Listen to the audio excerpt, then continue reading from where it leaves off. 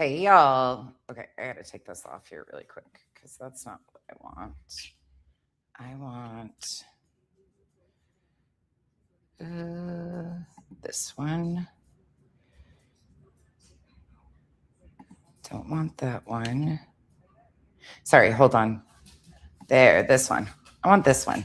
How's it going? Sorry, I'm a couple minutes late. I decided to redo my lashes and then I got a lash in my freaking eye. So I was like, okay, well, we got to deal with that first. How's everybody doing? You guys doing okay? What you up to this Wednesday? We're going to get going and talk about all of this. We're going to talk about Bullhorn Betty today and the whole milking. Betty and her mini Betty. That's what we are going to do. Oof, these people are crazy. So, without further ado, let's get going.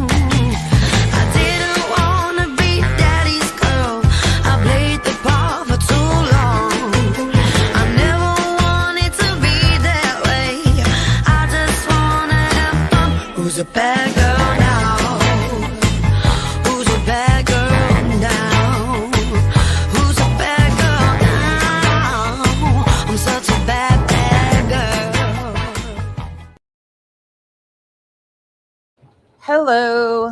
Okay. What you guys doing? What y'all doing?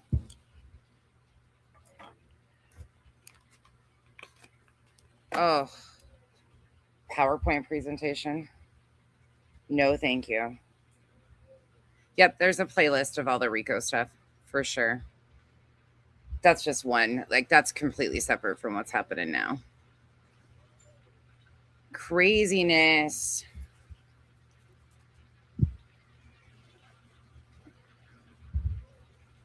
Let's see. You're in a pissy mood. I'm sorry, Steph.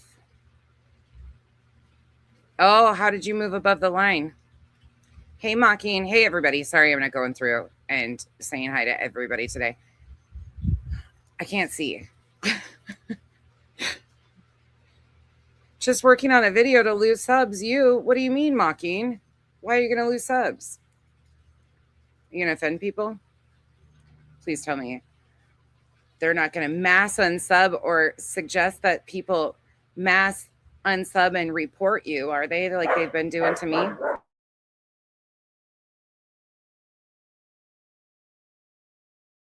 You think that's going to be what they try to do with you, Mocking? Oh, well. Oh, well. Worse things have happened. Whoops. Whoopsie. The offended stay offended. Okay, quickly to wrap up a couple things after yesterday's video. Not that Trish. I don't even know who you are. You made a really like 14 paragraph fucking message in my comment section. I deleted it after reading like the first stupid part of it. You tell me you're from Chroma by your posting style. For you to even assume, first of all, you know anything about who I'm friends with and who I'm not is ridiculous. Some of you need to like disconnect a little bit because a lot of us don't have friendships to the degree that you obviously operate within in these spaces. I have some damn good friends, but your comment was that I have lost friends and I actually selected trash of YouTube and lost good friends. Nope. And that's a Joneson thing too. There is not a single person that I have lost that I've considered a damn good friend. One person that I removed out of my orbit because she is delusional and unhinged and unhealthy as fuck. Yeah, that was a choice, but it had nothing to do with any of this other stuff. And if she wants to continue to lie to people, I mean, she can, but it's very clear what happened with that situation. But for you strangers, especially you, Trish, whoever the fuck you are, to assume you know anything about who my friends are or what my friendships or relationships look like sounds stupid.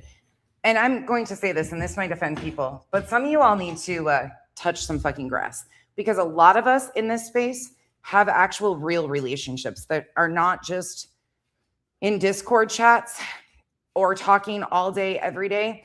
Even at the deepest level of friendship that I have with anybody on here, we don't sit and bullshit and talk shit all day long. Not at all. Not one bit. That's not how this works. Not one bit. I don't operate like a lot of you do whatsoever. And this weird adult space that, oh, you lost friends because of this and this.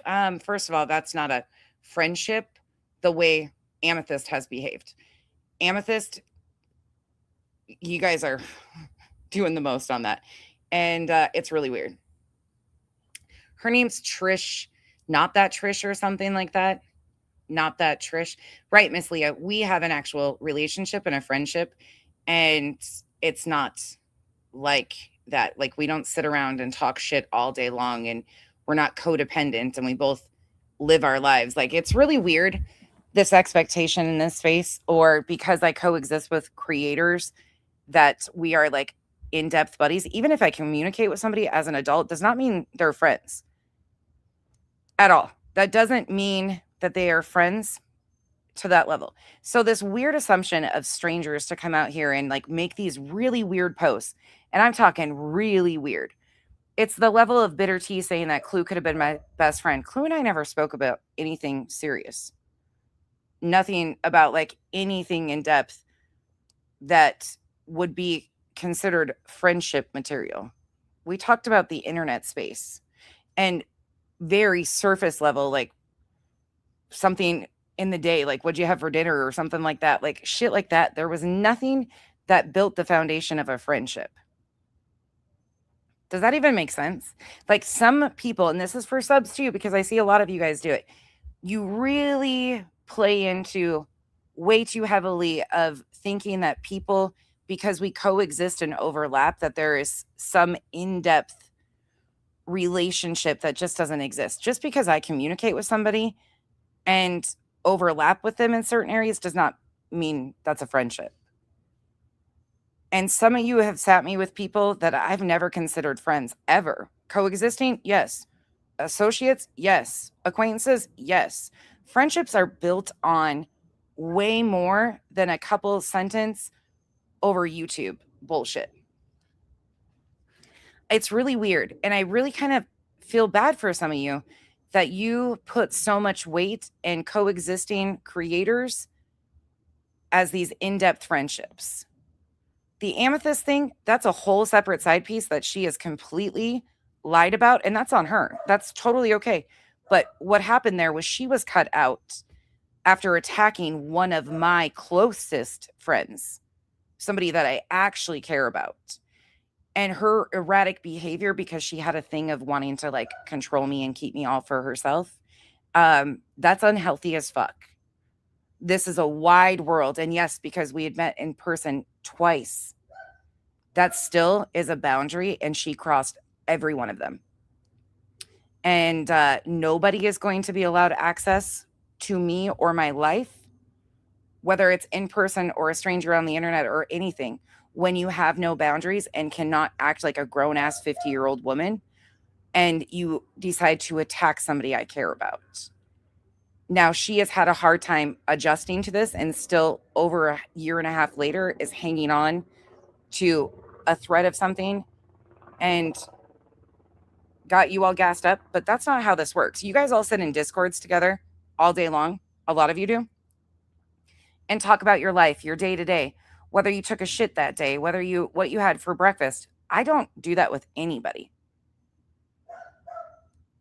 I don't do that with anybody. Not a single one of my mods, not a single one of, like, we do not have communication like that at any point in time. And my mods, the group that I'm closest with, there's some that aren't even mods over here that I'm super close with. That has been solid and extends outside of this. Like, this is one of the last things most of us talk about is YouTube.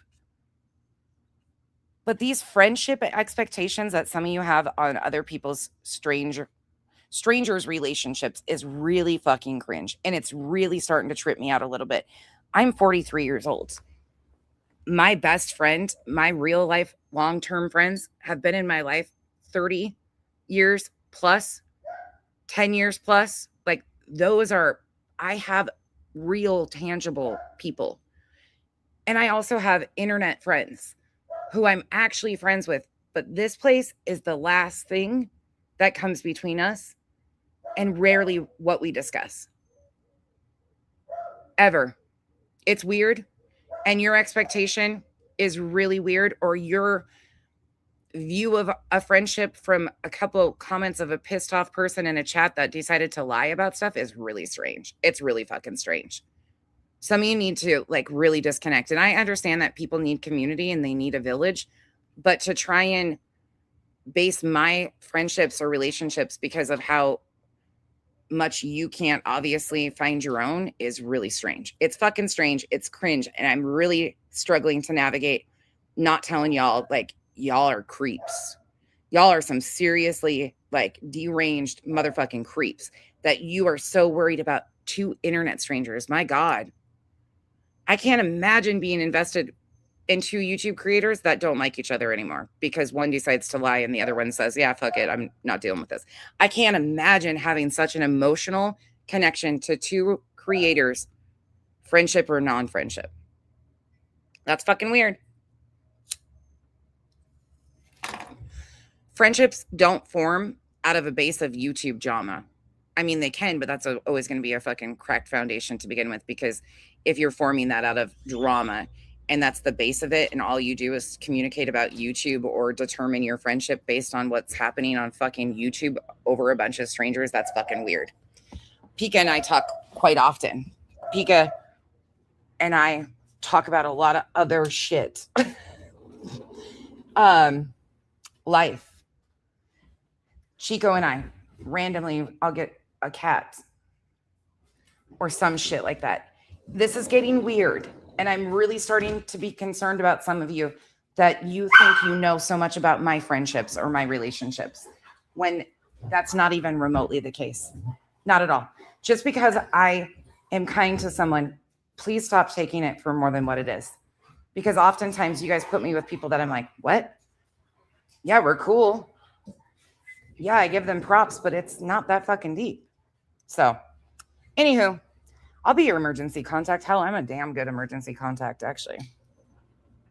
Damn good emergency contact. Unfortunately, been too many of them. Anywho, I just needed to address that because it's really weird in this, like, whole perception. And now, like, questioning Chico because of weird shit. Like, you guys are really fucking starting to act creepy. This is a bunch of 30 to 40 to 50-year-old women, for the most part, some older, some younger, that are so concerned in monitoring other people's relationships. It's like, do you even have time for your own, honey? Do you have time for your own? Because I would really try to find something for yourself, because when you know fuck all about anybody's actual relations, it's really weird to take something you're hearing from Jonesin, who was hated by Amethyst up until Jonesin needed somewhere to go to get under my skin. And that didn't do it. That didn't work. I actually feel bad for Amethyst that she ran to Jonesin when she couldn't fucking stand her. It is what it is. It's your birthday. I will be 49 on Sunday. It's weird. This shit's weird. Everybody needs to fucking take some breaths and realize, like, there is much more to the world out here than online relations. You know who my best friend is? Kyle. That's my best friend. That's my partner. And a lot of you I consider friends. I would fucking go hang out with you, go to dinner, go to concerts. Hell yeah, and we'd have a grand time. but friendships take work. Any type of relationship takes work. Anything worth a shit. And that can't be one-sided when you just continue to show up for a person and then you're never going to fulfill their expectations because they want you all to themselves. That's creepy and fucking weird.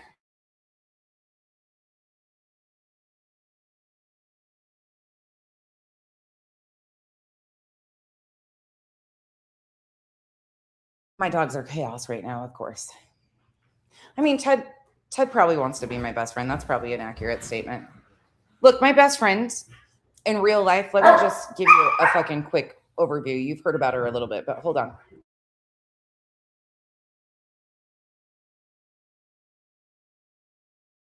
I got a vacuum going upstairs. Cooper's acting up. My best friend of 30 years is actually a licensed family and marriage therapist. She's got her master's in art therapy. Her and I can go months without talking. And it seems like I talked to her yesterday. And then we're on the phone for like 6 hours. Her and I can go years without seeing each other. Nothing changes. We grew up together. She got me through life. Childhood. She has been my person for my entire life.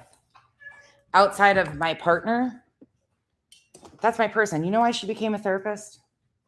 Because of our fucked up childhoods. Sure did. Unfortunately, I was like kind of inspiration for her career choice. That's not a very good thing when your best friend becomes, but she also specializes in chronic health or chronic illness, and she's incredible. She's an incredible human. But some of you, like today, I had a conversation with one of my really close friends from this space. Actually, two of them. Hey, Cooper and Kiki are at it again. He's fine. Leave him alone. Two of my internet friends I had a phone call with today. We barely touched on anything around YouTube because there's so much going on outside of YouTube for everybody. It's not even a fucking function that needs to be even addressed, especially this shit. Like, this shit's old.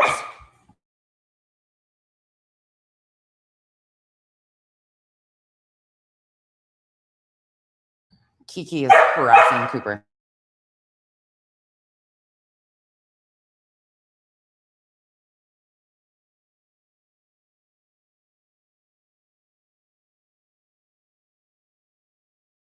I have to wrangle the cat because he is absolutely tormenting Kiki. Or Kiki is tormenting Cooper. Kiki bothers him so bad. But it's weird to understand how people get to this point where they're so invested in other people's relationships and they think they know about online relationships or something. Like, it's such a weird thing to navigate, and I don't really know how to address it properly besides telling you to mind your fucking business. Straight up, Trish. Not that Trish. Whoever you are, mind your fucking business.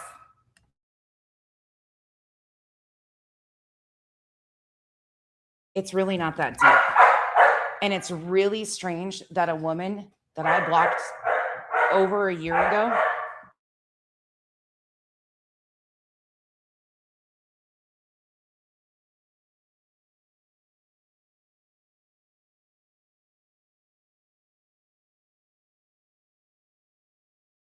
it's really strange to me that other people are minding relationships of mine that they have no idea about. And that from somebody that I blocked because she has no boundaries and is still crossing those today.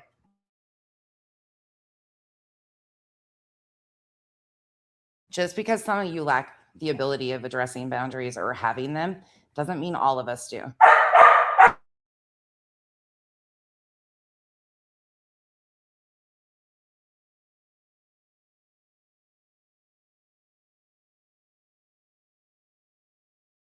Yeah, Elizabeth, that's how it should be.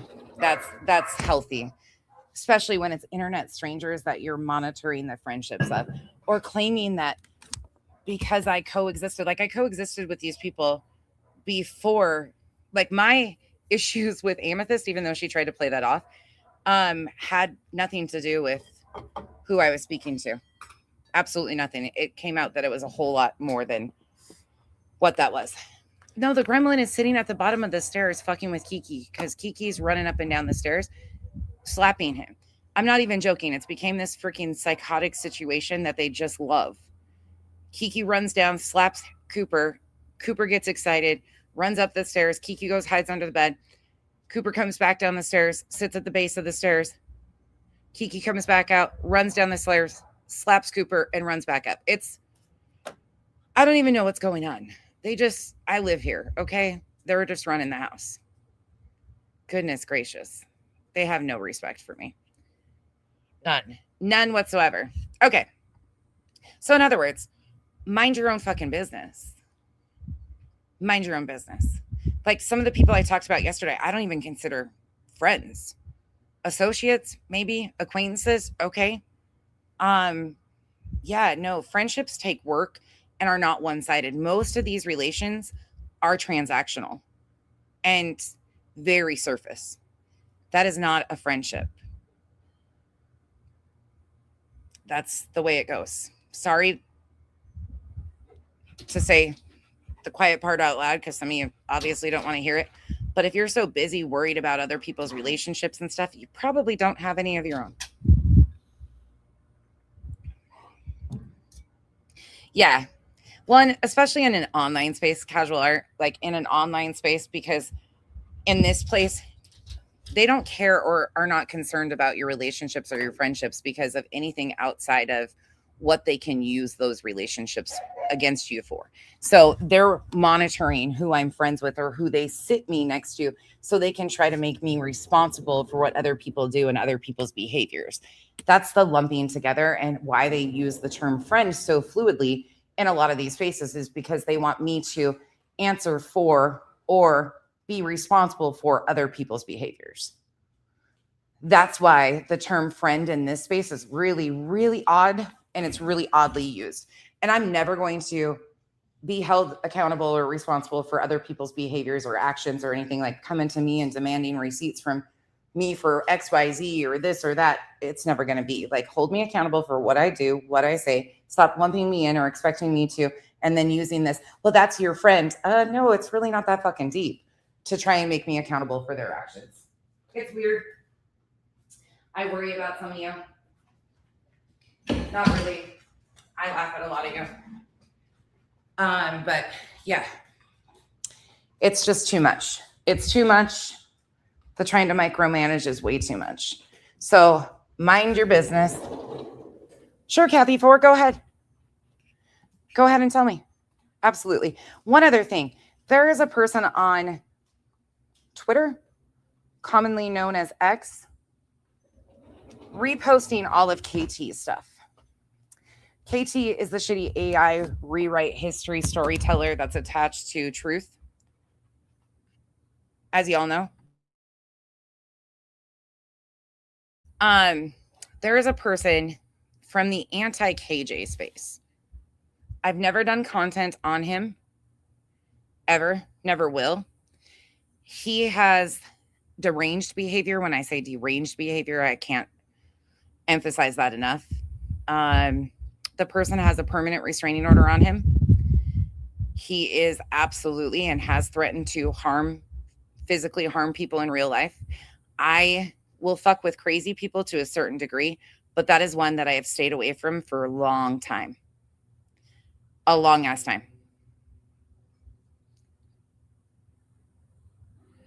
Truth, my address and full government name, my name's Rebecca. Like, are you saying that he was doing that about me? What's he hoping that one of them pull up? Is that what's happening?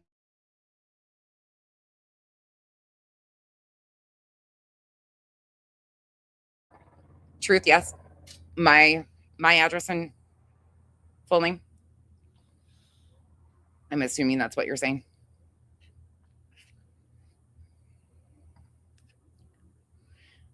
The guy that I'm talking about on X, though, I really want to advise, like, even people I don't get along with, listen.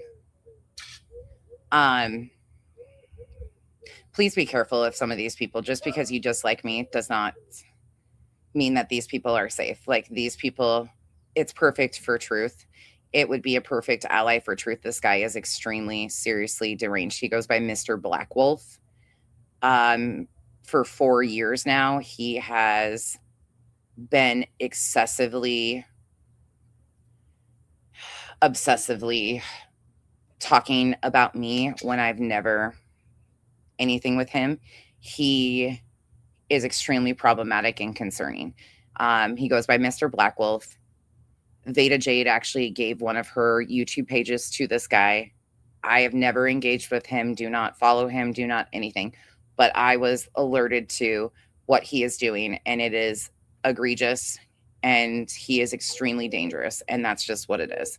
And you can take that for what it is, but the man has a flat out lifetime restraining order on him for a reason, because he has threatened to harm people, and he is not well, and thankfully has not the means, in my opinion, to really travel, I don't think, but he could. But there is nothing in that person that is any type of normal, if you get what I'm saying. And I'm not trying to exaggerate anything. Look, this person has been like this and is excelling again, because now he thinks he is emboldened by Truth and Clue in the Kick crew. Granted, they're fucking everything up anyways, but he is definitely feeling emboldened, and he is dangerous. He is fucking dangerous. That person is reposting everything KT is doing and like cheering on the whole Kick crew. Okay, hold on. Let me go back up here and find what Kathy said. Kathy said, yes, on Truth. Yes, my real name and address. Okay.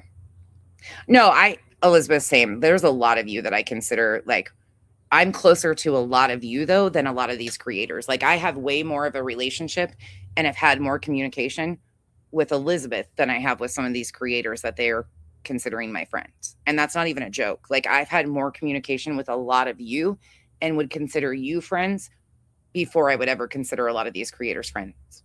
That's just the way it goes. Name and address only, or others as well? It does go against terms of service on Kick. It is.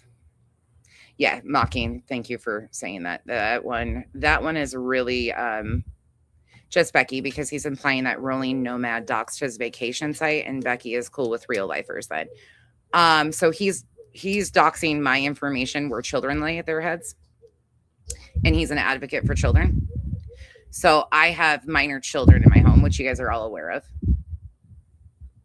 And he's putting my address out there because, once again, not something I've done or am responsible for, but because he's trying to sit me with Rolling Nomad, who has been in my chat a couple times. I follow them, and I have liked and commented on a few of their posts. Okay, cool. I'm sure that will be handled. Thank you, Mocking. I appreciate that. Yeah. Extremely unwell. Yeah, I'm not really sure how they doxed his vacation site. I don't think that that's... Yes, Curvy Barbie. Yes. Yep. I don't know. MJ's Wolfie. I don't know. All right. Yep. That's exactly right. Yep. I did. Rocky Mountain Hippie. His name is Mr. Black Wolf. Hey, allegedly. Sorry, I'm trying to find these. Very much so. Yes. Yep.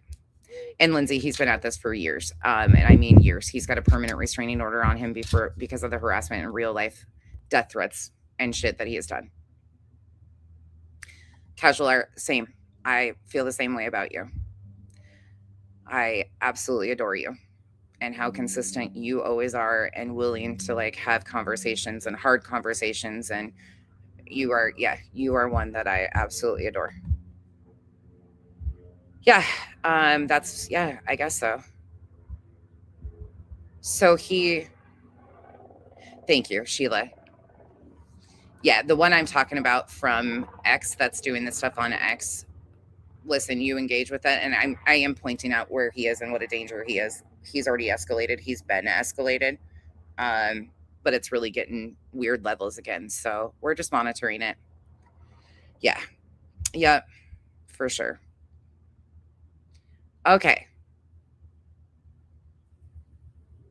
Interesting. So just so I'm clear on this, Truth is claiming that his reason for doxing my address and my home, well, my address, my home, and my full legal name, which isn't a secret to anybody um, whatsoever. Uh, my home, now my address hasn't been blasted out there, but I figured that was coming because he is an absolute ridiculous danger. Talking about elevated truth, but he is justifying putting my name and address on the internet because of something Rolling Nomad posted. Am I following that correctly? Is that actually,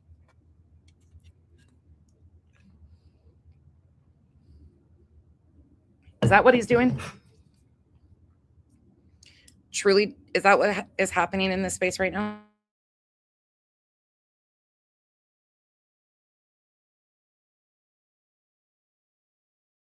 He didn't do it. He's just threatening to do it. So which is it? Did he put my name and stuff out there, or is he just threatening to dox me because of Rolling Nomad? It was all said like that. I listened twice, but everyone check for themselves, please. Okay. I will definitely get a copy. This earlier stream, Kathy, for earlier today. I just want to know where to go grab the information so I can fact check what's going on. I mean, look, I'm not shocked. This is what they go to. I'm not going to sit here and cry. It's not the first time I've been doxxed at all. None of that worries me. But Truth has absolutely nothing going for him whatsoever. The man is absolutely a danger to society. Once again, shows exactly what he stands for, which is nothing. Him being a real lifer is not anything new. However, I want you all to protect yourself, every single one of you to protect yourself if you have bought from him or if you've gotten a bracelet from Clue. I would hope Clue wouldn't be stupid enough to share people's private information with him, but I already know that happens. So if you got a bracelet like a Sebastian Rogers bracelet at any point in time from Clue, or if you've bought from Truth, please protect yourselves.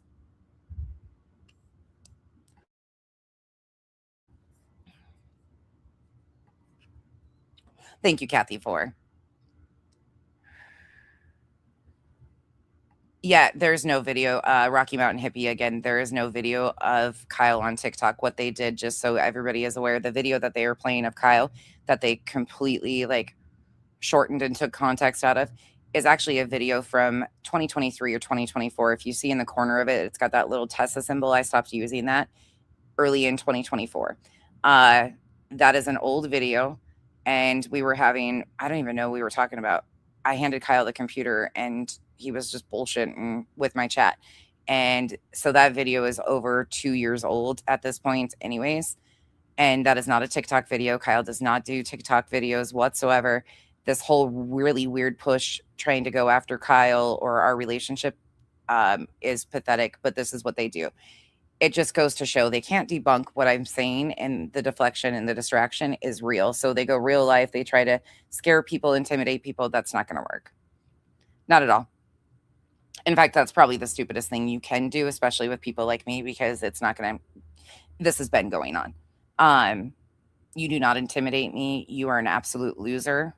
And you threaten me with lawsuits already after you accused me of sexual assault because I called you erectile dysfunction. Look, dude, it's not my fault that everything you do is limp and weak.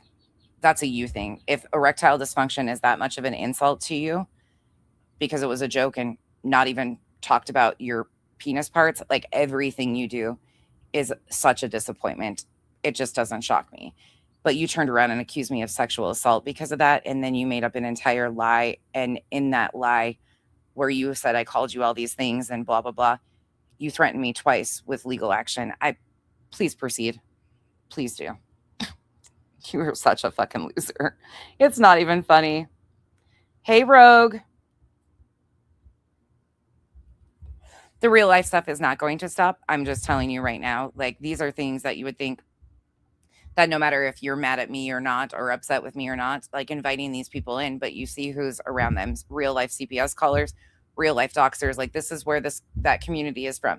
This is where that little overlap place is going and headed fast. So please protect yourselves. Some of you guys need to be very aware of what's happening. And it's not just him.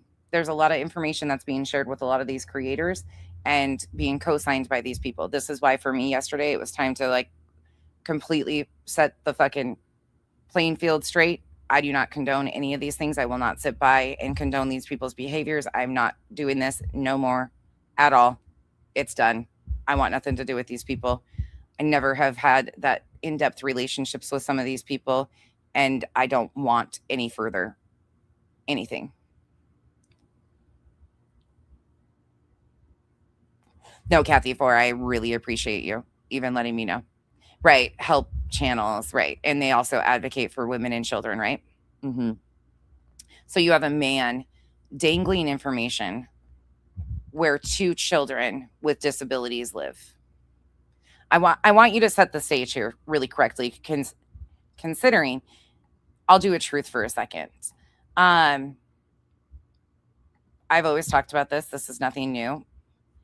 My girls both have developmental disabilities. Elevated truth, because he can't handle his own words being played back, is dangling my real life information where 2 children, minor children with developmental disabilities, because he uses his autism as a fucking front all the time. Poor him, poor baby, even though he doxed his own name on this app, everything. I want you to really hear what I'm saying. This man doesn't protect women and children. This man is a complete danger and a child himself. He is a reckless, immature piece of shit. And if he is married, which I don't think he is, because if it is, it's just on paper for benefits. This man, no woman that's actually worth a shit is ever going to marry that guy. So take it for what it is. Thank you for letting me know. And if you guys can just kind of keep me updated, that would be great, because as you know, I don't watch any of that stuff over there. I will get a copy of that and I will go from there. All right, ready to hop in? Let's talk about the bullshit.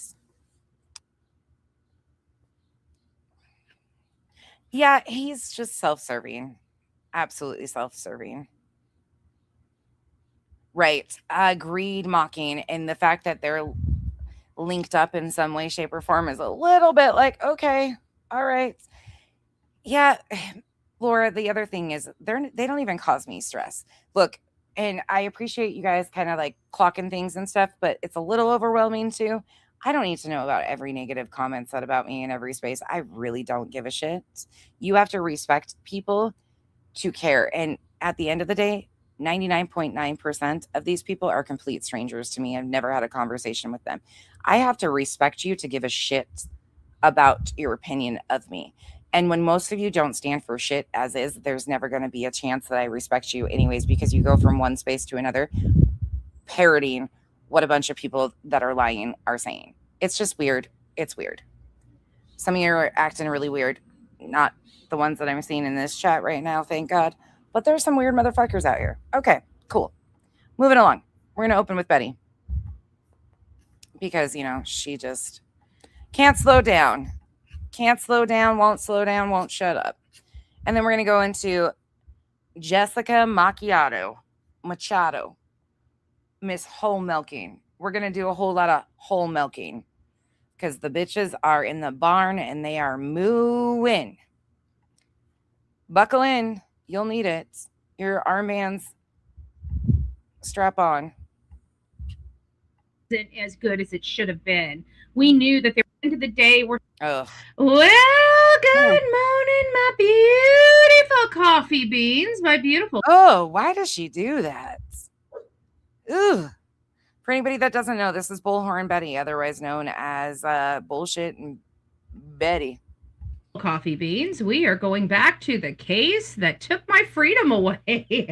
That locked the Bullhorn Betty show down for like 2 years and cost us a shit ton of money. Locked the Bullhorn Betty show down and cost her a shit ton of money. So yes, it's probably cost her quite a bit of money, but she didn't front that money anyways. Just like everybody else on here, she expected the internet to pay for her litigation. Not once did she go out and attempt to get a job or even anything. She just created a give, send, go and expected handouts, because that's how it goes. So Bullhorn Betty went to Tennessee from Florida to harass the parents of a missing child. By the missing child's name is Sebastian Wayne Drake Rogers. She drove her ass from Florida to keep them under surveillance and acted insane while she was there. In fact, she jumped out in traffic, which I will be showing today, to accost the step grandparent of the missing child. Her behavior was so egregious that the parents and the step parents of the missing child filed for restraining orders on her. They were granted restraining orders. She ended up going back for a vigil. She ended up getting arrested. That is in appeals. She is appealing the 4 ROs, and she has filed a lawsuit for the arrest that was made. Okay, setting the stage. I'm pulling clips. But at the end of the day, we're starting to make some headway. We knew that the investigation was bogus. I mean, it was not bogus. I mean, obviously they did an investigation. It just wasn't as good as it should have been. We knew that there were some major problems, and they're telling the whole world they're doing everything they're supposed to be doing, even saying that we brought TBI in and we're doing everything we're supposed to be doing. And I'm just asking TBI, that's the state body of the investigators. At what point do we have children that go missing and we let everybody just start coming in and out of their house? I just want to ask TBI that, because I expect some bonehead county sheriff that doesn't know. Casual art, you're always a joy. Casual art, how did it go with the kittens yesterday? Shit, I meant to ask you that earlier and I blinked because I was on a rant. How did the kitty meeting go? Are they coming home? Whether to scratch his watch or wind his butt. I expect him not to know the difference, but how in the world does TBI not know to get everybody out of the blessed house? I'm just curious. We've been complaining about that literally from day one. We've been complaining about the botched investigation into Sebastian Wayne Drake Rogers.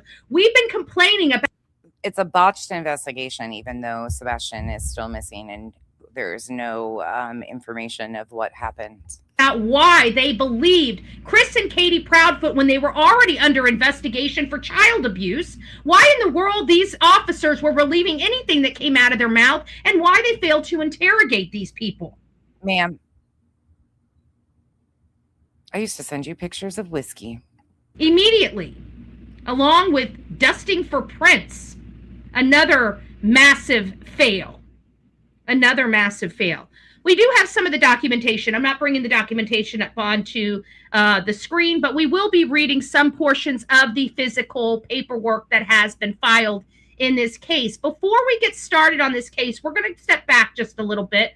We're going to learn a little more about this case, just in case there's a few people in this, because remember, we cover a lot of different cases, and people find us a lot of different ways. Some of you guys found me because of Gabby Petito and have been with me since the inception of us coming live on this show, on the YouTube platform. Some of you guys met me through Summer Wells. Some of you guys met me through another case or two that I have covered. But this case here is Sebastian Wayne Drake Rogers. He's a case that is very, very important to me. So much so, out of all the cases we've covered, this is the only one that I've ever received a tattoo that says Sebastian's Army. And I proudly wear that tattoo on my shoulder because... Even though she complained about the size of the tattoo, she complained after she got this tattoo, which is, in my opinion, one of the most disgusting, disrespectful things that she has done. She went and got Sebastian's Army tattooed on her body after being slapped with 4 ROs from the biologic mother, the stepfather, and the step-grandparents of Sebastian. That is a true statement. She did get a tattoo, and then she complained about the size of the tattoo and the placement of the tattoo later down the road. The parents of the child had asked you over and over again to stop. They even took court action against you to get you to stop. and you went and disrespected the child and his dignity by getting a tattoo on your body with his name. You are gross. What happened in this case will probably last me a lifetime, and I wanted a momentum to remember this case for my lifetime. Even right. Oh my God. If you guys only knew what just happened. One of my tabs started playing, and it just so happened to be this one. Okay, that about gave me a freaking... I was like, where is that voice coming from? I need to just close that tab out. Oh, why is... Oh, that just happened. Oof. Oof. This is the voice I heard all of a sudden screaming at me. You are the epitome of a liberal who is screaming at the top of her lungs. And nobody thinks you're even there. Yeah, I'm not even here, so I don't know who he's trying to dox or anything because I don't even exist or anything like that. Okay, back to Betty. That's the fucking voice. That's... You think you fell in hell? I mean, I did. That's a voice that only a mama could love. when I decide to have dementia and dazed and confused, I still want to remember Sebastian Wayne Drake Rogers and the work we did on this particular case. So let's just get into it. Yeah, let's go ahead and get into it. Let's do that. How many in here are new to Betty's coverage of the Sebastian Wayne Drake Rogers? If you are new to Betty's coverage of Sebastian Wayne Drake Rogers, please put a 1 in the chat. If you have been with me all along and know what Betty has done in Sebastian's case, put a 2 in the chat. Please and thank you. We're going to do a little history lesson before we let Betty take this away, because I think it's important to show, like we always do, the history of who she is and what she is doing. There's a lot of you that don't know about Betty's behavior in this case. There's about a mixed bag. Okay, cool. This will be a good reminder, even for the OGs. Because, well, you know, some things don't age well, like this. I'm stuck in Folsom Prison, and time keeps dragging on. Things don't age well with Betty. If I make a mistake, I have to own that stuff, right? I mean, I've got to, if I do something wrong, you know what I'm saying? I'm the one that has to pay the consequences for it. So I follow... I'm not going to be ching-ching. I'm not going to be coming on TikTok saying I need bail money, okay? You guys don't have to worry about bailing Bullhorn Betty out of jail. I promise. I promise. A few months later, Betty got arrested for contempt of court. And of course, her subs bailed her out. There was some channels that really pulled together for support and had raised a significant amount that would help, you know, the legal expense fund, right? Because I shelled out a lot of money. And that's okay. Again, her subs paid that. That we were able to raise funds, right? And I was very thankful and blessed for a couple great supporters that stepped up to the plate. So it was, you know, with much more generous help, to say the least. Okay, so we were very blessed for that. And but those expenses are probably, you know, going to be a little bit, I'm not sure. I think I'm going to have to reach out to a different type of attorney for other legal matters that have resulted from this. But remember, you said this. Over and above that, if I make a mistake, I have to own that stuff, right? I mean, I've got to, if I do something wrong, you know what I'm saying? I'm the one that has to pay the consequences for it. So I follow. I'm not going to be ching-ching. I'm not going to be coming up. Notice her lanyard that she was wearing at the time. Turning Point USA, just like a Messy Macchiato, she too has a coffee club, first of all. But secondly, she thought that Charlie was somebody that was so important in her life until he passed away. And now she's got a new lanyard. But she broke into her emergency legal funds to go, because she had a family emergency because Charlie was so important. She paid for a picture and paid to go to his events, and she knew him personally. Yeah, she's another Messy Macchiato. on TikTok saying I need bail money. Okay, you guys don't have to worry about bailing Bullhorn Betty out of jail. I promise. I promise. I mean, and there's that. Okay, a little bit deeper of a history lesson. Buckle in if you are new here. This is one of, I also do pre-recorded videos occasionally, not very often anymore. I need to get back into it. It just takes a lot. But there are a lot of, in my video section, pre-recorded videos that you will learn history on a lot of the people I talk about or reference. If you ever have any questions, please feel free to go to the video section. You will get a lot of inlaid clips of these people's actual behavior. This is one of these that I did, and it highlights some of the finer behavior of what she did in this case around Sebastian Rogers.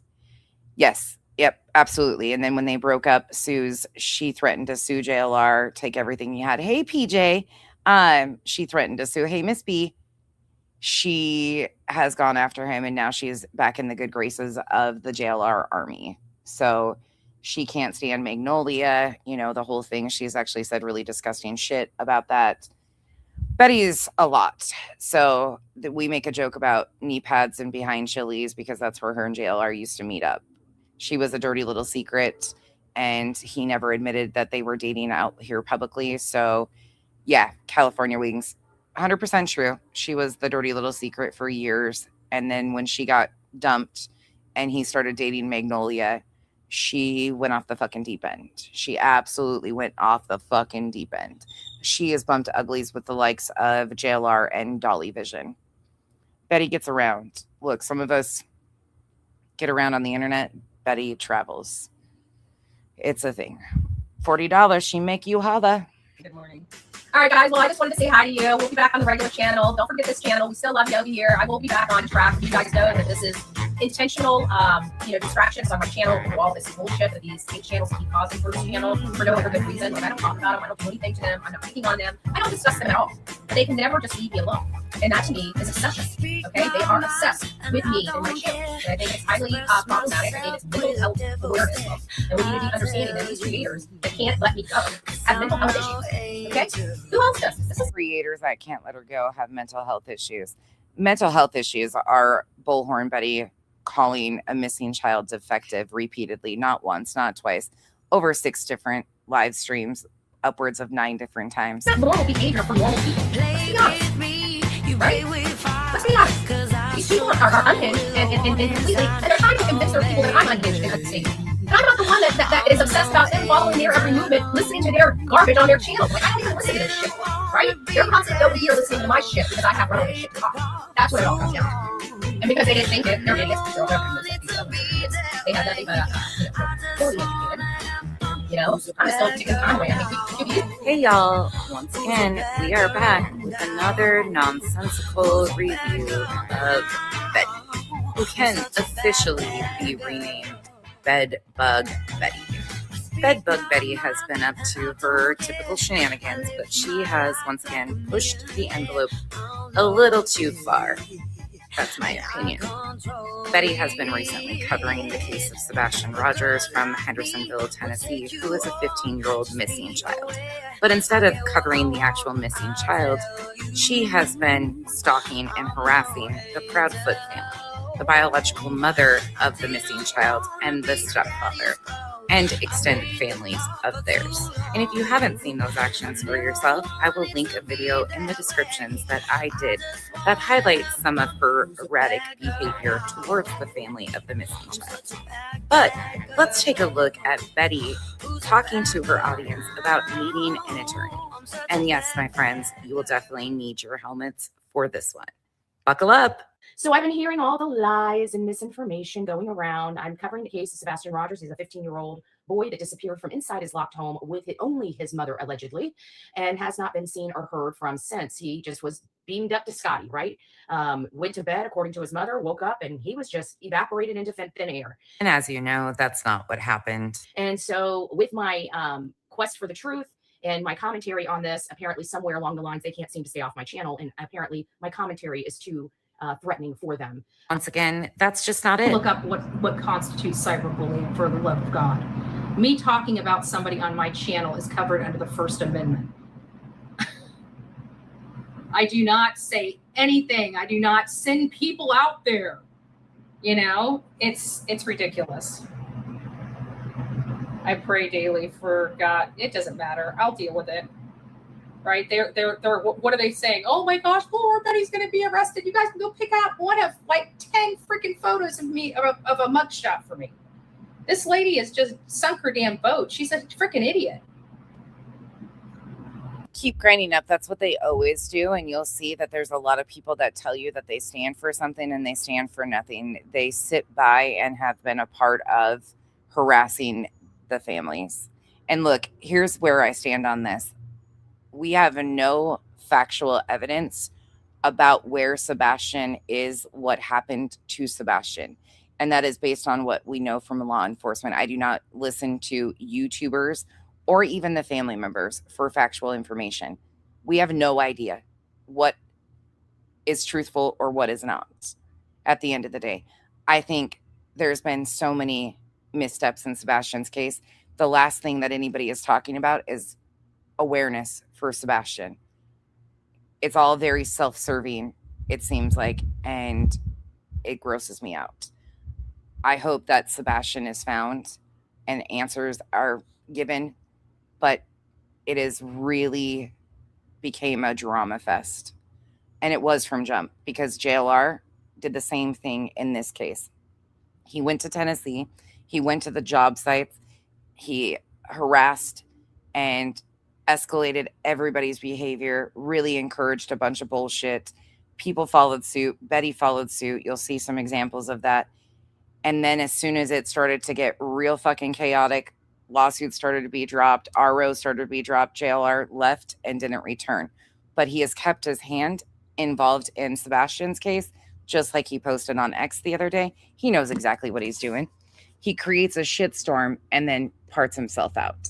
So he was also, have a good day, Wolfie. I will tell Lauren you said hi. It is an absolute shit show. Absolutely. I'm a nurse. Yep. 100%. He surrounded himself with Bullhorn Betty in May of 2024 was their first interview.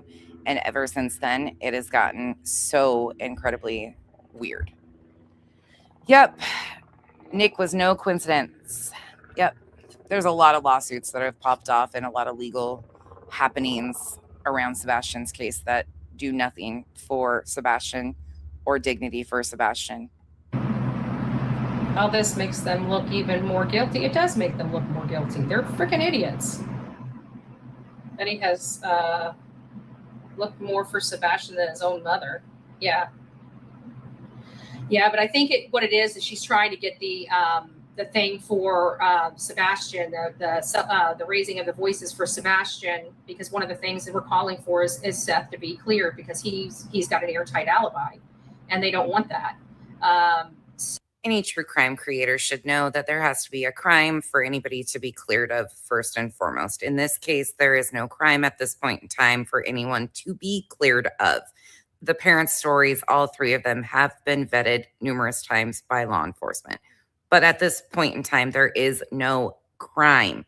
There is no evidence to support these wild theories and these crimes Betty has concocted in her head to clear someone of. It, again, is just another PR stunt, in my opinion.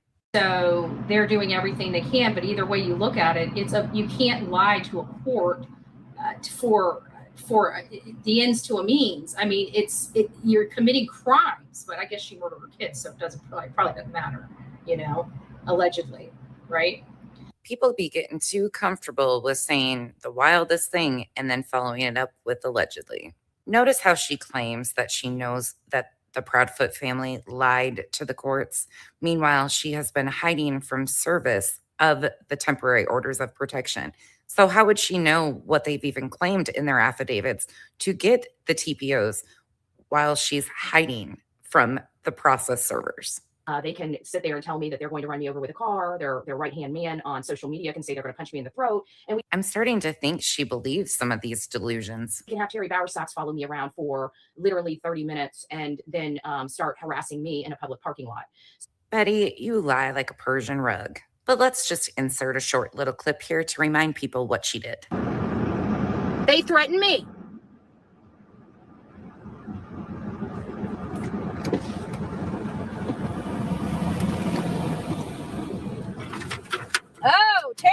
Socks. Oh, you wanna come around here? Oh, look at who it is. It's Terry Bauer Socks. Look who just pulled up in the same QX80. Coming up, taking my tag plate. Let's turn it around on his tag plate. Terry Bauer Socks. Terry Bauer Socks right there. Came up and decided to take my plate on.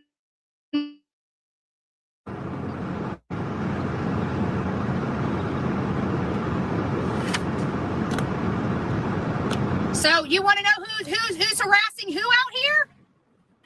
The proof is in the pudding. The Bauer Socks and the Proudfoots are the ones coming and harassing people. That right there, my friend, is Terry Bauer Socks. Came by and took a picture.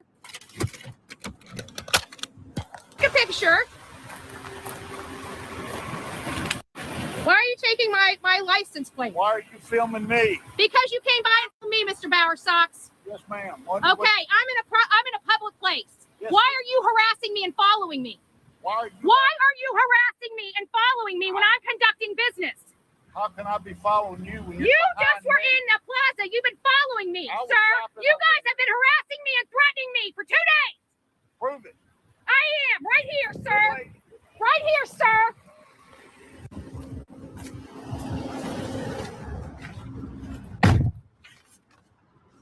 Prove it? Yeah, I did just prove it, asshole. So, reminder, she drove from Florida to Tennessee to do the exact same thing JLR had been doing too. JLR didn't hop out on traffic and accost anybody. He just harassed people in the neighborhood and went to job sites and shit. But she was following him.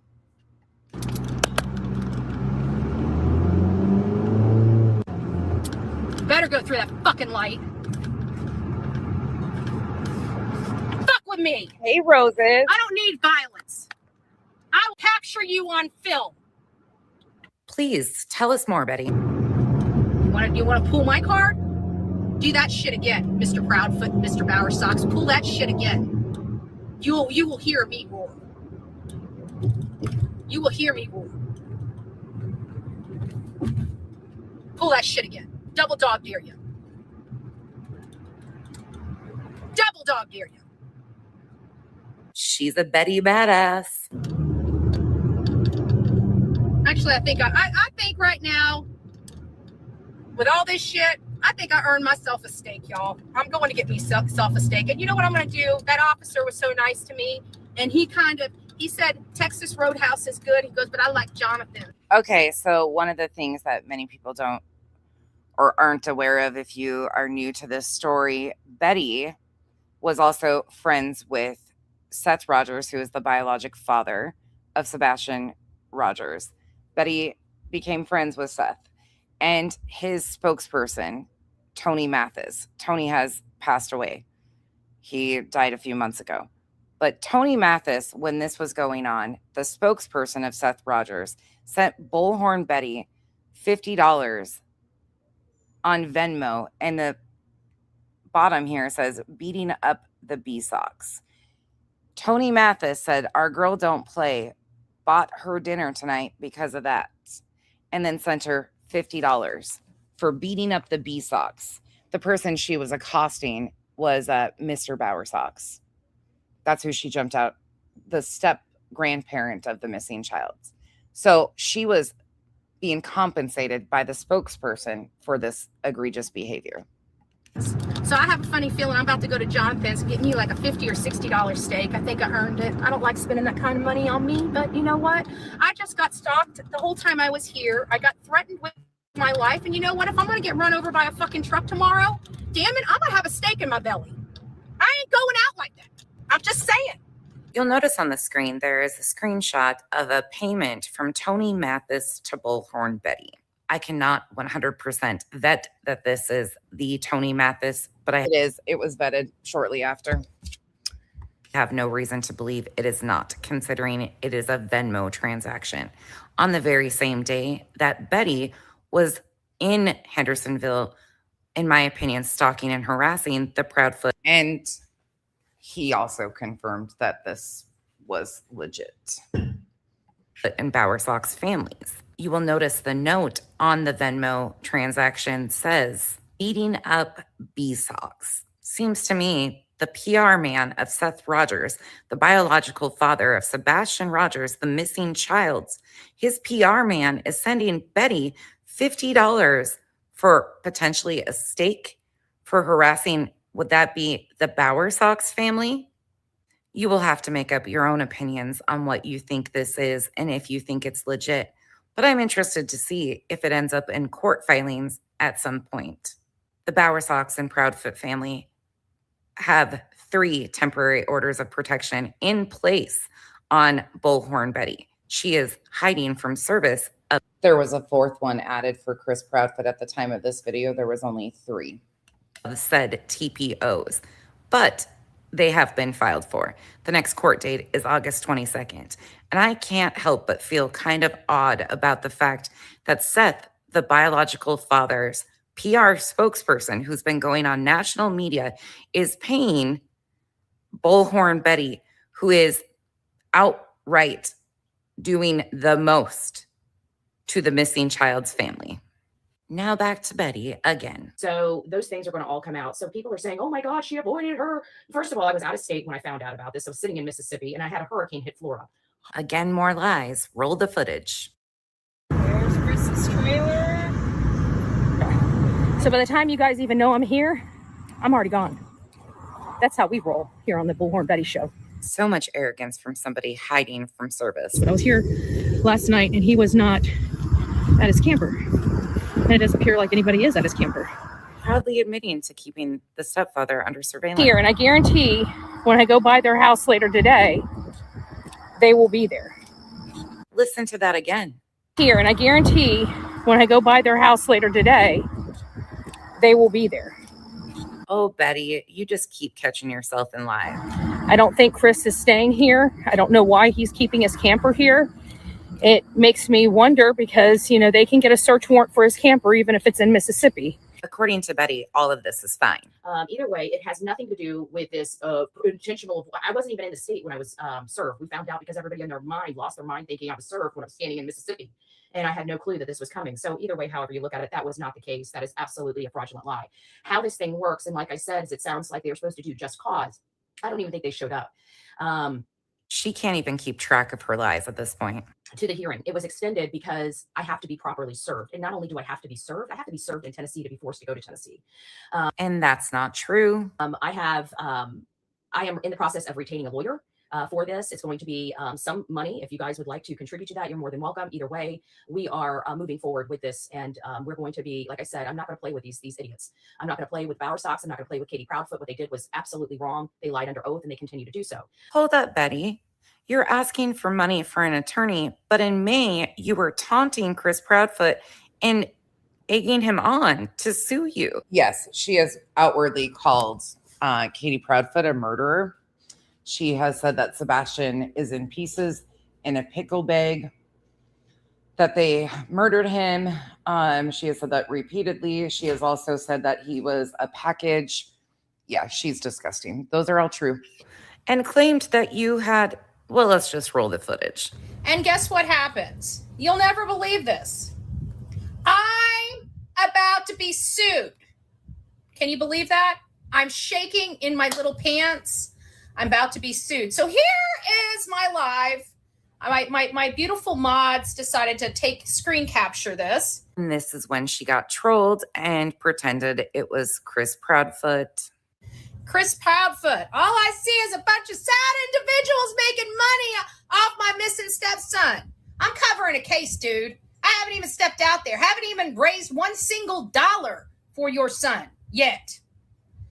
You seemed pretty sure of yourself back in May. Now all I see is a scared bitch hiding. So making money, I'm covering cases. It's my content. It's my face. It's my voice. And I would think that you would want his face put out there as far and wide as possible. But apparently we're not supposed to even advocate for the boy now, according to Christopher Proudfoot, right? We can't even talk about him. He's going to sue. He's going to sue me. At this point, I think a lawsuit's the least of your worries. Chris Proudfoot's going to sue it. I'd rather do it in court, he says. He says he'd rather sue me in court. Chris wanting to sue Bullhorn Betty. I'm shaking. Guys, we need an attorney. He's coming for me. He's coming for me. Meanwhile, that wasn't even Chris. It was a troll. It's coming for me. Chris is down at the bottom. He says, I'm going to start having these effing channels shut down because this is defamation. No, Chris. Defamation would be a lie, okay? A lie. Here's an example. And of course, I'm listening to everything that's going on. And of course, I've learned that there may be a sheriff's office or a sheriff's deputy or somebody in law enforcement improperly assisting Katie and Chris and the Bower Sox and whatever they're trying to do, which is completely illegal and improper. They're lying under oath, and a deputy is assisting them. That is a major problem for me. Is there an appearance of impropriety? Yes, I think there is definitely. Whether there is or not, there's the appearance. I absolutely believe that there's an appearance, and this is not the only case. We have to remember Grant Solomon. Grant Solomon from Gallatin, Tennessee, same area, ran by the same, Sumner County and Gallatin Police Department. We got the Sumner County involved. Continue on, Betty. What I've said is truth, right? And I'm allowed to have my opinions, theories, and speculation. You are not allowed to control me or my brain or my mouth. This is America. You might want to go over to China. Maybe that's where you were stationed at or something like that. Maybe that's why you got this weird, you think you can control everybody, but you can't control Bullhorn Betty. I got questions. I'll treat you, I'll give you a fair shake, but I got questions. So you think people can't control you, but meanwhile, you think you have the right to question the parent of a missing child? Say it ain't so. So we got that. He's going to sue everybody. He's ready to sue. And of course, the whole Chris Media pussyfoot thing came because I told him that I'm kind of like a herpy. I don't really go away. And it could have been worse. I could have been chlamydia or gonorrhea and got the rod. But I'm just a mild case of herpes that's just not going to go away. And just when you think you got rid of me, I kind of come back up and bite just a little bit. Just bite just a little bit. I'm just saying, Chris. I mean, comparing herself to an STD. Sure. Her words, not mine. I'm not really the one you want up your in your drawers and stuff like that. I'm just saying. I don't think anybody wants you in their drawers. So we did some due diligence behind the scene to see if it really was the true, real Chris Proudfoot. To be honest with you, it was from a 2020 account. So is it possible it was Chris Proudfoot? Yeah, it's possible it was Chris Proudfoot. He's not happy with Bullhorn Betty or the fact that I'm bringing the truth to this case. The bottom line is that child went to sleep in their house, and when his wife woke up, he was poof gone. So unless you can tell me how he walked out the house or how he got out of the house other than, we just assume that he walked out the front door, but we won't assume that he didn't walk out the front door, and we won't even assume that he took a jacket because we know how assuming means. But we don't mind making an ass out of ourselves to say our child walked out the front door when we didn't see him. Then there's no proof of it. But he's going to sue me because I got problems with his story. Okay, well, sue me. You want my address? Listen to this part. I mean, you're going to be dealing with Florida, so I got Florida attorneys here pro bono. Duh. Wait, you have pro bono attorneys in Florida? It's when I'm out of state, I got problems. But you want to come kicking up a storm here? Okay. No problem. Not a problem, Bob. Not a problem. I mean, seems to me you intentionally went to another state to cause chaos and conflict. So because you drove your bedbug ass to Tennessee, you think it's your sub's duty to pay for your attorney? Why didn't you just stay your ass in Florida where you have free pro bono attorneys that you were bragging about in May? Oh, wait, is that because that was another lie, Betty? It's pretty clear that you intentionally provoked a reaction. Meanwhile, you're sitting there going back and forth with the troll account that you knew wasn't Chris Proudfoot. Well, now that you're dealing with the real Chris Proudfoot, you're hiding from service, from orders of protection. Oh, Betty. I truly believe that they are the reason why Seth doesn't trust Sumner County is because Sumner County, there is somebody in Sumner County assisting Christopher and Katie Proudfoot, which to me is a major problematic issue, especially considering that I feel like it is a conflict of interest, which we've all been questioning since the beginning of this whole situation. Who's the we? What you're hearing out on these streets are absolutely bona fide lies. I have up to a year to be served. This is going to, from what I'm understanding from the attorney, this will continue to be continued until I'm properly served. So it has nothing to do with the fact that I tried to avoid process of service. I wasn't even in the damn state. So let's speak real here, not gibberish and lies from these people that are trying to make clicks and views off this illegal process, this abusive process, this malicious prosecution. She is all over the place. Let's call it what it is. I don't think anybody in the right mind actually believes this horse garbage. I've done absolutely nothing wrong. And so you are correct. We absolutely do not believe a word that's coming out of your mouth. So again, there is for people that want to put up, a dollar will do, go ahead. And if somebody wants to drop my PayPal, Cash App, and Venmo, you guys can go ahead and do that. But we are getting an attorney. I am going to be going after this whole and attacking this whole. I'm not going to be in a courtroom with these animals. They're too scared of me. Remember? So why they're trying to pull me back into their area is kind of weird since they're so scared. But this was done nothing but to be malicious. And we have that recorded. We have all these peoples that they've been working with recorded. Those are all being turned over. So one good thing is the courts don't listen to YouTubers, right? So these people, these animals that are on YouTube, they're not going to have a chance in hell to be heard by this judge. But on August 1st, you were claiming that you were going by their house again. So it wouldn't be dragging you back to their area where you freely went yourself. You also stated you had lunch with the biological father, Seth Rogers, of the missing child while you were there. And the irony of you saying that judges don't listen to the YouTubers, meanwhile, you pretend that you're a legal professional. But go on, Betty. Carry on. I mean, you're going to be dealing with Florida, so I got Florida attorneys here pro bono. Duh. Where'd Betty Badass go? Long story short is now that we know that there may be somebody in the Sumner County Sheriff actually working with the Proudfoots causing this conflict of interest, it's time for us to start writing the state attorney. And this is the state attorney of Tennessee, not their district attorney. You seem a little scared. The good news is I hear that the judges here are fair and they follow the letter of the law. So I think this will be resolved very, very, very soon. And we are going to still be moving forward with, because that was one of the things I could just sit out for a year. And I told him, no, we have the vigil, we have the gathering of voices, and those are absolutely essential to bringing awareness to Sebastian. And I'm not going to let the Proudfoots or the Bowersocks or their terror on the community as well as my channel continue and succeed. So the only one terrorizing your channel, Betty, is you. As of Monday, there will be an attorney at that courthouse, and we will be pursuing this to the bitter end. This is going to be a fight to the bitter end. And I hate to tell you, once this is all done and the evidence that is collected, they're going to be in some hot water. So, and still no notice of appearance filed. They did this to themselves, and they can sit there and spread and sit there and try to smear Bullhorn Betty. But at the end of the day, I have a funny feeling it's all going to be going away. We will see how it goes. There's no rhyme or reason for this. Again, I haven't been there for over a month. They waited until Faith was sent home, and the very next day they just go down here and say they're fearful for their life, but apparently they weren't fearful for their life when Faith was here, right? Again, on August 1st, you claimed you were going by their house. But now that we know that all these problems and all these threats are going their way, maybe it's an unsafe place for Faith to ever come back to. I don't know. That's something that Nina will have to gauge if she hears about this. But, at the end of the day. Oh, Betty, you and your dirty tricks. It's not the bed bugs making you dirty. We're going to go and Christine, sorry I missed that earlier. Thank you for being a member for a month. Find out what is going on in the court, what is actually being said. And again, we did hire an attorney for this action, and I'm going to be hiring another attorney after this action is over and done with. You said it was all lies. How would you know that if you haven't seen the court filings yet? And again, I remind you, you claimed that an attorney would have been there on Monday. It is Friday, and there is still no notice of appearance on your behalf filed by any attorney on the docket. Just an FYI. You can't do this to people maliciously. And this was done out of malice. We have all the screenshots. Anybody that talks about this or talks about their contact with Chris Proudfoot, make sure you screenshot that and send it to bullhornbetty@gmail.com, bullhornbetty@gmail.com.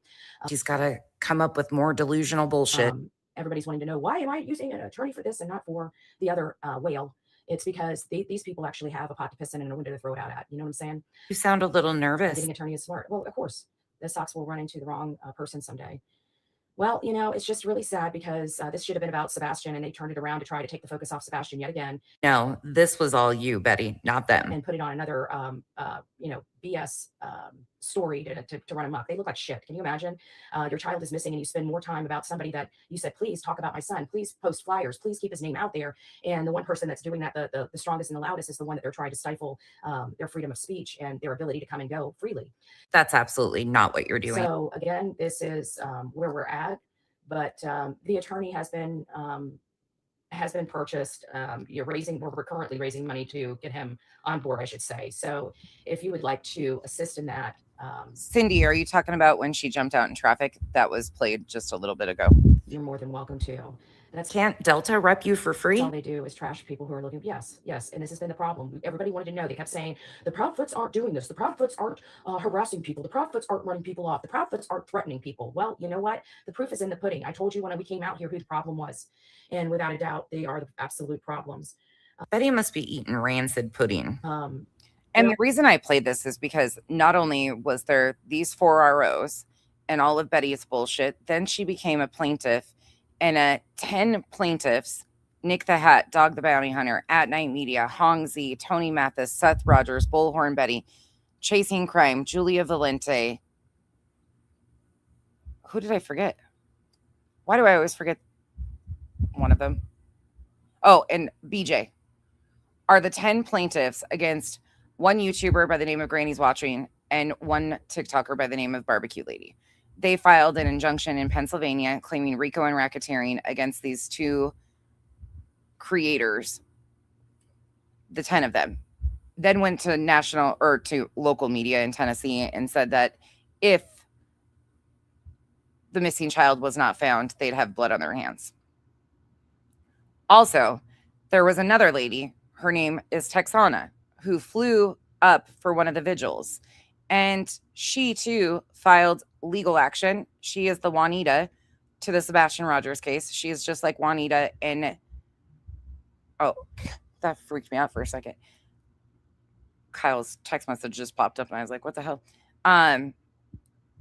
She flew in for a vigil and then claimed all of these handicap issues and tried to use ADA everything with a lawsuit that she filed on Tony and Seth. Like I said, Tony Mathis is deceased.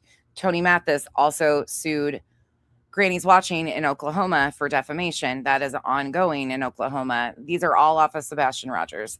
Seth Rogers has filed C&Ds on people and served C&Ds on people. What am I missing?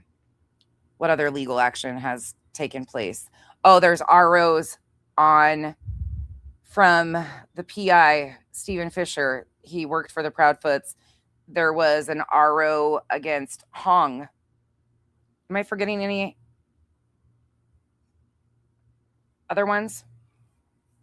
Any other ones that we can think of?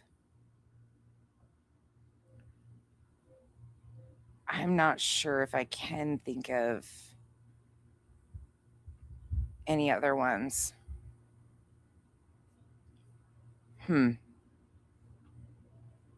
There's so many of them. Already is backfiring on them. Think about it, every single law enforcement agent that has, or retired law enforcement agent that has a YouTube channel or other social media are absolutely 100% talking about Chris and Katie's ability not to get off their ass for their son, but surely can move quickly for Bullhorn Betty. And that's not what's happening. That seems awfully suspect. And it's awfully suspect that they have a friend in the Sumner County Sheriff's Office, and there is a friend in. He left right as it started getting chaotic, as soon as Betty and those guys started following and doing like what he was doing and accelerating things. He tapped out just like he did in Nancy Guthrie's. He gets them going and going and going, and then right when things get really weird, he taps the fuck out. That's how he does it. Sumner County Sheriff's Office that is helping and guiding them. And I think it's time for us to start, people that are out there in the Tennessee area, it's time for you to start making public information requests on locating anybody and everybody that has reached out to Chris and Katie by phone, so we can find out who the person creating this conflict of interest. You want to know why Seth is having problems trusting Sumner County? It's this right here. I'm sure she has proof of all of this, right? We knew about the sister. They would not confirm whether the sister works for them or not, or works for another branch like Hendersonville Police Department. But it does sound like there is somebody at the Sumner County Sheriff that is awfully cozy with the Proudfoots, which is going to cause problems because, at the end of the day, I trust Chris McDonough. I trust other law enforcement on here like Jennifer Coffindaffer and other creators that have ex-professionals who have zero morals or ethics, in my opinion. Have a law enforcement experience. And when they start looking at this and seeing the behavior of the Proudfoots and now are starting to say, we need to look at this house, we need to look at this house, we need to look at the people inside this house, and it appears that only Katie's inside this house, it really does bring, proof to power that there is some explaining to do. And why is there been such secrecy from the Sumner County Sheriff's Department in this case when they should be informing the public? This gives you a clear look into the intent and the purpose. Like, this was already in motion a long time ago. And I'm talking about, she has been associated with Seth Rogers. So these legal filings are not shocking to me. Her and Seth just recently did a live stream together, and it was pretty clear the intent. She is also suing Sumner County. Betty is.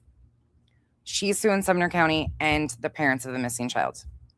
Public of certain aspects of this, and even Chris McDonough also confirmed that they should be speaking of certain aspects to the public, which they're not. They don't owe any of you a thing. And again, the conflict of interest that the Sumner County is creating with their friendliness of the Proudfoots and Bowersocks is, in my opinion, toxic. And I think it's going to be causing problems in this case, because I don't believe that they are investigating this case as they should, if that's how they're handling this.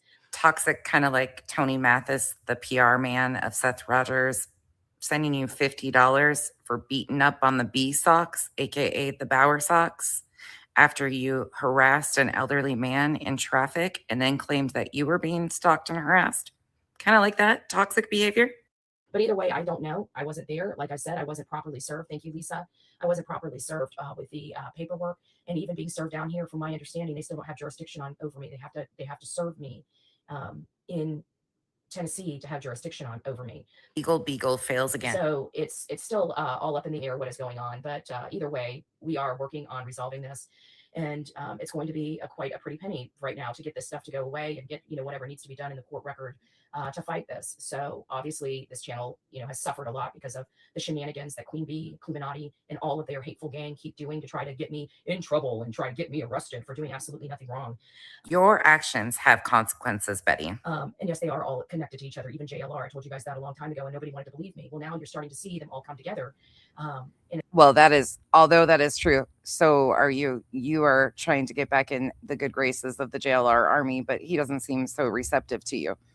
But yeah, they're connected to him. So are you. And proving what I was saying literally at the beginning of this case. I'm actually kind of giddy over the fact that Betty is going to go into a court of law and try to play dot to dot connecting these characters. JLR was her mentor, though. It's funny watching the ex-members of Heels on the Ground, what I refer to as on their knees behind Chili's, come out and talk shit about Betty now. It wasn't very long ago that they were all holding each other's pom-poms. Up until the attacks on Seth, which is... For anybody that doesn't know what that means, Bullhorn, Betty, Molly, JLR, they all used to be that crew. Well, Molly started talking shit about Betty because Molly just is an opportunist. Same what she's doing with JLR, but they were all buddies in the Summer Wells case, doing the most. They're all very similar. They just maneuver their relations with whatever is beneficial for their YouTube content. Again, an innocent father that has done absolutely nothing wrong and had absolutely nothing to do with his... If you guys can, I just want to let you know that Super Stickers, 30% is taken by YouTube. So if you guys would like to support the cause, I really do recommend the Cash App. Two old crows, please don't say shit like that. That's weird. That's absolutely strange. People absolutely were posting about his death.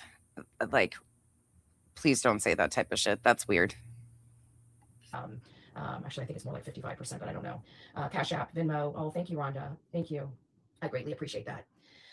So long story short is we are prepared for this. And again, I don't know why anybody is even attempting to dig into this man's death certificate. That has nothing to do with random strangers on the internet. That's way too fucking far. Way too far. This is exactly what the fuck I threw a fit over bitter tea doing, and I will not sit here and condone that shit for anybody. Like, that's too fucking far. This man is obviously deceased. His family posted about it. They've all posted about his death. Whether you want to believe it or not, that's what it is. But that's weird. That's too fucking far. And some of you cross way too many boundaries. Way too fucking many. So we are prepared to fight. And if they thought that I was going to be present in a courtroom, they are gravely mistaken. I am sending an attorney in my place. And we're going to have this handled appropriately. So... Upsetty Betty looks a little scared. That is where we're going to go with this. I'm over it. I'm over the bullshit. I'm over the lies. I'm over the fakeness of all of this. I'm over the clickbait of all these hate channels that don't know what they're talking about. This would be, from my understanding, the way the attorney explained it to me, this will be continued until I am properly served. I'm just waiting for Betty to pop out and say, Bullhorn Betty broadcasting from an undisclosed location, hiding from service. So it will continue and continue and continue. It has nothing to do with any other thing than the fact that they have not properly served me. And it's not that, again, you guys seen where I was when I found out. You guys know where I was. So all these people are lying to their audience. They don't understand the process. Well, the judge, or not the judge, but the attorney explained it to me very clearly. And it's not what they're putting out there. It's the simple fact. It should have went away, but especially from my understanding, the Power Socks and the Proudfoots didn't show up. Nobody was in that courtroom. And that. No, Two Old Crows, I do need to go on and on because I don't know why I have to continue to repeat it, why people continue to overstep boundaries as is. This is fucking strange. And I'm going to go on and on about it because as much as I dislike Tony, I find it even fucking more disgusting that random strangers are looking into this man's death. The boundaries, the lacking of boundaries is exactly why I push back on people like Betty. Betty lacks boundaries. Betty oversteps. JLR oversteps. It's no different. It's no fucking different when it's the other side doing it. There's no justification in this real life bullshit anymore. It's absolutely not. And I'm going to go on and on because I cannot stand to watch people just think it's fine and dandy. You've been saying shit in my comments that I do not agree with at all. It is absolutely too fucking far. And I don't understand why some of you think that this is acceptable when this is exactly why these people are addressed and called out to begin with. Because what they're doing to parents in a missing child's case, don't dear God me. Get some fucking grip on goddamn reality. Just because he was a piece of shit before he died, that doesn't change. But your behavior is no different than the shit that he was doing. Obviously, if you're trying to dig up death certificates, going in chat saying he's not dead, that's fucking weird, dude. Fucking weird. It reminds me of Bitter Tea too. Like, this is fucking the lack of boundaries of Julie. Fucking all of them. This is not acceptable. We are fucking strangers. He has children and a wife, for God's sakes. Don't ever fucking dear God me. Go sit with fucking Bitter Tea and Clue and all those guys. They'll ass pat you for that shit because that's what they do. This is not even remotely okay. You can't sit here and have a problem with Betty's behavior and then do the same shit Betty does, period. End of. Fuck. That's why the information, I think, was skewed because they could skew it because nobody was in the courtroom. But my attorney did reach out to the clerk and got to the bottom of it and got exactly what was said in the courtroom and everything else like that. Wild. She can't even keep track of her lies at this time. She claimed no one was there. You just heard her say that nobody was there. But we have also heard her say that a detective was there with the Proudfoot family, hence the corruption and the help that law enforcement is giving the Proudfoot family. Betty, pick a lane and stay in it, or pick a lie and stick to it. It's becoming comical to watch her spin these things, just like they lied under oath. Meanwhile, she hasn't even seen the affidavits of what their claims were. Betty, you're really not good at this at all. We are going to work on that.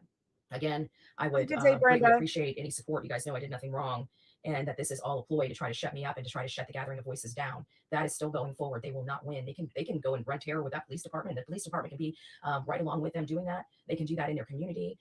They can threaten their neighbors. They can pull their weight all over that place, and I really don't give a rat's ass about it. Okay, let me just be honest with you. I'm appalled that Sumner County would anybody from Sumner County. I don't think it's aristocratic by any stretch of the imagination. I think it's somebody that is much further away from this case than what is known. So it's either a sister, or we were hearing that feeling's not whatever guy might actually. You see how they were setting this up a long time ago, though. Early on in this case in 2024, they were trying to claim that Sumner County was corrupt. There was family members that worked for Sumner County. Granted, they never proved that. There was no proof of that whatsoever. There's been no proof of all this corruption that they've claimed or all these things that they have claimed. But you can tell early on in this case, in early 2024, that they were already headed towards legal proceedings. Like, they were pushing this early on. So am I shocked that new federal filings come out from Seth Rogers? Absolutely not.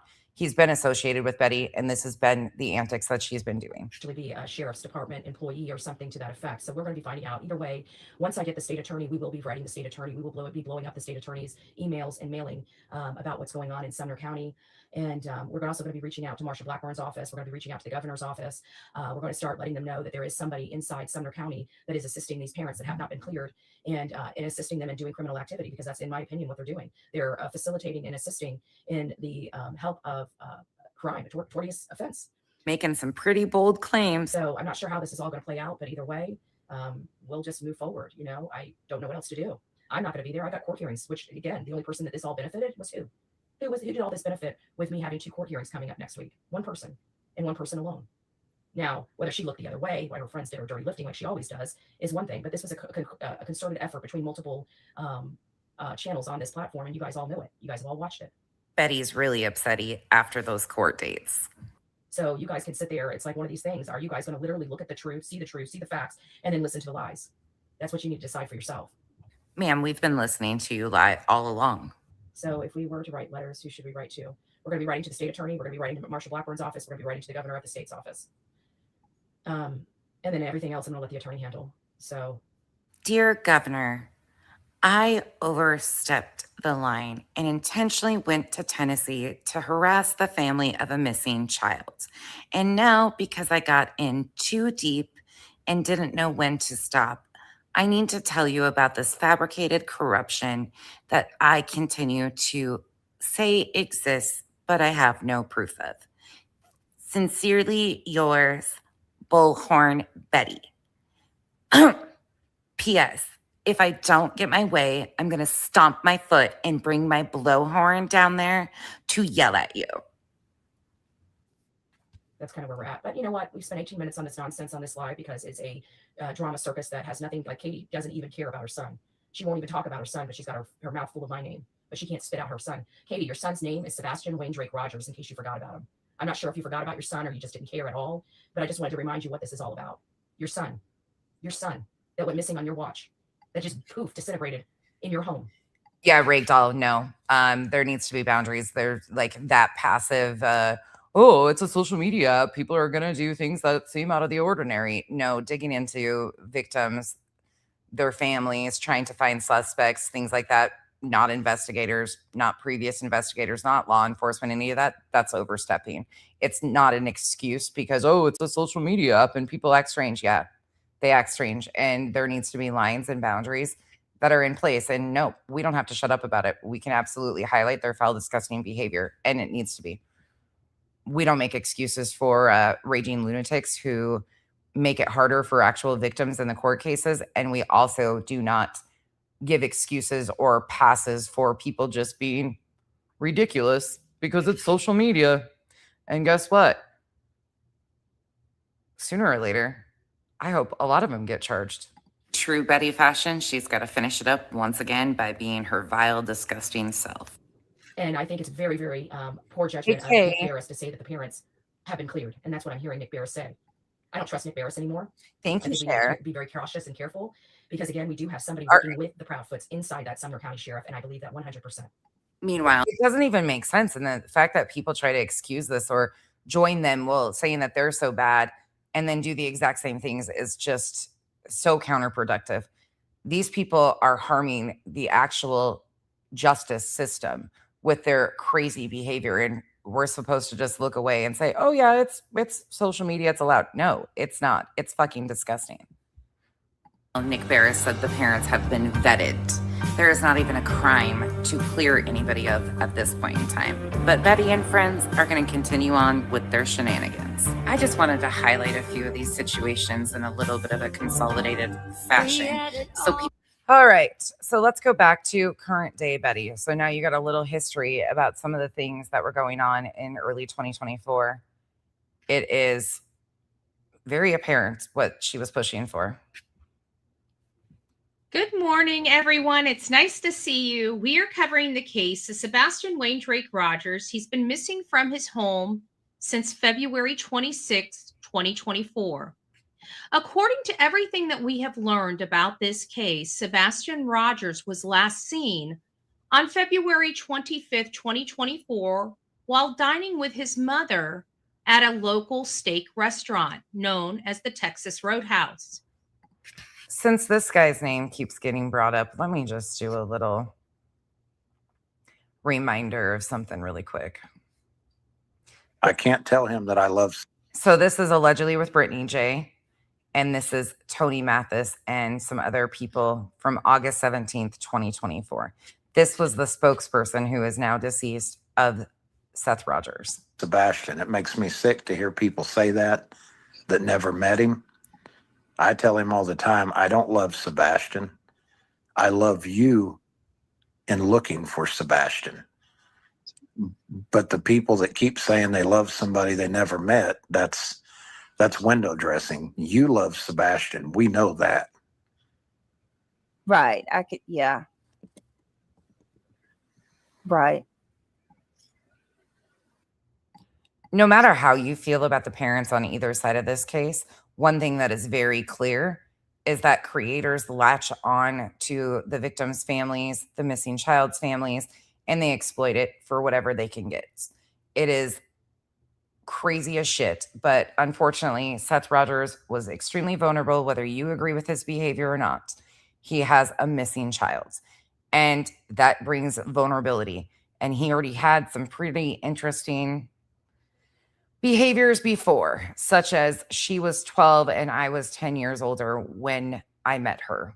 Speaking of Sebastian's mother, that was a statement Seth Rogers came out and gave the internet when he was doing a live stream with Terry Lynn. He said, when asked when him and Katie met, she was 12 and I was 10 years older. These are statements he has made. So there are a lot of opinions about Seth's behavior, but there are also a lot of opinions about Chris and Katie's behavior. The internet does what the internet does and finds a crack and pushes that divide even further. It's gross. And people like Bullhorn Betty, Tony Mathis, who has a history of latching on to tragedy victims and their families, really did not help Seth at all. Absolutely not at all. But he himself had intent of going legal pretty early on too. But I've corrected members of our own team when they talk about how much they love Sebastian. What they love is his pictures and the personality in those pictures and his innocence and his sweetness and kindness. But yeah, what we really, those of us that are around Seth, we love Seth, and we're loving Seth and supporting him in finding Sebastian. Yeah. Yeah. I can understand that completely. There's a whole world searching for you, who love you. If you were here yesterday, this is the guy, the blonde guy. This is Clutch Them Pearls. Justin, Justice for No One. But he goes by Clutch Those Pearls. He is also a true crime channel for anybody in here from the Nancy Guthrie coverage. Spanky is what I refer to him as, is the person who announced that a Marine veteran had passed away when that was not factual. He is the person who tried to find an unblurred spot of a deceased minor by the name of Kylie Rodney's body. He doxed a sexual assault victim of Adventures with Purpose, Jared Lysick. He doxed the victim down to her social security number. He has done heinous things to victims and their families. And that is not even a joke. And of course, he was involved in Sebastian's case. And we'll find you. And know that you got an army behind you and your dad, and that we love you so very much. Sebastian, I want to talk to you directly for a minute. You get Kelly Cullen, not only that, they don't call it necessarily interviewing. A lot of them call it interrogating suspects. These people think that they have the skills to interrogate the family members who are coming to social media to seek awareness for their missing loved one or whatever the case is. They interrogate them. It's the fucking grossest shit I've ever seen. an uncle through this. This is Uncle Tony talking to you. I want you to know, son, that you have an army of people. And when I say an army, I'm talking about a massive army of people looking for you. And the general of that army, which is your daddy, is probably the toughest guy I've ever met in my life.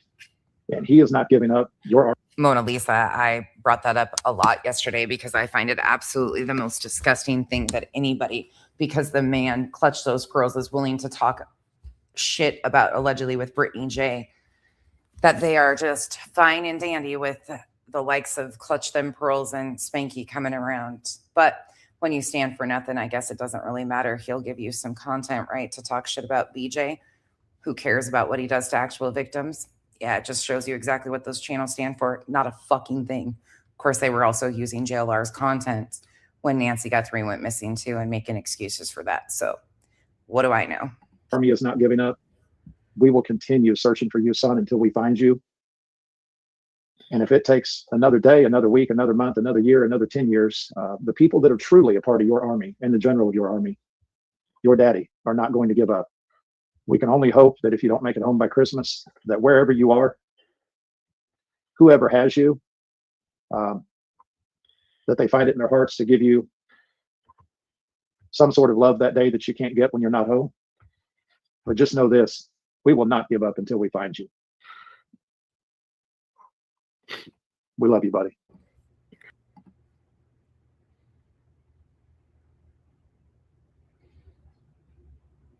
I actually agree with this statement by Tony. I think a bunch of strangers that didn't even know anything about Sebastian before he went missing have the audacity to sit here and say that they love this child. They didn't even know anything about Sebastian. They only learned of Sebastian after he was missing, and they claim that they love him. It's purely fucking gross behavior. Tell him that I love Sebastian. It makes me sick to hear people say that never met him. We love you, buddy. I tell him all the time, I don't love Sebastian. I love you in looking for Sebastian.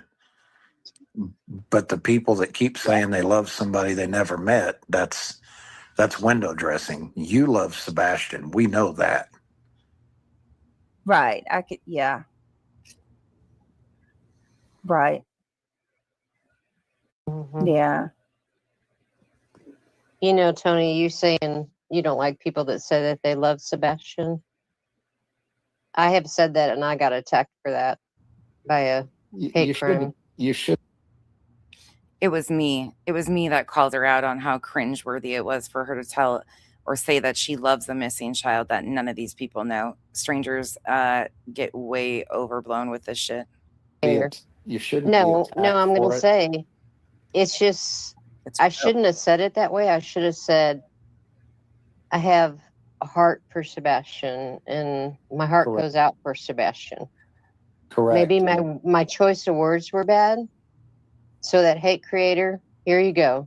My choice. I would be that hate creator she was referencing at the time. The words were bad.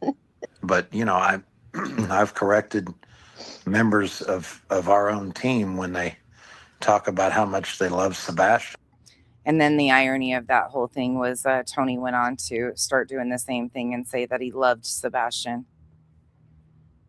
Ugh, I agree, Everett. Yeah, and Tony was no different, and that's why that clip exists, because he was saying, you know, it's gross for people to do that, and then himself was doing the same thing.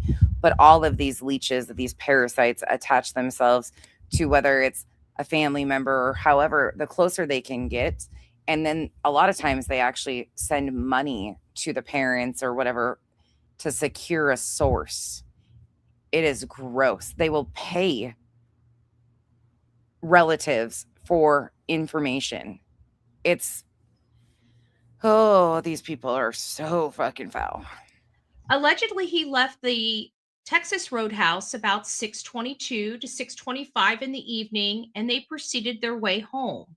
We do have audio information confirming that Sebastian did in fact arrive to his house on Stafford Court the evening of Sunday, February 25th. Around 6 a.m. on February 26th, his mother allegedly awoke, went to go wake up her son, and found his bed empty. After looking around the home for several minutes, she ended up calling her husband, which was allegedly 3.5 hours away in Memphis, Tennessee, at what is dubbed the St. Jude's Project.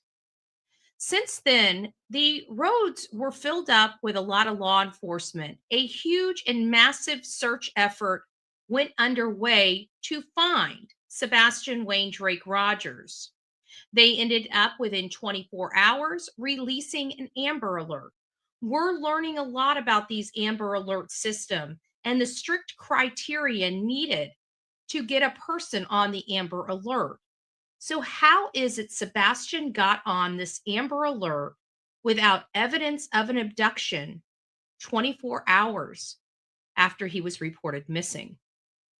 These are a lot of questions that we have no answers to as we're working this case. What I can tell you is there's As we're working this case. Working what? Working on further exploiting this case? statements have changed wildly. Here are a few examples of the wild changes. Was his ask, would he be able to ride a city bus?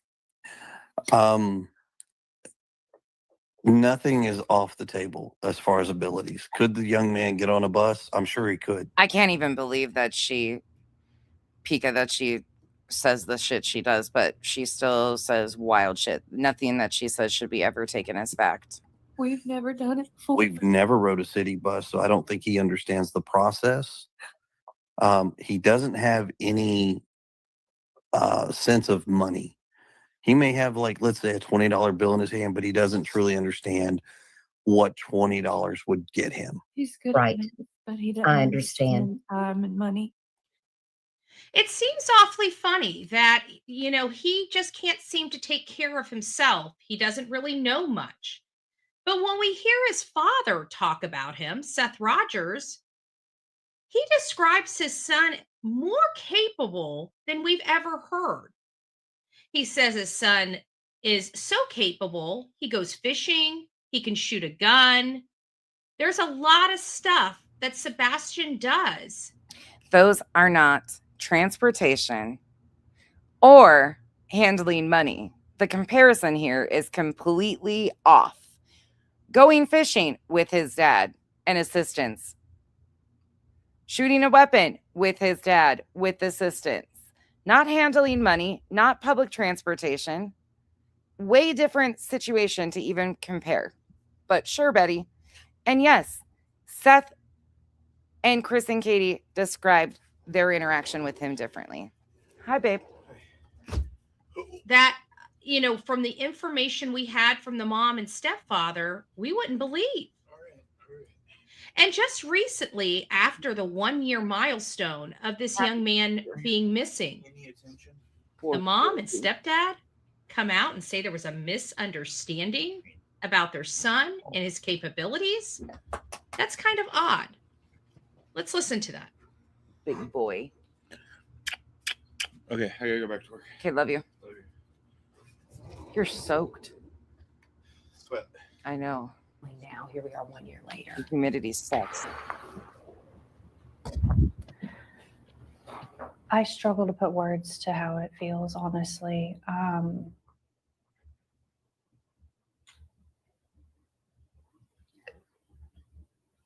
The amount of ups and downs, the amount of possible leads that haven't panned out, that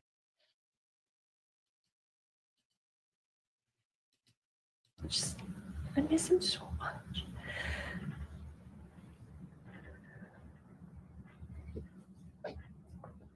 So at this point, it's keep searching.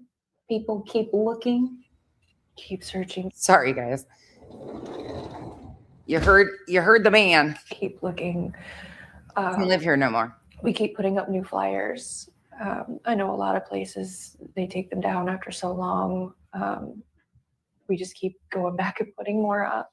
Hey, Clemson girl. I refer to my original request, just anyone that's willing, don't let him become forgotten. Don't let him become lost in the next story, not to supersede other children, because they all deserve just as much, if not more attention, because all children do. But I would say just please don't let him become forgotten and lost, because we're never gonna stop. We're never gonna let that happen if we can help it. With his autism, is there anything else that we should add that you want the public to know right now? I would say that he is high, what they would consider high functioning. He's not, he doesn't struggle with verbal communication, but he does, excuse me, sorry, he does Cat, it's our little secret. Don't tell anybody. It's actually a robot. struggle sometimes with expressing himself is, I guess, the best way that I could put that. But he's so smart and he's so capable, and that I think the initial image of him that was portrayed. You want to see how AI he is, Cat? Hold on. Come here. This is how. Look at how robotic he is. Hi, buddy. Can you do a robot dance right quick? No. Why are you drinking my cup? I gotta take my allergy pill. Whatever. The robot doesn't listen very well. He just took a drink of my soda too. Trade was It's like vodka. misleading to an extent. Asshole. Yes, Love you too. very much misleading to an extent. They're the ones that were feeding the public the information about their son. So why were they being so dubious in explaining the capabilities he had early on? They treated him or put him into the minds of the people looking for him that he had an infant's mind. And that is completely untrue. We're going to be diving into this and more today on the Bullhorn Betty channel. And I hope you stick around to learn a little more about these mysterious statements from the mom and stepdad and the recanting thereof. God bless. God, she's a nut job. Ooh. Yes, Cat. That's exactly where I purchased him from. Shh, don't tell anybody. It's our little Islander secret, Kay. Is it possible for someone to call someone, be studying? Oh my God, you could have at least taken your typing out, you dipshit. And falling asleep Oh God. within 17 minutes after making the call. Right. Would it be realistic Get the hunky kind of robot. for someone to stay on the phone Ugh. I've heard it's getting bad. You guys stay safe. for another hour and a half? Hey, While he stop, slept? Right. Oh, and by the way, Rubber, did you remember when she used AI to do the psychological breakdown of the parents? Maybe she's KT. Actually, KT acts a lot like Bullhorn Betty. That wouldn't even shock me to find out that KT is Bullhorn Betty. she also Personalities are a lot alike. heard an alleged thud around 10 when she had fallen asleep.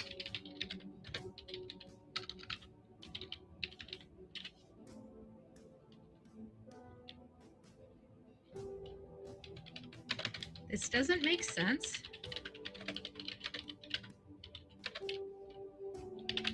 Feel it is a lie.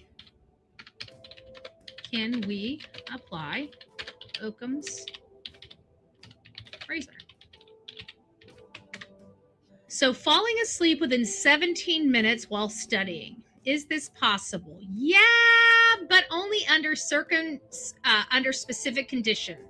Extreme sleep deprivation, illness, intoxication, or sedating medication. Passive studying, i.e. reading in bed, lights low. Well, we know that's not true.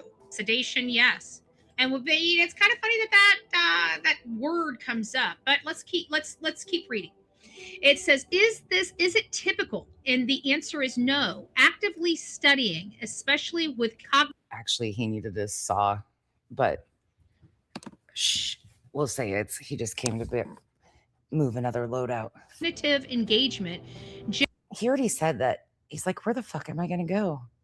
For anybody that's new here, by the way, the internet has determined that my other half has left me because instead of debunking anything I say about what pieces of shit they are and how this started, they've all decided to go and concoct stupid fucking lies. So if you're new here and don't get the joke of what we're talking about with Kyle, that's what it is.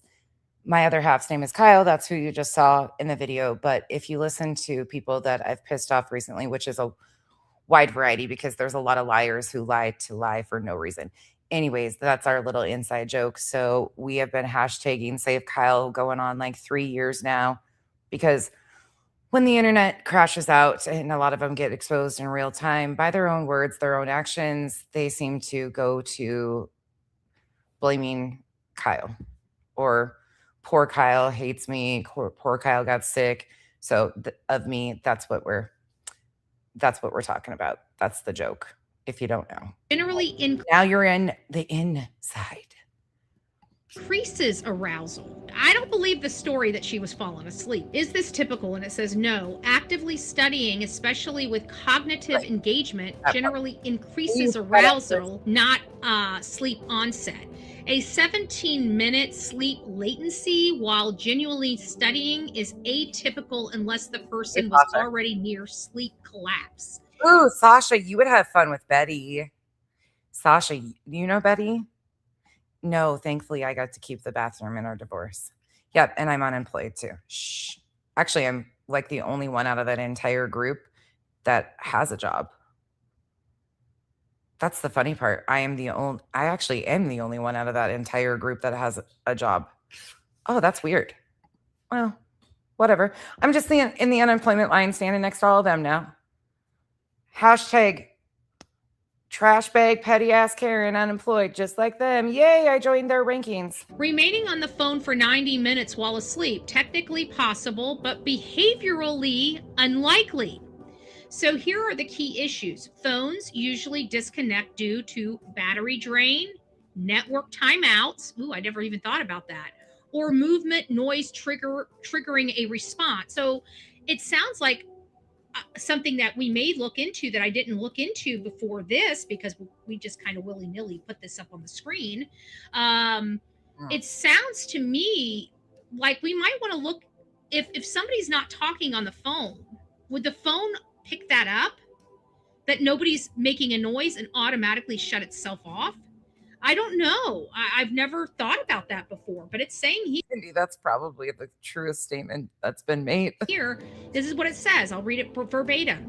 Phones usually disconnect due to 1, battery drain, 2, network timeouts, or 3. We need to do a segment one of these days, share on all the different lawsuits. So you think about it around the Nancy Guthrie. Think about how many things have happened already.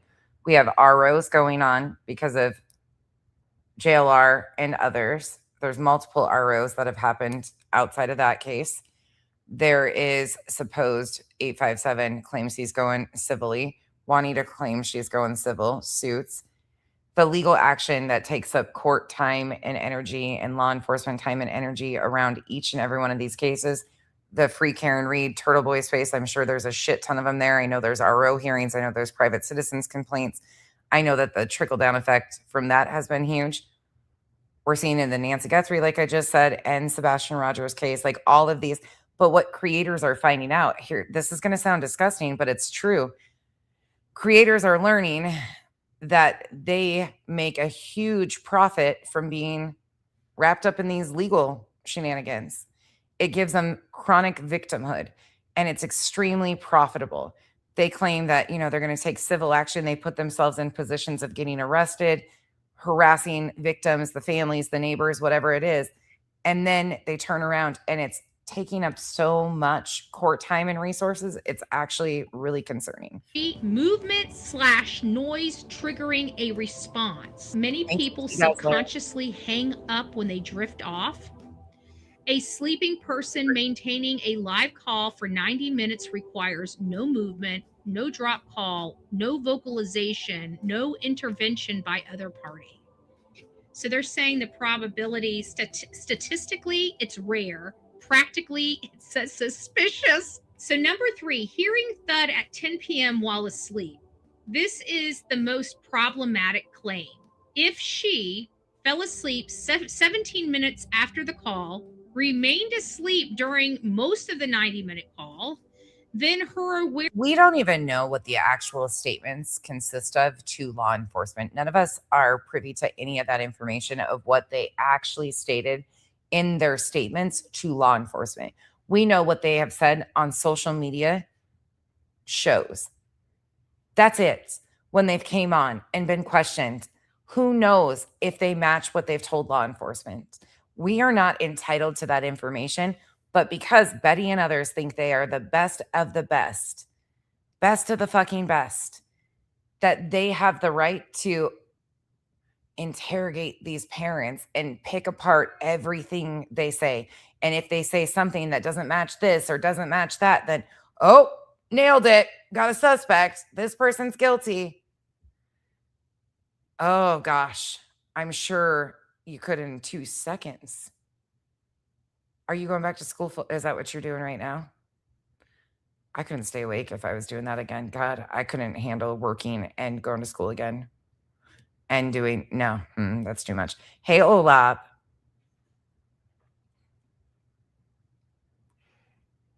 Yeah, it's still though, Lindsay. It's just, I'm talking about like not the outcome of the cases. All of these cases form. Like Turtle Boy, all of his cases that he's going through right now are all through his independent journalism or his claims of independent journalism, wherever you land on that and all these other things. Like, I know a lot of people that disagree with everything he does and say that he is just like JLR. I know other people that praise his actions. I don't have any stance on it. I disagree with some of the shit I've seen. I will say that. A lot of the things I have seen, I'm not impressed with because it's not much different than JLR. But there's still so much court time and resources being caught up in all of these fallouts. Awareness of distinct external sounds like a thud requires either 1, partial awakening, subconscious perception, or memory formation. Extremely wild. And it's really interesting. What I was thinking about that, Lindsay, is I wonder if that county is starting to pick up a little bit the bigger picture. You know what I'm saying? Yet she simultaneously claims continued sleep. That creates cognitive contradiction. You cannot be fully asleep, aware of time. Ooh, that's a great point. How would she have known the time of the thud? Olap, on the 22nd of July, I need to talk to you about, we're going to do something to elevate Crush's voice. So if you could email me, that would be great. So I can send you a few questions if you would like to participate in a 24-hour stream of our own to kind of counteract what Lauren and Web Sleuths are doing. So if you could do like a premiere, maybe something like that. Since Trisha and buddies want to be so disrespectful to Crusha, we're going to counteract it. Just a little tidbit related to the Sebastian Rogers case. I got those little pieces that I thought you guys would be interested in and bring you guys kind of right up to speed with the Sebastian Wayne Drake Rogers case. We've been covering this case. We've been working diligently. At the very beginning, his father, Seth Rogers, which you guys see in our chat room quite a bit, was under fire because of Chris and Katie and the entourage of thugs and felons that they elicited to fight people that were just trying to find answers. You just saw Katie begging for people not to give up on her son and to keep searching for her son. But everybody that has ever gone out to search, to legitimately search for her son or to help find answers to where her son is, her and her husband do everything they can to try to destroy that person. They threw me in jail over lies. They literally had me handcuffed and drug away from a memorial, a vigil that we were doing. A memorial? Oof. For Sebastian Rogers, one that was going to help a animal rescue because he was an animal lover. You love how, once again, though, this has nothing to do with Sebastian. It's all about what has happened to Betty. Something that they were trying to do to destroy Seth and the memory of his son. This was from these two people right here, Chris and Katie Proudfoot, and their piece of shit sheriff right up there. That's Eric Craddock, Sheriff Snuggle Struggles is what we call him. Why? Because this sheriff thinks it's a joke referring to rape. He says rape is such a strong word. He prefers Snuggle Struggles. That was a social media post or a comment from him from like 10 plus years ago. And no, it's disgusting. It absolutely is disgusting, but it's one of those things that they found any little thing and have used it to say whatever they want to about the sheriff. So that's why this despicable sheriff here is what we refer to as Sheriff Snuggle Struggle, because he's a piece of shit. Okay? His whole entire department is about as bad. Like I said, when we got into Nancy Guthrie's case, my first thing, and many of you guys didn't understand my statement, I said this is Sumner County 2.0. Because this is exactly what the Guthrie family is going through with Pima County Sheriff. Seth has already lived through with this piece of garbage, right? These pieces of garbage right here. The Guthrie family isn't going through anything with Pima County. Okay. He's talking about YouTubers who claim their rights have been violated, not the Guthries. He's already lived through what the Guthrie family is now living through. And finally, after 2 years of this horse crap, this horse manure, and the sheriff literally running from Seth.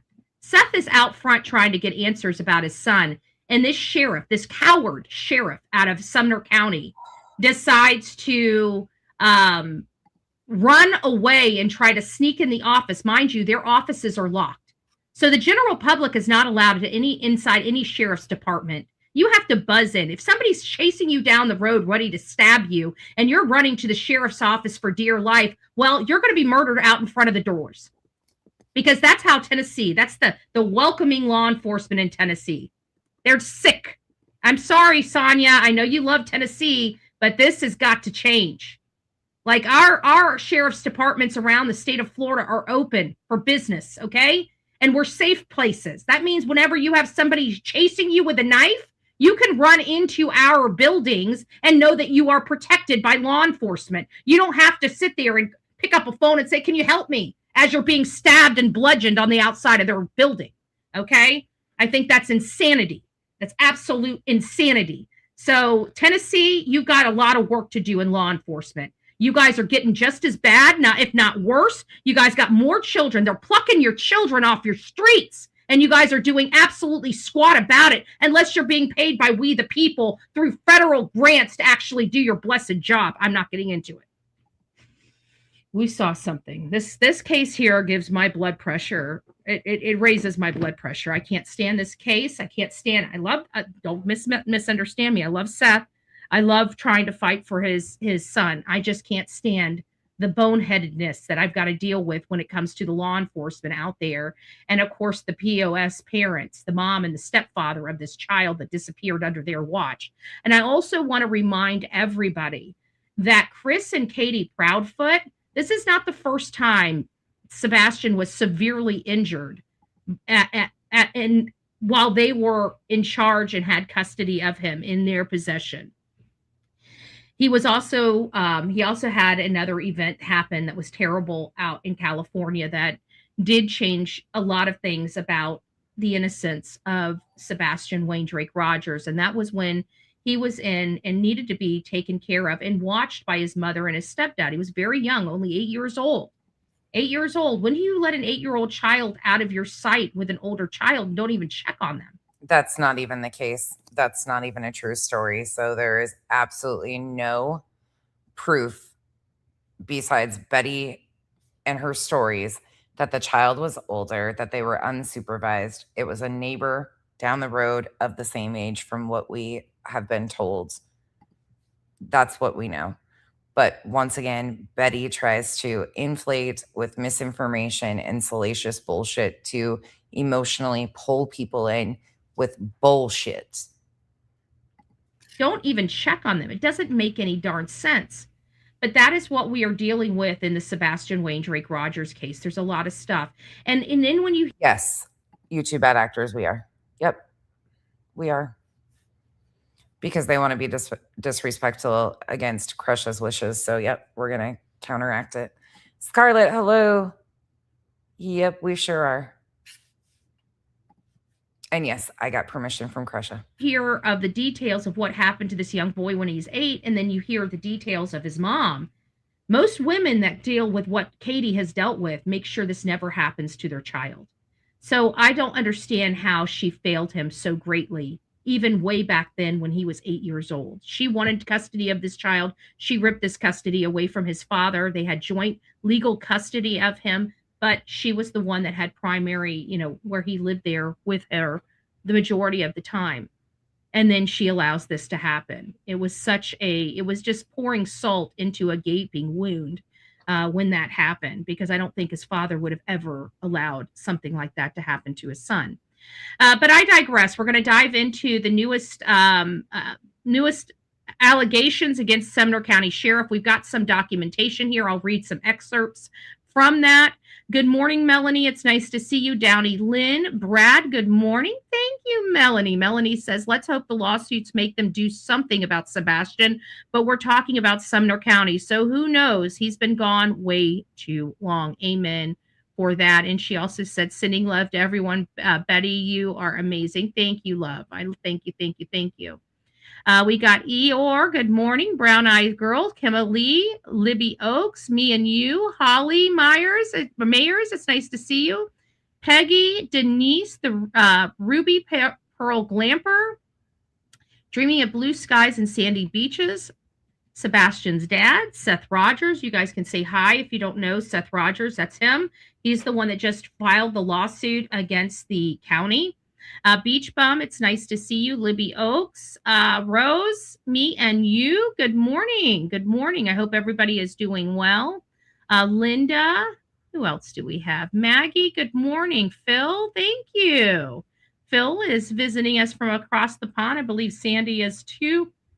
Excuse me. Who do we have that's from a different country than the USA? Raise your hand. It's nice to see you all. Thank you. Welcome to this crazy family we call the Coffee Club, i.e. the Insane Asylum. Grab your straitjacket in your padded room and welcome aboard our beautiful mods up in the chat. Sonia, the real me too. It's nice to see you. Good morning.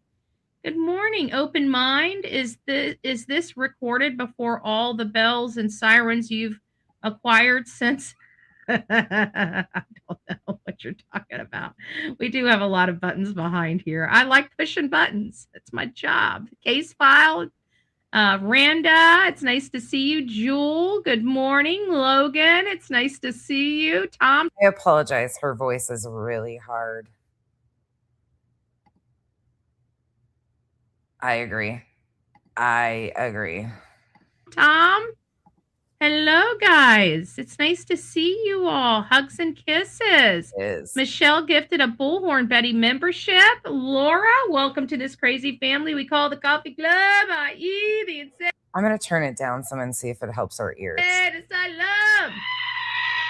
Grab your straitjacket in your padded room. And open mind, you always have something to pick on me for. I just don't understand. You're always picking on poor old Betty. You should feel awful. Just awful.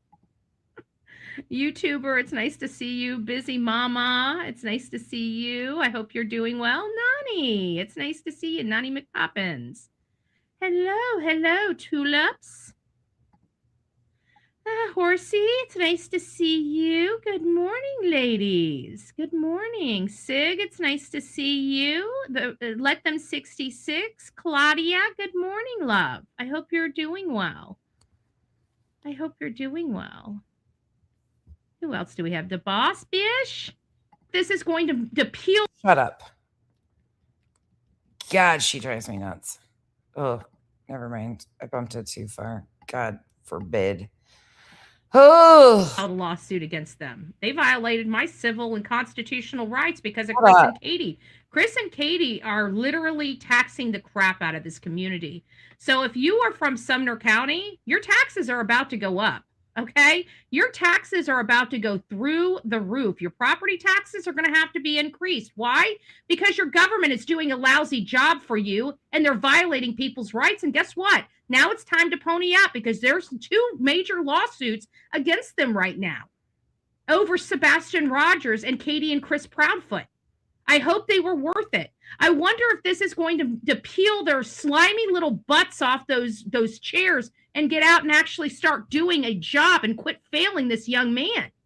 But probably not, because you know what? Eric Craddock's going to run that sheriff's department into the ground. He's going to smear the entire county's name all over the place.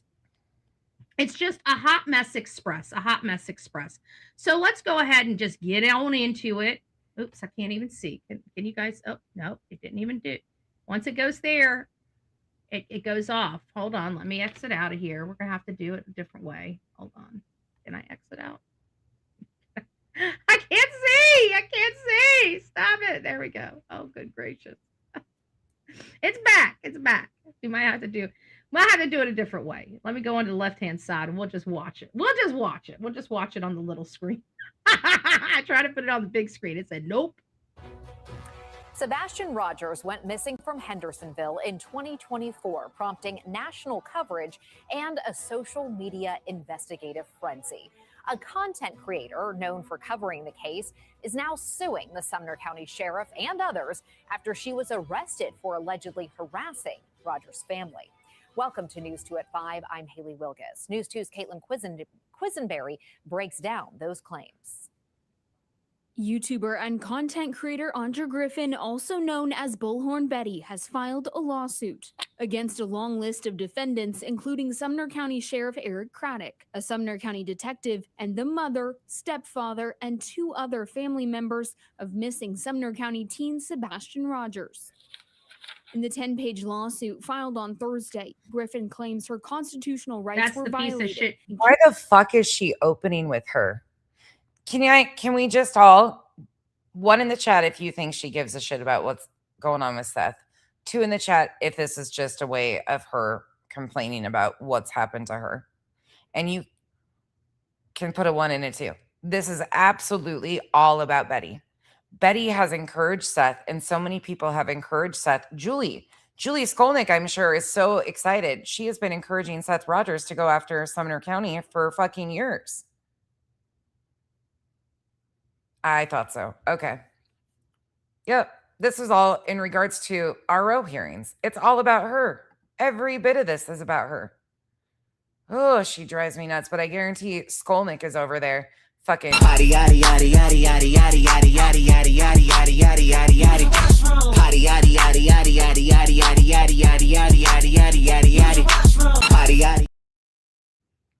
Julie used to be really close with the green team, is what they're referred to. Julie had been begging Seth. In fact, Julie did a petition to go after and have something done to the sheriff. I don't even remember. Seth and Tony asked her to take it down, and she threw a big, huge fit. And then that's when they no longer fucked with her.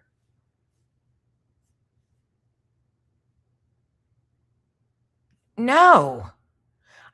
Olaf, I don't even understand this. Hey, Lauren, Wolfie told me to tell you hi.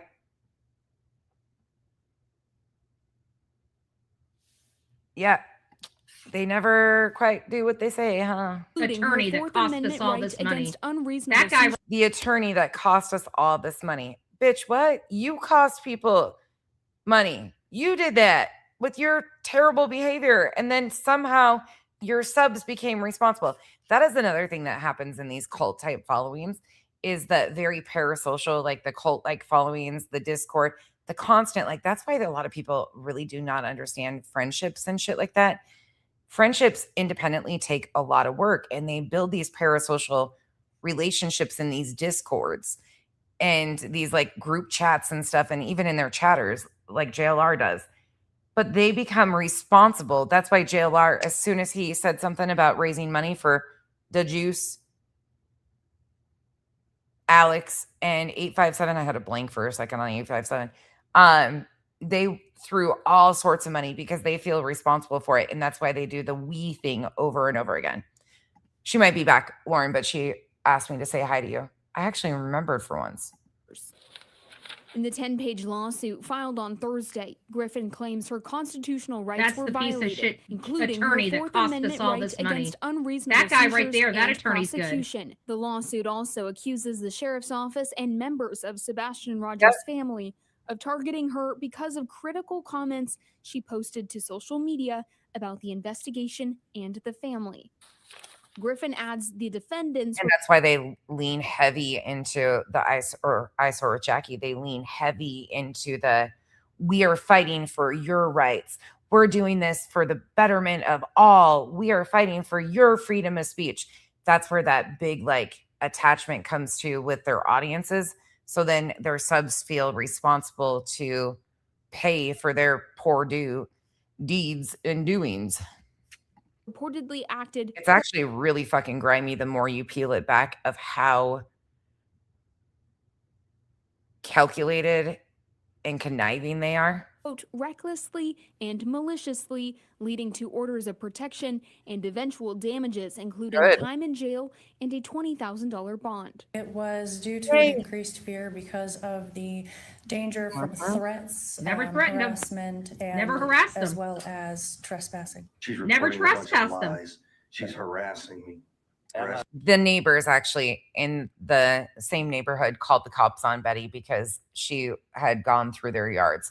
So they weren't the only call to law enforcement on Betty. Betty was called in by neighbors in the neighborhood because she was absolutely in the neighborhood in the middle of the night, staking out the house, Those following him to a different state, driving by his RV, going to his job site. Yeah. Now, do I think she might have a case? Yes, I actually do. I think she might have a case for the arrest at the vigil. I do. Looking through that, I don't know enough to like break it all down, but I do think she might have a case and that might end up in her favor. I don't know though. comments came during a court proceeding last year when several of the defendants accused Griffin of stalking and harassing the family. This is first. I have a legitimate purpose to do my job. Oh, Olap, I have some of those videos saved. They were nuts. She used to call and harass everybody on live stream. Julie had people driving by the Proudfoot home or requesting people to drive by the Proudfoot home on holidays and shit. She'd get on the phone and call her friend and be like, can you go drive by their house? What the fuck? These people are crazy. Oh my gosh. I saw with Jackie G. I'm so sorry that happened to you. They don't have any boundaries, any fucking boundaries, but they're not the only one. I mean, it's a growing trend. I worry for the next case that happens that all of these people can attach to because they're just waiting in the wings for the next one. It worries me for the next family. Amendment protected speech. There has to be some action that will require that by Ms. Griffin to direct that to the petitioners. And the statute clearly says that it's only a violation if the defendant knowingly does that. According to the district attorney's office, the Corrupted grand jury county. ultimately declined to indict Griffin because they did not believe there was enough evidence. No, it's because they had a corrupt judiciary that wanted to push the preliminary through when they knew that this was not a winning case, but they just didn't want me to sue them. No, the grand jury came back no true bill. That's what happened. Corrupted county. So they intentionally and willfully and maliciously worked with the Proudfoots to find a back door because the prosecutor would not prosecute me on trespassing or stalking charges because I wasn't doing it. Why? Because I had a legitimate purpose to be there, to be in front of their house. I was covering a story. It doesn't matter whether I'm doing it for journalistic purposes or protesting purposes, it's still protected. These idiots. And that's just me. Now this is something that has nothing to do with my child missing from this community. Seth is dealing with his child. This is only the corruption in the investigation. They didn't like my commentary. They didn't like how close I was getting to information. Something rattled Chris and Katie's tree so much so that they wanted me away from their home and mom's home. Like, because that was one of the places as his mom and stepfather left, leaving that house over there open. And God knows what he could have done over there, right? But I can tell you there was a lot of like forestry areas behind their house, his mom and stepfather's house. And I'm not talking about Chris and Katie. I'm talking about Kathy and Terry Bauer's socks. And it seems to me, and I only drove by that house one time to post, I wanted to see if there was any poles, any wood poles, but they had concrete posts and I didn't have tape. I only had staples. So there was only one post that I could put a flyer on, and that's what I did. And that was at the very front of their community. So they tried to say that me posting flyers was some kind of harassment. So now you got this lady that you just saw at the very beginning saying, please don't forget my son. Please, if you can help spread awareness and post his flyers, please post his flyers. Well, I posted flyers all around their community from Gallatin all the way to Hendersonville. And I was accused of harassing them for posting flyers all on the main roads from. Why is she fucking peeking out her mic again? Back off. Katie's house to the mom's house, but they were all on the main. Like J7 the other night when she was so fucking fucked up and screaming into her mic, and all you would hear is because it would peek out and freaking stop. Oh, poor Bets. All about Bets. You see how grimy this is?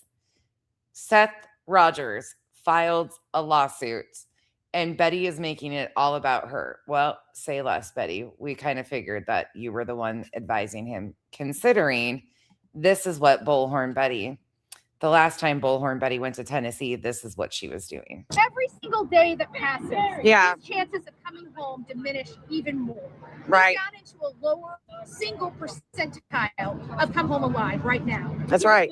And they're sitting up there in that lofty tower that they call a sheriff's office doing squat to advance this case or to help bring Sebastian home. That's right. Sebastian's not in that office. Sebastian is somewhere out here. That's right. That's right. And if they're staying in that office, they're not searching for this boy. Bring the FBI That's right. in. Bring the FBI in. Thank you, Betty. Oh, by the way, the FBI has been involved and assisting on this case since the first couple days. Sure have. In fact, it's the FBI that has up to a $50,000 reward for any information leading to bringing Sebastian home. The FBI has been involved. All of the agencies. In fact, anybody in Tennessee can tell you that the response to search for Sebastian was something they've never seen before. It was over the top and amazing. And Betty and friends still bitch about it. Bring in the FBI. She said it best yesterday. Betty said it best yesterday. She said, you know what? You may not like me. She said, you may not like me, but you would like me if you have a child that's missing. That's when you would like me, because she goes hard. And we know that she does. She goes hard. Shut up, Jen. Why don't you go back to reading your fucking astrology bullshit? And then just 2 weeks ago, actually, myself and Jen Liu went over this interview and pieces of it. Betty sat next to Seth Rogers during this interview. He's lost because I personally... It's not an interview. It was just, he's got a YouTube channel. Unfortunately, the only awareness to Sebastian is the green screen behind Betty. They didn't even speak about or bring awareness to Sebastian throughout this entire live stream. I believe somebody has placed him somewhere. And what is done in the dark, because obviously this was done in the dark, will come to the light. And I'm hoping to be the person to shine the light on it. because I can't rely on Sumner County to find my son. What up, Chico? Which is why I continue to ask people to please send your tips and stuff in to the FBI. Hey, pointer lover. I communicate with the FBI. And the FBI's been the only one willing to change out photos and update photos on the flyers. On the flyers. You know, Sumner County can say whatever they want. I mean, they already tried to sit there and say they're the reason the FBI put the $50,000 reward out there, but yet Sumner County and TBI won't even change the pictures on Sebastian's missing. Who cares who's responsible for putting up a $50,000 reward at the end of the day? Honestly, who cares? It's a $50,000 reward. A lot of missing children do not even get a $50,000 reward. Who cares who's responsible for it? The FBI is offering up to $50,000 for any information leading to the whereabouts or information on Sebastian. This is a crock of shit at the end of the day. It's a fucking crock of shit. This man, for anybody that doesn't know, within the first 3 days of him going missing, the family had decided that they weren't going to do any fundraising efforts or anything of that nature. They had agreed upon it. They had a arrangement that was not going to happen. Within the first 3 days, Seth Rogers posted a fundraiser. Sure did. Along with his sister's help, they posted a fundraiser and he started collecting money after they had agreed to not. So 3 days in, and they start raising money. Now, look, I have a ton of empathy and sympathy for anybody with a missing child. But the facts are the facts also. And the fact that he is attempting to sue now, at this point, after being in a lawsuit in Pennsylvania and associated with Dog the Bounty Hunter and At Night Media, who were nothing but clowns, who said they had satellites up and blah, blah, blah. All of this has been so performative, and he's making active choices to do the things he is doing and aligning himself with the very people who have caused nothing but chaos and done everything to take attention off of Sebastian and missing Sebastian. Nobody's bringing awareness to Sebastian. It's all a witch hunt of who is guilty. And they've really tried to sway the public perception that Chris and Katie are guilty of something, yet there's not factual evidence from law enforcement to back that up. Right now, Sebastian is still missing. And it drives me absolutely fucking insane because none of them care to bring awareness to Sebastian. They take attention away from Sebastian. They imply that he is no longer with us while screaming about people looking for Sebastian. You can't have it both ways. You can't come out here and tell people that Katie murmured him. That's what Betty's been saying. Please, I do not believe that. Like, that is not my words. Those are things Betty has said. And then say that, well, nobody's looking for him. Which is it? This is disgusting. I mean, there's not a lot of shrieking and shrilling from Bullhorn Betty. Flyer or talk about him or hold a. I actually think I'm going to ask Jen Liu. I need to reach out and email her and ask if she wants to do a segment talking about the lawsuits, because that's what she does. She does like legal hearings and she restreams a lot of court hearings. I really, really like Jen Liu. She is freaking smart as hell and she's funny as shit. But I really enjoyed our conversation on her channel that night about this interview. And I would love to hear her thoughts on his federal lawsuit. So I'm going to reach out. I'm going to reach out to Jen. Thanks for letting me talk to you about my thoughts. Press conference or this is kind of like deep thoughts with the nonsense today. Any of that sort of stuff. They just Sumner County and that other side of that family just seem to be all on not talking about my son. Like, oh, we'll just sweep it underneath the carpet. Well, they didn't just stop talking. They removed flyers off their vehicle. They stopped posting on social media. They took off out of the freaking state. I mean, yeah, they went to. I'm going to do something. Okay, look, this is going to take. I'm going to have to edit the volume out of this afterwards, so the YouTube live chat will disappear from this video. But I think it's time that we do this because I am so disgusted by the fact that none of these guys, it's all about them. Every bit of it's about them. So just to kind of recap what I just showed you, Betty went out there. February, they were out, boots on the ground, protesting Sumner County. Seth was in front of Sumner County, the sheriff's department, saying things like, "Is my missing son under your desk?" and heckling them and saying disgusting things to the sheriff, and then wonders why they aren't willing to like sit there and continue to take his abusive language. The man has said horrific things to law enforcement. And I'm sure it's frustrating having a missing child. I cannot even imagine. I don't think anybody will do anything right until his son is brought home, which is valid. But the people he has surrounded himself with has definitely encouraged his behavior to escalate. And they don't care at all about Seth's well-being. They only care about their bullshit. Betty had early intentions on going after Chris and Katie Proudfoot and actually alluded to owning Chris Proudfoot's RV and knowing that they had money. She was looking for any type of legal bullshit early on. And we've got clips of it. So she went out there February because the anniversary of him missing. And then they just did this interview 2 weeks ago.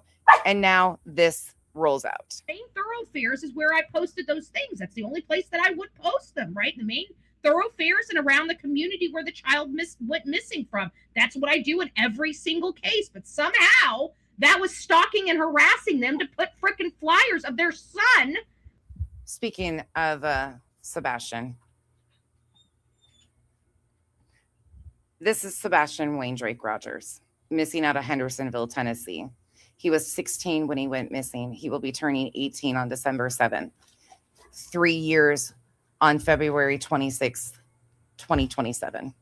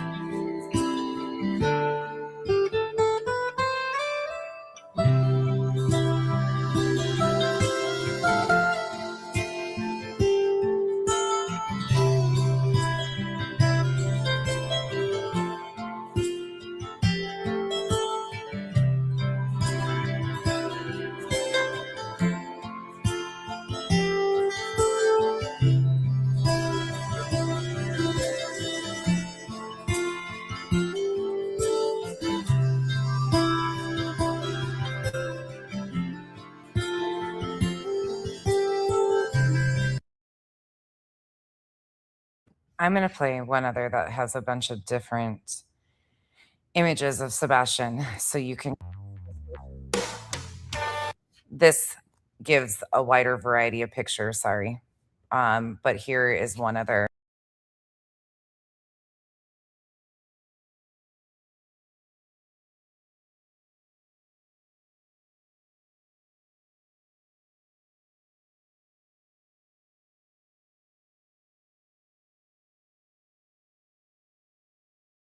Did it again.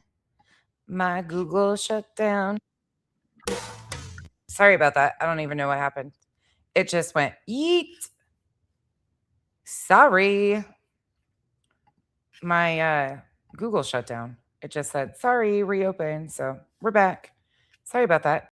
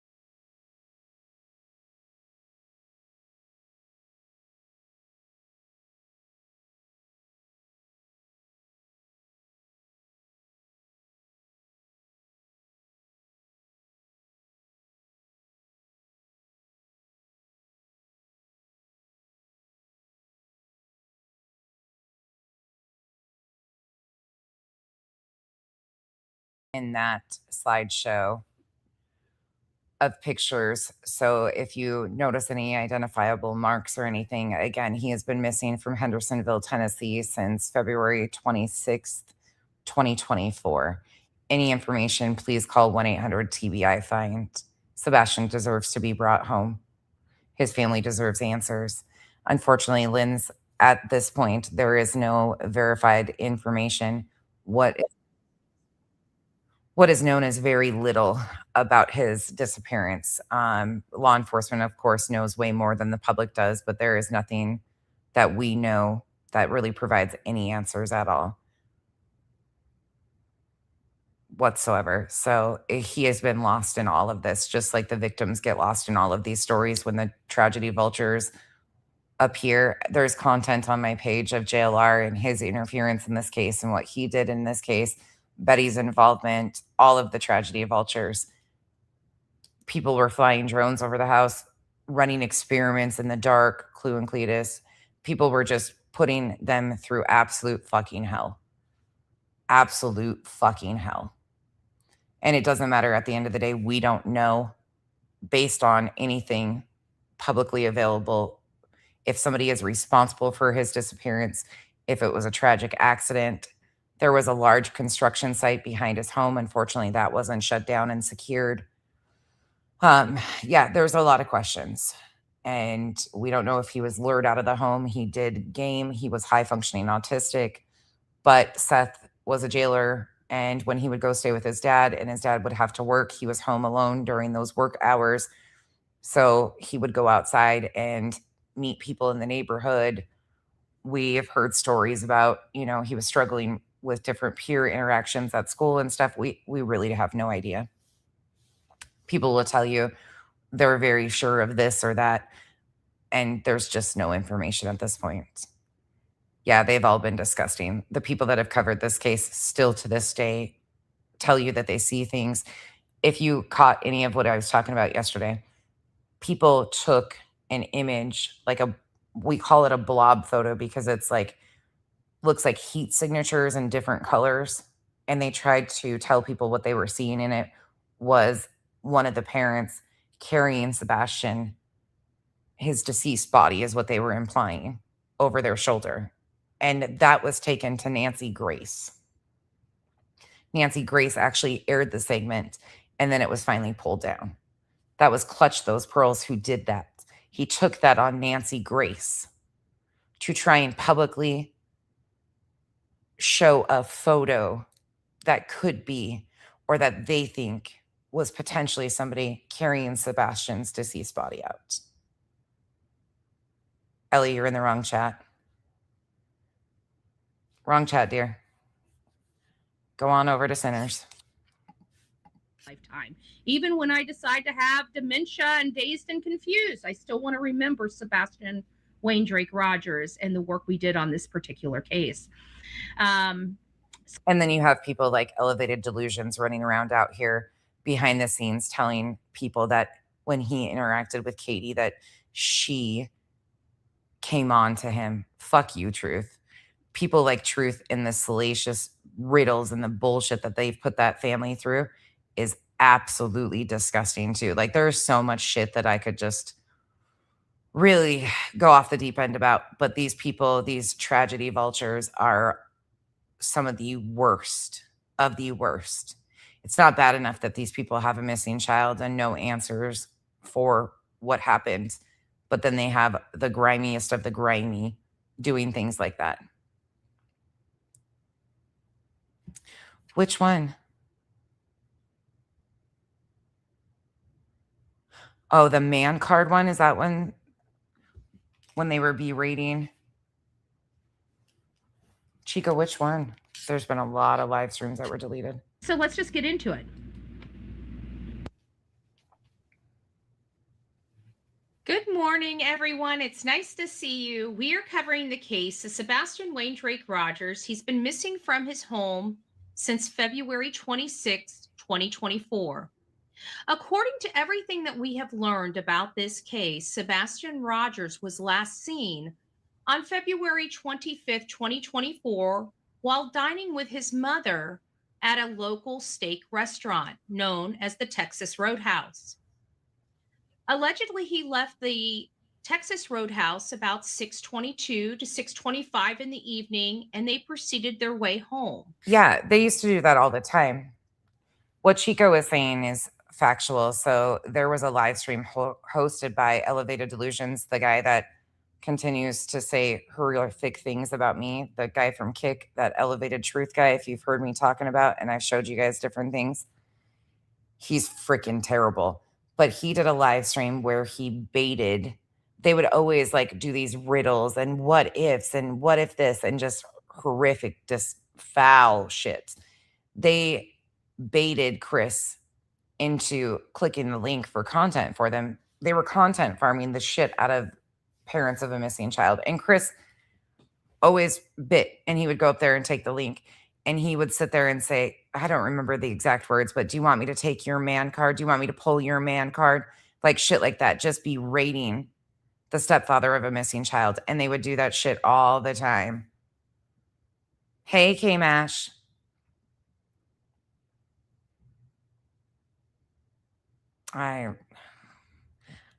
Same.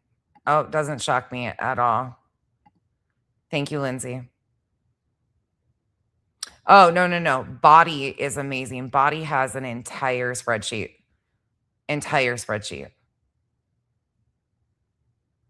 Body has been on this from the jump. There's clips of the man card one. Yeah, I'm sure there is. It's horrific. All of that stuff has been detailed and documented and saved. Yeah. Yep. I know she was. Yeah, that one was. Oh, yeah. Yeah, they were implying over and over again. They were implying disgusting fucking things. Yep. Sure were. We do have audio. Think of all the creators that sat on that panel right then, Lindsay. If you know Body was on there, Body didn't know what the fuck was going on. Body was clueless about what she was getting into. And that was very apparent that she didn't know. The rest of them, I won't give that pass to because they've been content farming the fuck out of a missing child's case, which is typical what they do. Information confirming that Sebastian did in fact arrive to his house on Stafford Court the evening of Sunday, February 25th. Around 6 a.m. on February. Actually, they were the first ones in the neighborhood making a ruckus and a scene and doing shit. Then Clue had to make a video apologizing to the neighborhood. Yeah.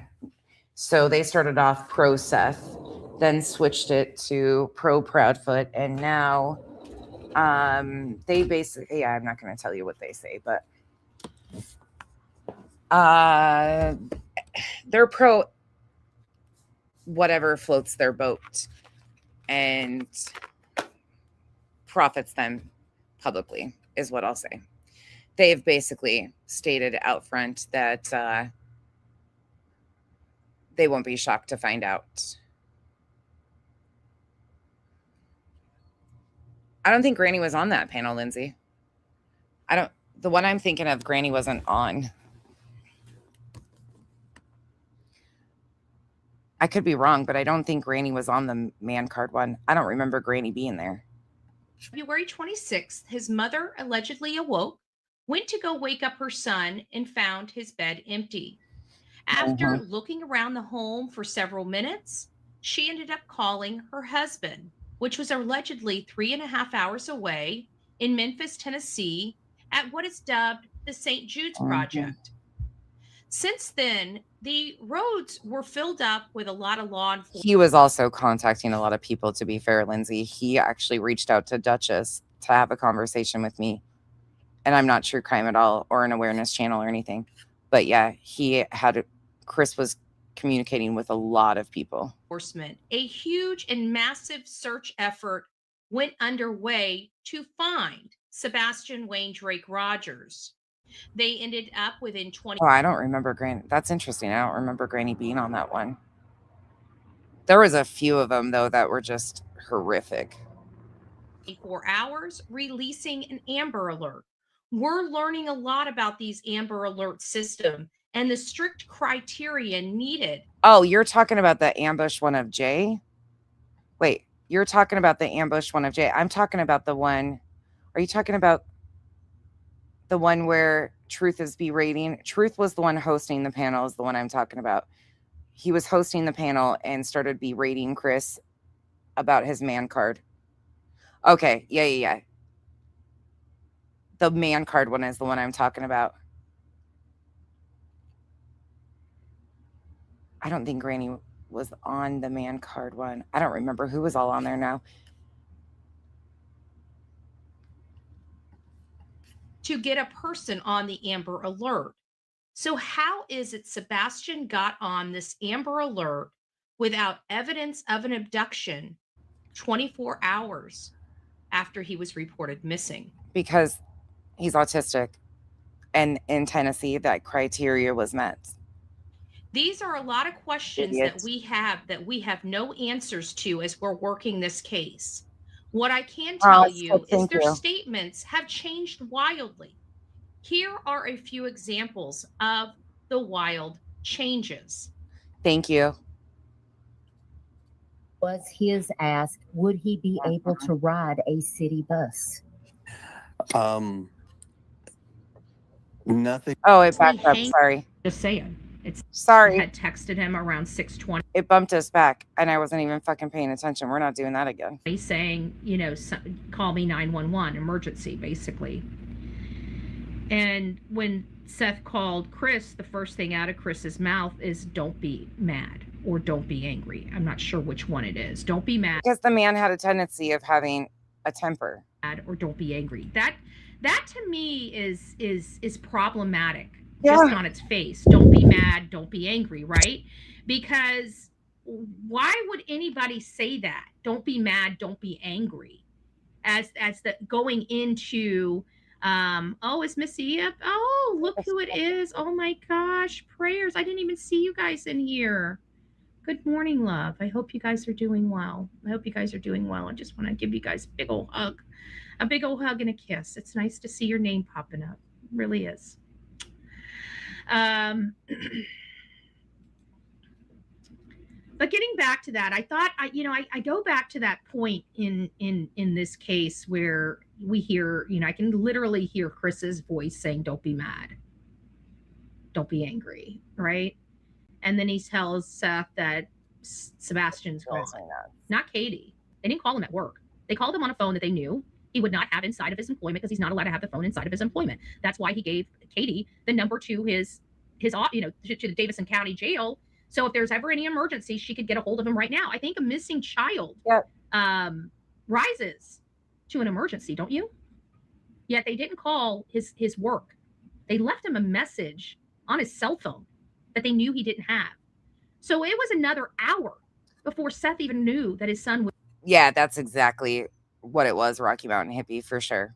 Absolutely what it was. Was missing, or there was an emergency at the house. So by about 7:20, he just starts heading over there. He's in full uniform from the jail, and he heads over there. And one of the first things that he noticed whenever he gets there is he just walks right into the house and walks to his son's bedroom to check out his bedroom. And then as soon as he turns around, Katie is showing him a photo of the picture the day before they took at Costco's, where he's got the pizza, he's wearing the Optimism, the cream color, light yellow Optimism sweatshirt. Well, yeah, that's she was saying, see, he was happy.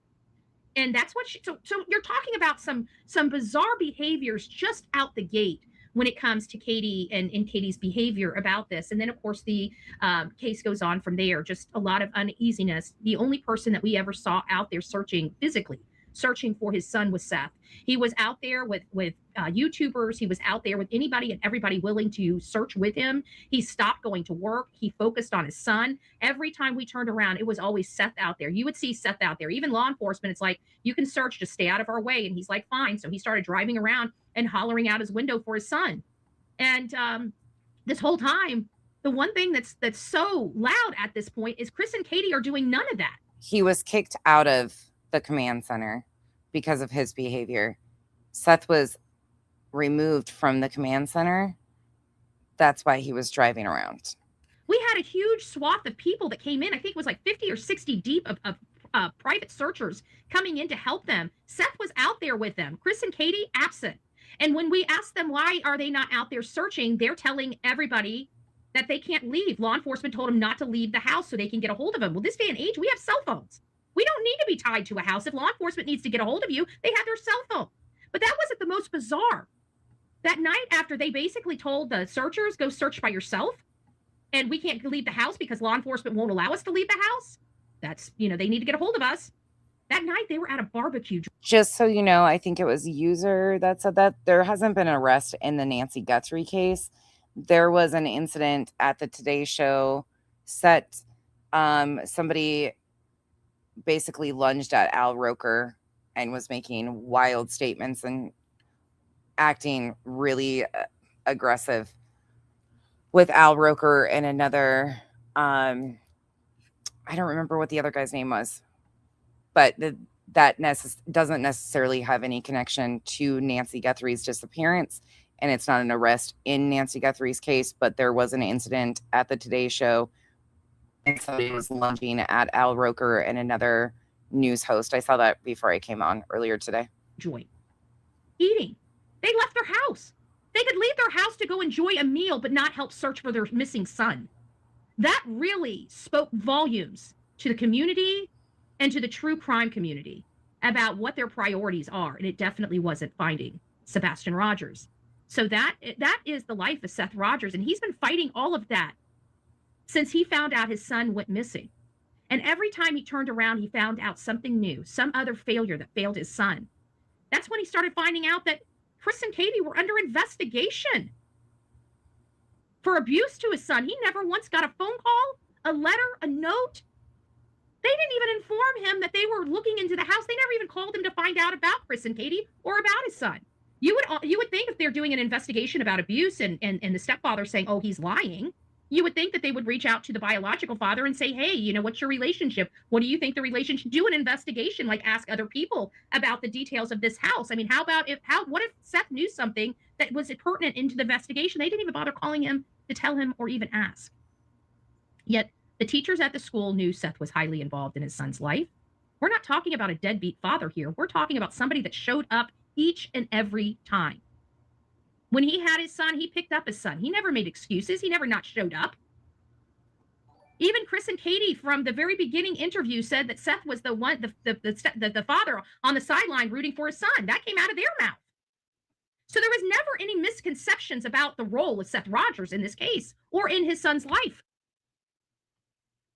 Yet every time he turned around, he found out his son was failed. Then his son gets 8 days of an investigation and then nothing. It's like they got their funding, they spent their funding, and now it's like, okay, well, we went through all the money. You're on your own. That's what it looks like.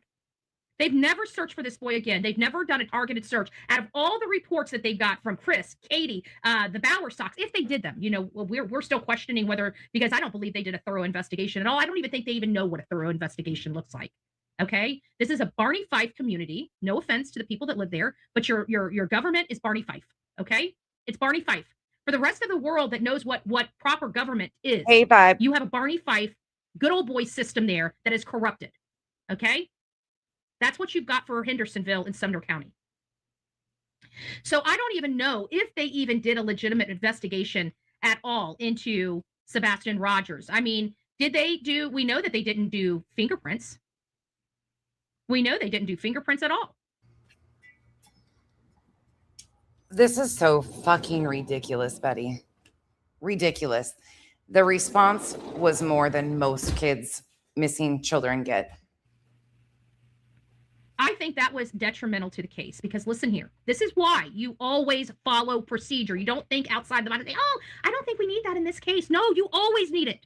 Yes. Because if he walked out that front door, that is Chris and Katie's. Yeah, this is what I was watching this morning was Bullhorn Betty losing her shit.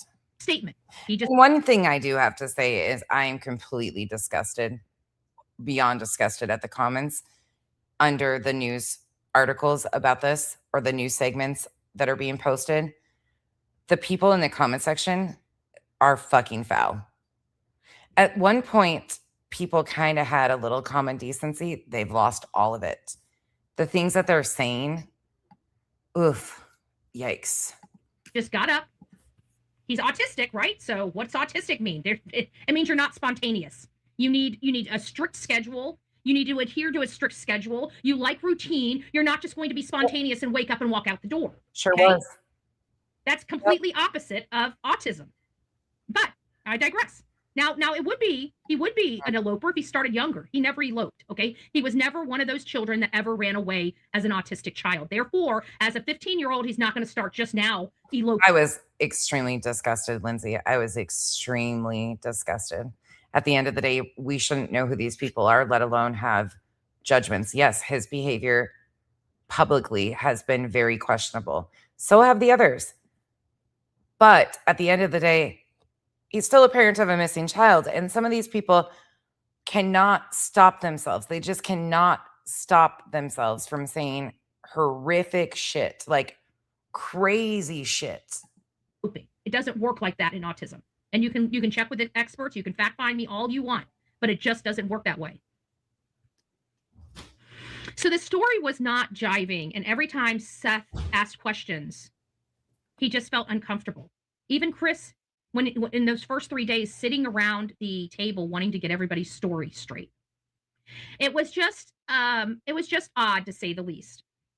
But Seth has been, despite all of this and despite the massive campaign of thugs and felons that Chris and Katie elicited for help to attack the father. Now, mind you, he was at work when all this happened. That shows to me guilty conscience of something. Because nobody is going to go through this much trouble to attack an innocent father unless they're... In Seth's, one of his first interviews with media, he stated that none of them would be cleared until the case was resolved. Seth was very aware that he too would be considered a suspect until the case resolved. There's a reason they need to be attacking an innocent father, like throwing shade someplace else. Look over there so you're not looking over here. That's the only thing I can assume. That's an assumption. That's my assumption. But at some point, when you know you're being jaded by even the law enforcement body, when the law enforcement body is flipping you off for advocating for your son at a gathering of voices to celebrate a 2-year, not even to celebrate, to acknowledge a 2-year milestone of a child missing, and your officers are out there flipping these people a bird. At what point do you think a father is going to get sick and tired of being treated like pure shit? Keep grinding up. Just so you know, she calls and has called Sebastian defective numerous times. There's an entire video on my page highlighting all the different streams that she referred to Sebastian as defective. Bullhorn Betty also says that some kids cannot be saved and need to be euthanized. Bullhorn Betty is one of the worst people on this app. Having his son failed over and over again, and the people that continuously fail him are flipping him the bird, locking him out of the sheriff's office, and literally running from him so they don't have to answer his questions. Who would vote for something like that? Yeah, hold on. Who would vote for something like that to be in office? Their whole entire government, like Pima County, needs to be fired. Because if you have, and we already know that there's a corrupted judiciary and a corrupted DA, because we know what I went through. So at the end of the day, we definitely have corruption in a good old voice system in this community. The whole place needs to be brought to its knees and rebuilt politically. But that sheriff, he needs to be fired. He needs to be a one-term sheriff. He's despicable and deplorable. You guys can do better. And you know what? It's the good old boy system that's not giving you a whole lot of variety. Because you know why? Because in the good old boy system, if you go up against or you are a better candidate and you try to run for office, you're ostracized in a good old boy system. Like, how dare you run against me? I earned this, right? This entitlement that the good old boy system seems to fill in with all these people that don't deserve it. So he was part of a good old boy system. That's why he was elected. We're exposing that there's a good old boy system in Tennessee in hopes that people realize it and quit electing people part of the good old boy system so they can be liberated You guys are about to have a shit ton of extra taxes out there in Sumner County. I would suggest you start voting better so you're not being sued out the wazoo because of your crappy leadership. I'm just saying. So let's see what the father has to say, because the father's done. And then we'll get over and get some excerpts, some actual excerpts from the paperwork. Well, good evening, everybody. Hope you're having a wonderful Wednesday night. 8:45, we're gearing up for the 10 o'clock newscast. We're coming on here with breaking news here. 870 days after Sebastian Rogers first disappeared. Many of you remember that name. We followed it extensively here on WSMV. His father is now suing the Sumner County Sheriff's Office in federal court. So tonight, we have an exclusive interview with Seth Rogers, asked not just what happened to Sebastian, but what happened to him. We're continuing to follow breaking news in Sumner County. A large search is underway for a missing teen. Thousands searched. There is significant concern tonight. He was last seen in all black. Millions watched. Dog, the bounty hunter, is coming to look for Sebastian. Everyone had a theory. What was under that soft soil? Everyone wanted answers. He deserves justice. What happened to 15-year-old Sebastian Rogers? Channel 4 does not like Betty. They didn't put one clip of Betty in here. I've cussed that channel out so many damn times. But nearly 2.5 years later, there have been no arrests, no suspects, and no sight of Sebastian. I need my son home. I need my son home. From the moment his son went missing, Sebastian's father, Seth Rogers, prayed. It's like God gave me a purpose in life. Your son was your purpose. And he still is. I just got to find him. Sebastian disappeared during the overnight hours of February 26, 2024, from the Hendersonville home he shared with his mother, Katie Proudfoot, and her husband, Chris Proudfoot. He's never run away before. Aw, congratulations, Nicole. I don't know why he walked out that door. At first, Seth says he trusted the investigation, but the idea Sebastian just walked from home alone with no shoes on and without his phone never made sense. You know your kid.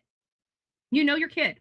And when you have an autistic child, you know them better than anything because, again, it's not like a normal child. Normal children are spontaneous. Normal children do crap that they don't normally do. Normal children can be swayed to do this or swayed to do that. Not Sebastian. He didn't hang out. Normal children. So once again, referring to Sebastian as abnormal. Fuck Betty. Out with other people. He went home. He was home. He was a homebody. He was very sheltered.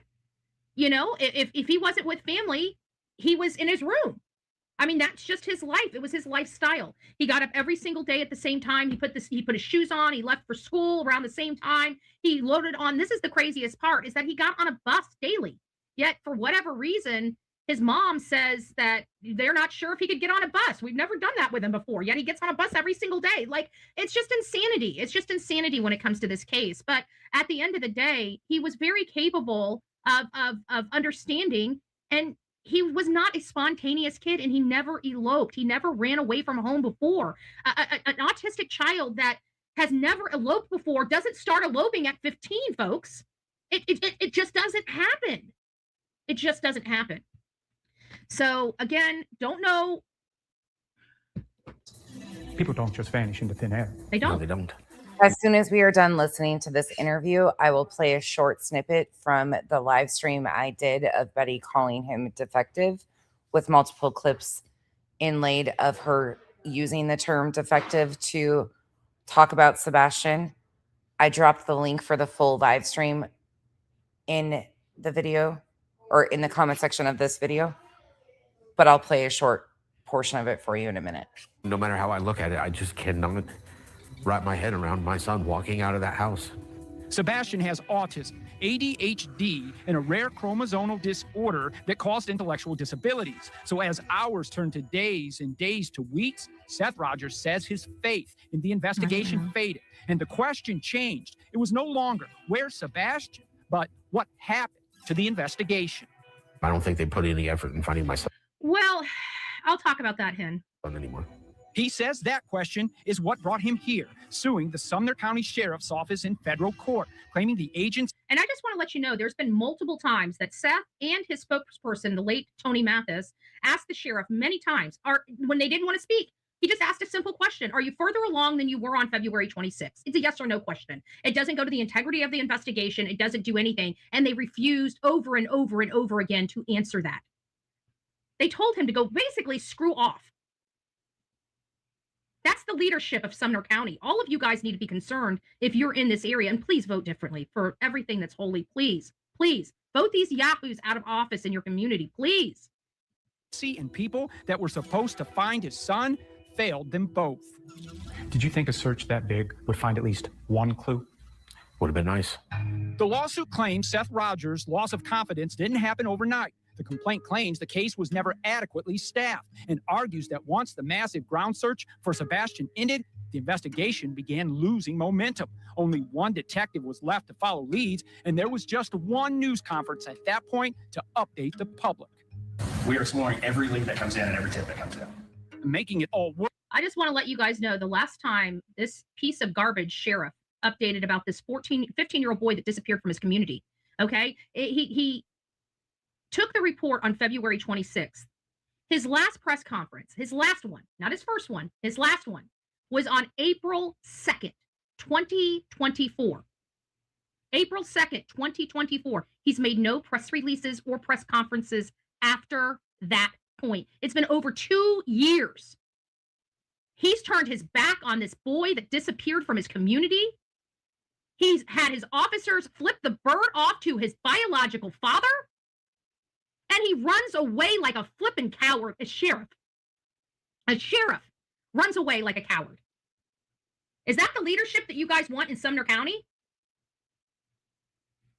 This boy was absolutely failed in a massive way. In a massive way. And they keep coming up with excuses. And you know what the problem is? Their media.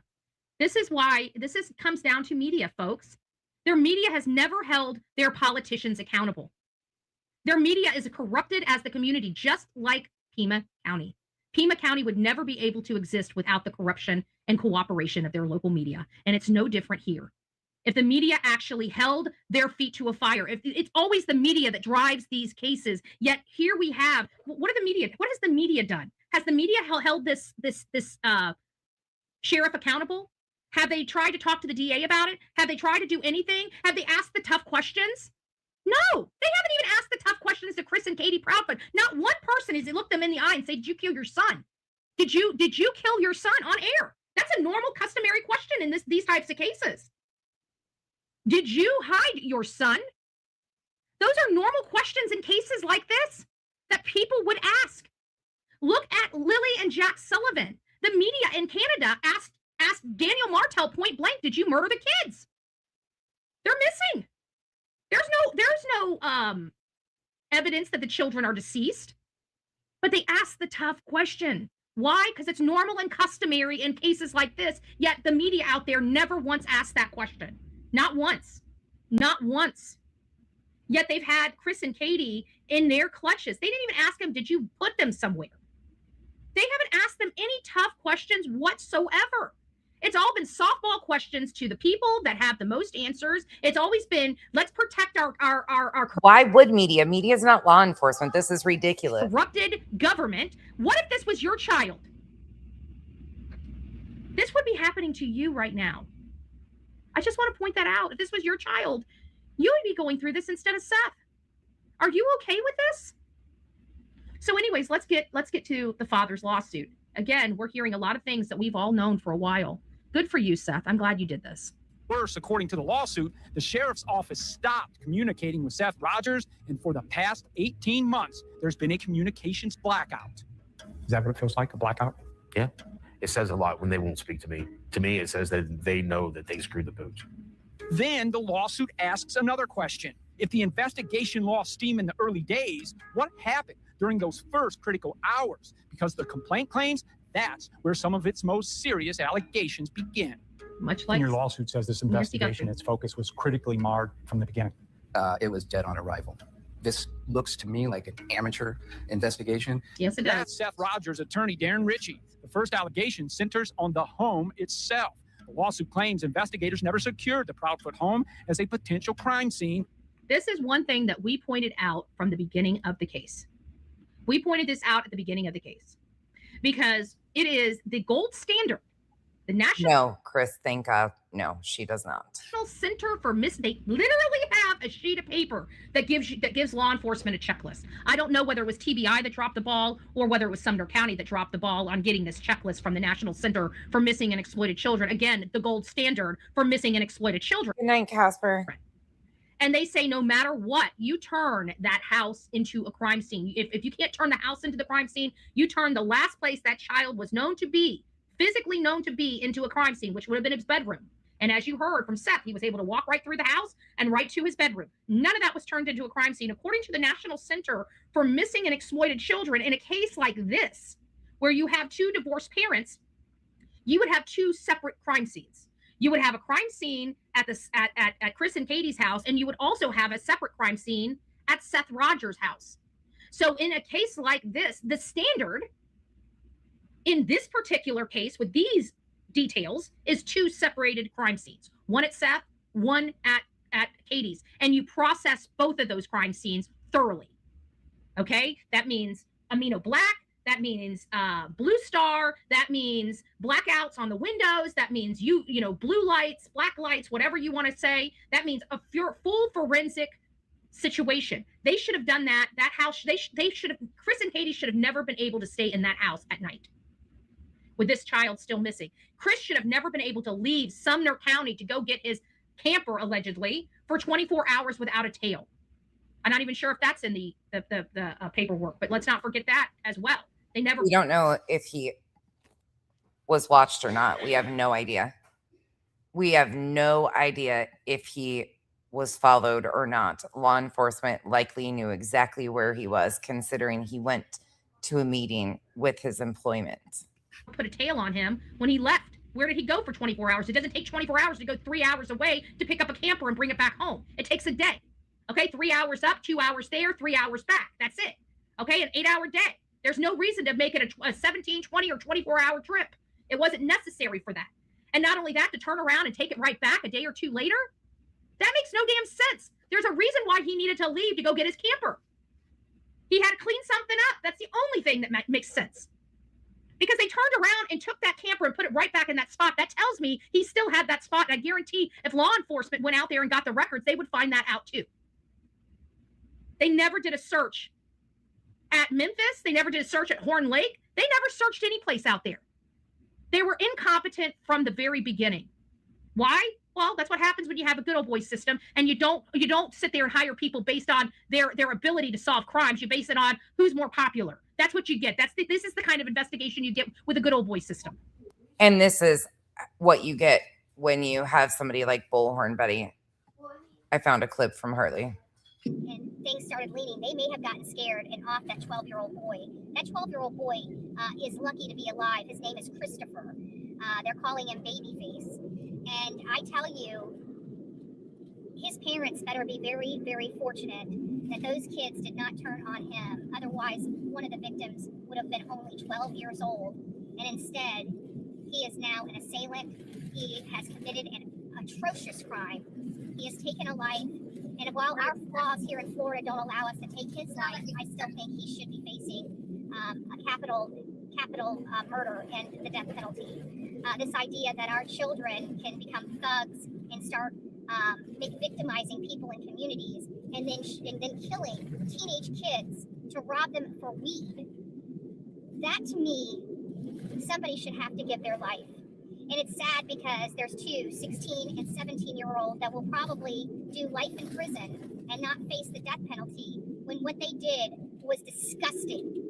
Our law enforcement should really consider doing better. Not our law enforcement. The law enforcement did great. Let's not sugarcoat this. They did an amazing job out here. It's not the law enforcement. It's our judicial system. It's our judicial process. It's the bleeding hearts wanting to save children. Some children are not worth saving, and I'm sorry. That's just how I feel. Just like some dogs. Some dogs are too vicious that they have to be euthanized. Comparing children to dogs. Allowing reporters and family members inside before it was fully processed. That alone from the jump started this on a faulty road. But the lawsuit says there was something else investigators should have been asking about: home security cameras, because according to the suit, they weren't working. Whoa! According to the suit, they weren't working. Remember, we've always, and I mean always, have asked about security cameras because Katie worked for Brinks. How can you work for Brinks and not have a home security system for yourself? Doesn't make sense, does it? If you work for Brinks, wouldn't it be like I'm just saying, if you work for a security system, wouldn't you get a security system? I mean, if you're installing these systems, wouldn't you be saying, oh my gosh, this is the same system I have. This is an amazing. No, not everybody. Just because you work for Brinks doesn't mean you're going to have cameras or working cameras. No. And they were installed after. Like, what the fuck is going on here? Am I losing my mind? Weren't the cameras installed after? I'm going to have to go back and refresh my memory now. But I'm positive that they were put up after the fact and they weren't there. Oh my God, these people drive me fucking nuts. Amazing system, right? So now we're hearing that they had cameras, but they weren't working. Haven't we been asking that question since the beginning? Nobody wanted to answer us. Did they have cameras in and around that home or not? Did they have cameras around the home? It's just like the lies they told about the mattress in the garage that was delivered after he went missing. And then when the neighbors saw it and they started running around saying that there was a mattress in the yard after, or in the, oh my God, these people, I swear to God, I'm going to lose my freaking mind. How are they doing this? Like in a lawsuit of all things too? Ridiculous. When Sebastian disappeared. They told us no this entire time, but this suit alleges something a little different. It alleges that it's not that they didn't have cameras. It's alleging that the cameras weren't working at the time. Interesting. I wonder if they reached out to the FBI and asked the FBI to do some residual searches in the stuff, or did they drop the ball on that? Hey, Eric Snuggles. Sheriff, corrupted Sheriff Eric Struggles. Did you reach out to the FBI to get the residual data from these cameras? Sebastian disappeared. Do you have evidence that those? Okay, not only was TBI, so Sumner County, TBI, FBI, Secret Service was brought in to go through different things. This is a crock of shit. A crock of shit. Like, oh my gosh, this is crazy that they're putting this in a lawsuit. Those security cameras at the home were offline and investigators didn't determine why? I just know that they have not been able to get any footage from those cameras. I don't know why, but I know that. Is that because you don't realize they weren't installed yet, dude? Where the fuck did you come from? Oh, Lord. That would have been the first key element of any evidence to collect in this case. No shit. That's why they scoured the entire neighborhood and collected footage from all of the Ring cameras in the neighborhood. We're going door to door. Like, what is this guy doing? Another opportunist attorney looking for his next big come off of a missing child? This is gross. The lawsuit argues that should have raised immediate questions because Katie Proudfoot installs and services security cameras for a living. But the suit claims the missed opportunities didn't end there. It also alleges investigators never verified Chris Proudfoot's alibi that he was 3 hours away when Sebastian disappeared. The fuck they didn't? The fuck they didn't. They had an entire fucking meeting. He was working at St. Jude's in Memphis. He's a crane operator and was working on the job site in Memphis. They absolutely verified where he was. What is happening? This is insane.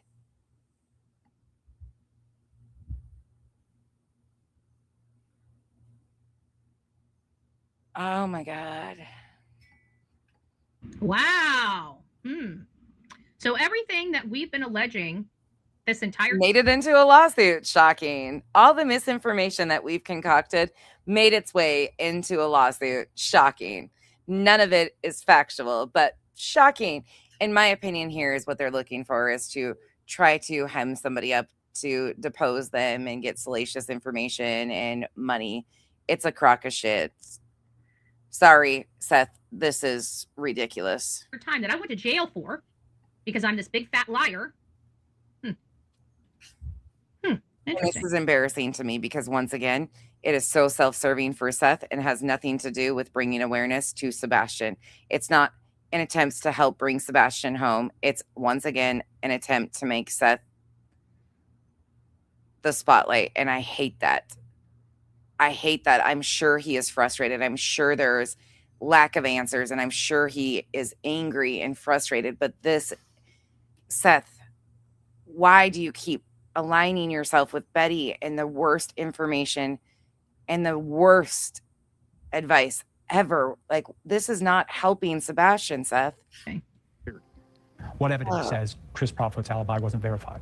We have looked at the police reports on this matter, and we do not see where they were able to verify his alibi. His alibi has never been verified, folks. Chris Proudfoot's alibi has never been verified, folks. Because some random fucking attorney says it because that's what Seth told him. Where was he? It's an open and active investigation. They wouldn't be privy to this information. Oh. This is actually really sad. It really makes me sad because as much empathy and sympathy I have for any parent of a missing child, this just does not help financiers for Sebastian in any capacity. And I'm not going to bash Seth. I can't even imagine. But this is so self-serving, and this is grimy as shit. And all it's doing is filling people like Betty and others to fuel their speculation and say, look, it says this. Guarantee he came back that night. Let's not forget we have a car out in front of the freaking house and 2 lights that these They went as far, just so you guys are aware, they went as far as posting the step-grandfather's record from the 1980s. They went digging into all the neighbors, all the family, everything, anybody, people not even connected. They dove into and did the same exact thing that they're doing in Nancy Guthrie's case. This just happens to involve minors, and the minors have not been off limits either. This is really sad. Or law enforcement. And here's Betty cheering him on, you know, ooh, ooh, ooh, let's go. This is fucking. Been trying to say, oh, they're not that. It's a bus. Oh, it's a garbage truck at 3 o'clock in the morning. Cut it out. Cut it out. Hey, Eric, it's nice to see you, love. This makes cut it out. Bad. They may say that the alibi is safe and is accurate, but I don't see the steps that they took to get there. Yeah, especially since we know that what the supervisor said. Why do we know what the supervisor said? Because he squealed. He told the whole public. Chris went there. Yes, I have. We'll go over that in a couple days. I just proud for Mom. This is a rough one because I do not agree with this at all. Just to reiterate, a civil action is based on assumptions and allegations. The judge or jury panel is used to find fact. Lawsuits can contain anything. I know, Kathy, but still, it's really sad. Like, I agree with you, and I know that that's what they're doing, but it just, why do this? Thank you for the support. He had a piss poor attitude.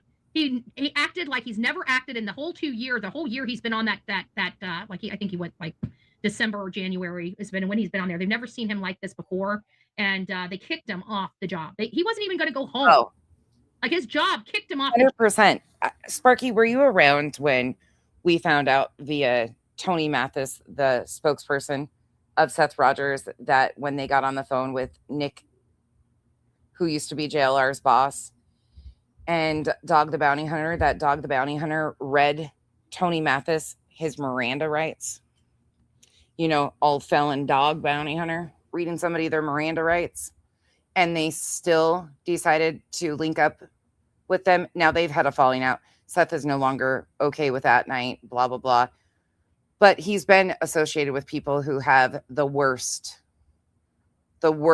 advice and who are all sue happy, self-serving, grimy bastards. Job because he was putting other people's lives in jeopardy on that because he was having a hissy fit. Why was he having a hissy fit? Maybe because he had anyways.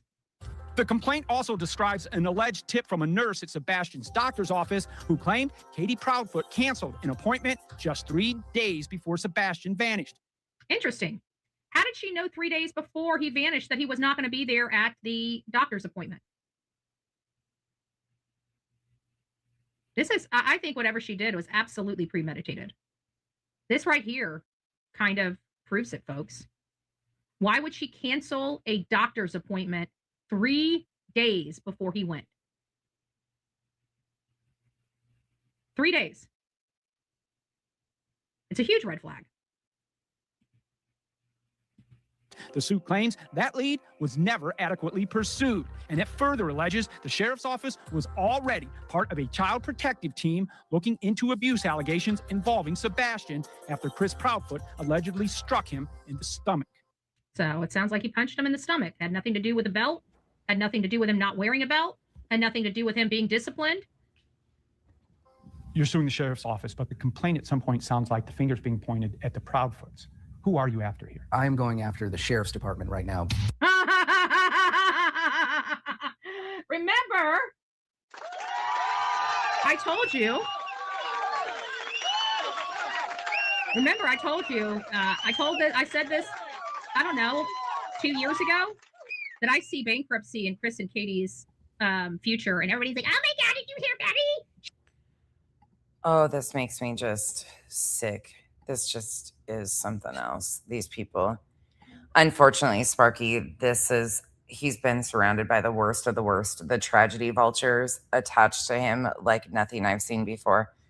He actually requested, have you ever seen the video of when he had JLR come down there? Like Seth requested JLR to come to Tennessee. He personally requested that JLR come down there. And they filmed an entire segment at a state park. And JLR went around filming Seth Rogers. Like, he's been involved with the worst of the worst from jump. It's horrific. She's going to bankrupt them. I'm not going to bankrupt them. But I have a funny feeling I personally know the person that's going to bankrupt them. You know, I don't know, but I think I've treated him out to lunch many, many, many times before, you know, but I think that this is good. This is a step in the right direction. I mean, all satire aside, I truly believe that this is the oh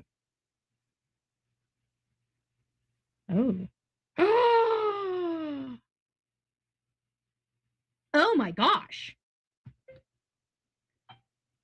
It's even more shocking because you guys ready for this? You guys are going to have to sit down for this one. Are you guys ready for this one? She canceled the appointment on Friday for Monday. His appointment was supposed to be Monday. Guys, she canceled his appointment Friday.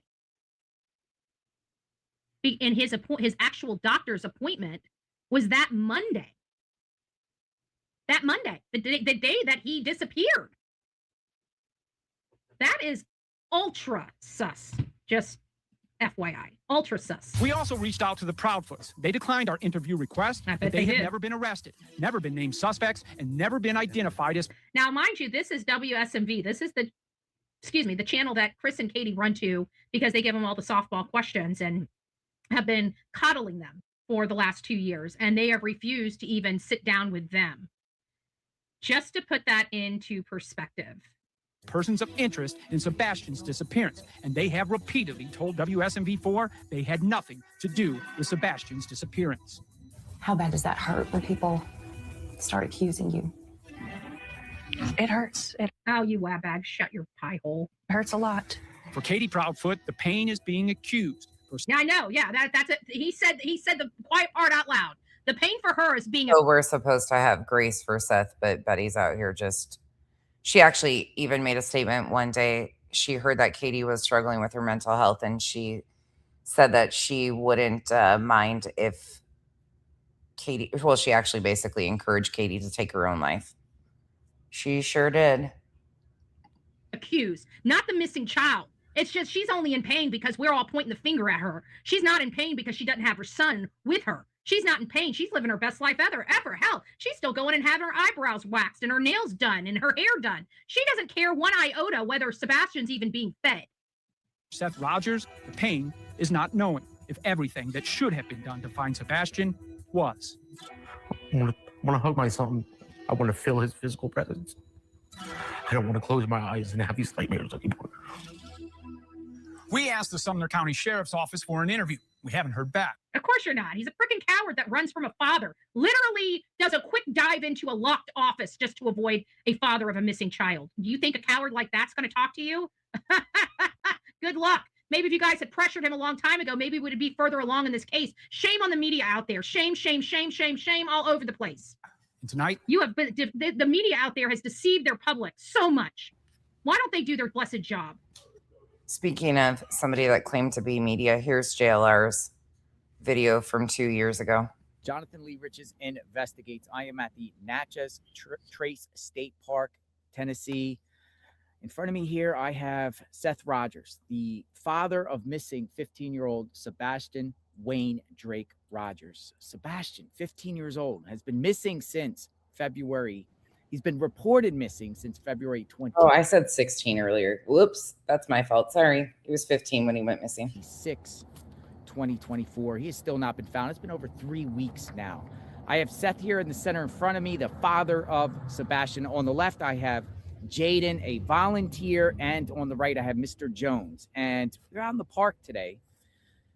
Seth, how are you? How's everything going? Tired. We're here at the park here. What's going on at the park here? I'm hoping that somebody listened to me and I told them drop my son off. There's not a lot of cameras here, and it gets a lot of traffic. So I figured I'd drive here and do some searching. Yeah, and I've been out here all day with you. You've been searching. What have you been searching here? Share. Everything. I mean, any type of back road, whatnot. I've been through the fire tower. We went through there. We've been down to by the lake. We've been through all the campgrounds. We've gone through almost every one of the lodges. We went through the shop that doesn't open till spring. We've been through every abandoned building we come across. Everything. Just trying to find him. All looking for him. So this location here is between Memphis and Hendersonville. Sebastian was reported missing at his around his step-parents' home in Hendersonville. Why here, though? Well, that one child, he was autistic. In 13 days, he walked 200 miles. 13 days. We're talking about, we're twice that now. So it could be 400 miles from here. Nothing can be ruled out. I gotta find him. I mean, I'll do whatever it takes to get him. I need him back. You actually took off work? Still off of work. I haven't come back. Do you plan to be back out here? Do you plan to do more searches? I'm coming back tomorrow. I'm coming back Saturday. Till I've been through this whole park. And you got some volunteers with you. We have Mr. Jones and we have Jaden. Talk to Jaden first. Jaden, what's going on? Just trying to find him. Just trying to find him. Member of the DCSO family.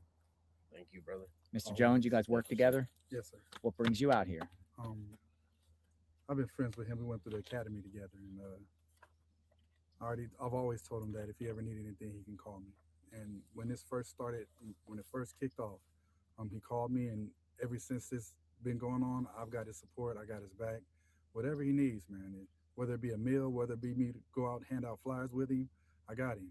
You've done that with me too. Yes, sir. All of Franklin and Bellevue. Bellevue. Yeah. Seth was at the time a correctional officer for Davidson County. He is no longer a Davidson County employee, but that was some of his coworkers at the time that were out there, and then another kid. But he actually personally invited JLR and asked JLR to come do the filming. Seth was connected early on to JLR, and then JLR pulled his shenanigans in Tennessee. And when shit started popping off and getting real, JLR left just like he does in every case. There is more. Rogers also filed a second federal lawsuit, Hey, this one that's- targeting the Tennessee Department of Children's Services. The suit claims DCS had 2 cases of alleged abuse involving Sebastian, one of them inside the Hendersonville home where he lived. Wait, what? Why don't they do their blessed job? Hold on. There is more. Rogers also filed a second federal lawsuit, this one targeting the Tennessee Department of Children's Services. The suit claims DCS had 2 cases of alleged abuse involving I thought there was 5. What happened to the 5? There was 5 cases. There were 7 cases. There were 5 cases. What happened? Now there's only 2?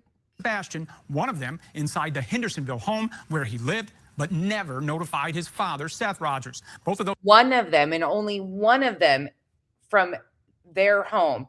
So there's not 5 CPS cases. Yep. A second one against Department of Children and Family Services. So there's never been 5, which we knew. And only 1 out of their home. Oh, I thought all 5 were supposedly out of their home. Wow. Isn't that ironic? Those cases. If they would have notified Seth. Why is Sandwich over here? The bitch that threatened to fucking jump me at Walmart. Do you see Sandwich over in Bullhorn Betty's comments? Ooh, I'm glad that I stuck with my guns on that one too. Well, you threatened to jump me ever. You're not going to ever be welcome around here. But look at Sandwich all comfy over in Betty's comment section. Oh. Would he have been able to get his son out of that house? And would he have been able to would his son still be here and not be part of this major operation right now? The answer is yes. The answer is yes. Once again, the Department of Children and Family Services have failed and yet another child. And we've known this for a while. Good for you, Seth. Were closed without Sebastian being removed from that home. So are they trying to say that he didn't know about those 2? Or are those the only 2 that he was not notified about? That'll be interesting to see how this all shakes out. The lawsuit now asks whether that was a mistake and claims DCS failed Sebastian. We'll have DCS was the first one to fail Sebastian. I think families need to start suing the crap out of the Department of Children and Family Services until we bankrupt them. Because what's going to happen with that when... No, none of this is really shocking, Wolfie. What's going to happen, though, when Seth was supposed to take him a year previously and opted not to? I wonder how that's going to work, because he was supposed to go, according to what Seth said, he was supposed to go live with Seth a year previous, and Seth wasn't ready. Sebastian needed to get his behavior together. So is that going to play a factor in this, that he was supposed to go live with him, but didn't? Wouldn't that be failure to act on Seth's part? I don't know. This is going to be a rough situation. They're absolutely worthless. The family... And I hate to say it, but creators are going to sling a ton of fucking mud. Ooh. Betty's already freaking amping it up. Or to become a circus in this country. This Department of Children and Family Services have become just a money pit that does nothing proper or good in this country. They're too busy. Karma, I can understand his frustration with law enforcement and stuff, but I don't think we have enough information to know that they did fail his son. I think we have a lot of missing information, Karma, to even say that they failed him. There's no documentation or proof that anybody failed him. We are not able to even know what was done, what wasn't done. You guys like there you go. Those, oh. So I keep doing okay, them cool. Today. You did it good. Yeah. I don't know where it's civil, Karma. I hate to say it, but I think a lot of these attorneys, just like Lesniak, saw an opportunity. I don't think they necessarily care about what this does or the factual part of it. Look at Lesniak, and it didn't do anything to help Seth in the slightest. That's my concern, is it feels like a lot of more opportunists using this man's trauma and him having a missing child for their own self-serving gain. I just don't think this is gonna... God, I do too, Karma. I really do too. I mean, look, if they did fail him, and if there is like huge things that they uncover, then okay, cool. But at this point, we have no information to know that. And what they're saying so far has been crazy different than, yeah, I don't know. Crazy. I'm not even going to get into my soapbox on this. We're going to keep it about Sebastian. Have more on that suit tomorrow night for W. So let's get into some of this stuff. You guys know that Sebastian has been failed. We've got a lawsuit. Hopefully we get some more information on there. We've got a lawsuit. Bitch, he's not your child. I think I'm more disturbed. It's Seth's right to sue. As much as some of you are not going to like me saying that, I'm surprised it hasn't been a wrongful death suit. I don't know if that's where they're leaning towards. Remind me again how far away that park was. He took JLR2 to search. Wasn't it like an hour away? Yes. And thank you for the support, OG. It's like an hour away. What I worry about is the fact that, it just seems Seth has the right to sue, but I don't think this is going to bring him answers about Sebastian at all. I really don't think this is going to help Sebastian in any way, shape, or form. And people like Betty and the Vultures are just going to use it more. But I did want to go over some excerpts in here related to some of the allegations. Sebastian's history of abuse and vulnerability were known to law enforcement. And this is basically saying Sebastian was 15 at the time of his disappearance. Sebastian was diagnosed with all this autism. And before Sebastian disappeared, the SCSO had direct knowledge and involvement in Sebastian's situation through its participation in the DCS Protective Investigative Team. The CPIT included the SCSO, Juvenile Courts, Ashley Place Child Advocacy Center, and Assistant District Attorney Jenny Smith. On November 3rd, 2022, and again on May 2023, the SCSO participated in a CPIT proceeding regarding Sebastian's DCS cases, plural, and the detectives were assigned to that case through CPIT. So this is where the department, so Sumner County, this is the stuff we're not understanding. Sumner County was well aware that this child had an abuse allegation and was involved in that abuse allegation, two different ones, one from November 2022 and another from May 2023. Two. But those were resolved. According to Seth's private investigator, those were resolved and closed. Seth's private investigator went on the news, and gave a statement. It was News Nation. In fact, it was Heather Cohen who went on the news alongside Seth and said that the last CPS case was closed and unfounded. CPIT proceedings and the DCS record shows law enforcement knew or should have known the following about Sebastian. Sebastian had been SA'd by a peer in California. That's the other allegation I was talking about early on in this early on in this episode, where I said this is not the first time this child has been injured. Hold up. Seth was very aware of that and was involved with that. He threatened the doctor that was treating Sebastian because he said it wasn't the right trauma therapy. What the fuck?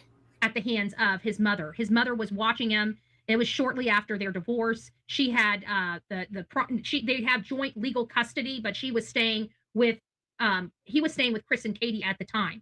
Katie is a child, an SA child. So she was assaulted when she was 5 years old by her mom and her mom's boyfriend. Okay. And so now she's an adult. She's got some major psychological issues because of that abuse she sustained when she was a kid. And, there are some other things going on with her. So again, she should have never allowed this to happen, especially being a victim of the same type of crime. So, oh my God. First of all, that was defamation. That was defamation right there. To claim that Katie has some massive psychological issues as an adult and that she allowed this to happen. Woo! Woo, Betty. Oh.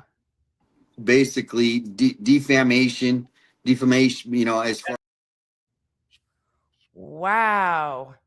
For that to have happened, and this was, we're not going to get into the specificity in the court documents, but he was SA'd under his mother's watch. So, and Seth was fighting for him to get the proper therapy since when that happened. And that Katie and her doctor and his doctors were fighting Seth about the proper therapy for Sebastian. Sebastian was afraid of his stepfather, Chris Proudfoot. This is what's alleged in the documents. And this is verbatim. Sebastian was afraid of his stepfather, Chris Proudfoot, and feared of being hurt by his stepfather, if his stepfather found out about his SA abuse. Oh, then why didn't Seth take Sebastian? Oh my God, I'm going to lose my shit. Holy shit. Yeah, he did, Lindsay, in California. Yep. and using Katie's trauma like that. This is bad. We knew they were going to do something like this, though. So he was fearful of his father because of what happened, or stepfather because of what happened to him. Then I guess Seth failed him because Seth had the opportunity of taking him a year previous and said Sebastian needed to get his behavior under control. And according to Seth and Tony on their interview with the Lore Lodge, they stated that they were looking into, both of them, Chris and Katie and Seth combined as a unit, were looking into alternative placement for him when it was out of his control. Proudfoot admitted to DCS that he whacked Sebastian in the belly. So Chris Proudfoot admitted this to law enforcement, but yet for 2 years have come up on these platforms. Wait a second. What? Admitted to law enforcement? Because of what happened, or stepfather because of what happened to him when it was out of his control. Proudfoot admitted to DCS that he whacked Sebastian in the belly. So Chris Proudfoot admitted this to law enforcement, but yet for 2 years have come up on these platforms, Smiley Stories World. Just because it's alleged in the documents doesn't mean it's true. We don't have information. Like, this isn't backed. Oh my God. That piece of shit Queen Bee, that ghetto trash, Chlamydia, all these nasty ass people that they brought in to attack Seth, these felons, these drug addict felons. Clue and Cletus were Team Seth to begin with. Allegedly, and in my opinion, he told everybody this was just a misunderstanding, that this was over him getting one lick on the bottom for not wearing a belt. Remember that? Well, it's funny because Chris Proudfoot, all the way back then, admitted to whacking. He whacked. This is the quoted word used. Whacked Sebastian in the belly. So he punched him in the belly. Way to go. What a great stepfather. It makes you wonder how the hell the courts are allowing him near faith. What bonehead in New Mexico wants a little girl's, disappearance on their hands? Okay, so anybody that is new to this, she's talking about Chris's minor daughter, who he had with a previous wife. The wife lives in New Mexico. They were in the midst of a custody battle. Well, when this happened, and the courts have still continued his visitation over summer break. They have not stopped the minor child from going and visiting her dad, which is Chris Proudfoot. They had a custody battle going on with his daughter. These judges around this country, we need to do better on that front as well. These judges are voted in. Quit voting these people in that are going to be putting children in harm's way because of PC, political correctness. I'm so sick of it. I'm sick of it. So neighbors reported that the Proudfoot hated the child and wanted the child to die. Yeah. This is in the court records. You guys hear that? These are statements that the Department of Children and Family Services got through their investigation. These were reported.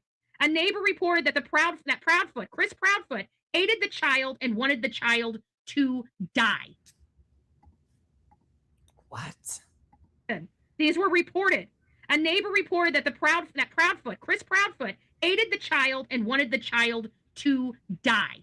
That was also stated in the rumor mill on social media that a neighbor told them that they heard and had audio on a Ring camera of Chris screaming at Sebastian in the front yard, saying that he wanted them to die. And there has never been any proof to back that allegation up.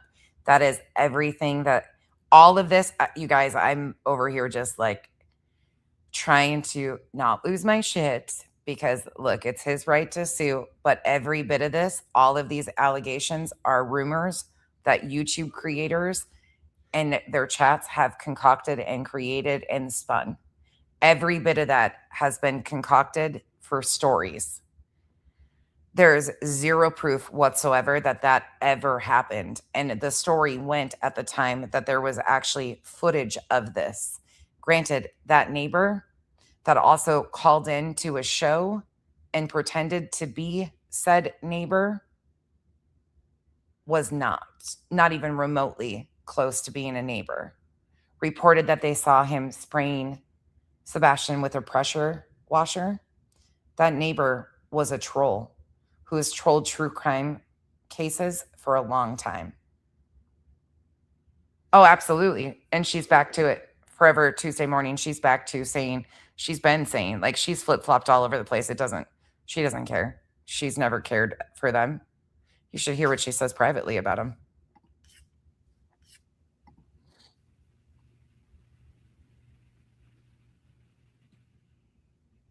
This asshole right here. Bobby. Hated the child. That was a separate rumor, though. That wasn't anything to do with Bobby and the hating Sebastian or the pressure washer. That had nothing to do with Bobby. That was the guy that called into Crime Lines and bullshittery. That's the rumor of the pressure washer guy. And then the supposed neighbor bullshit was a complete fabrication and concoction. Nobody knew who it was. And then there was Brittany, the neighbor, that was in chats all over the place trying to make a ruckus and saying that she was being threatened by SF and stuff, because that was ridiculous. And then Bobby, the neighbor, too.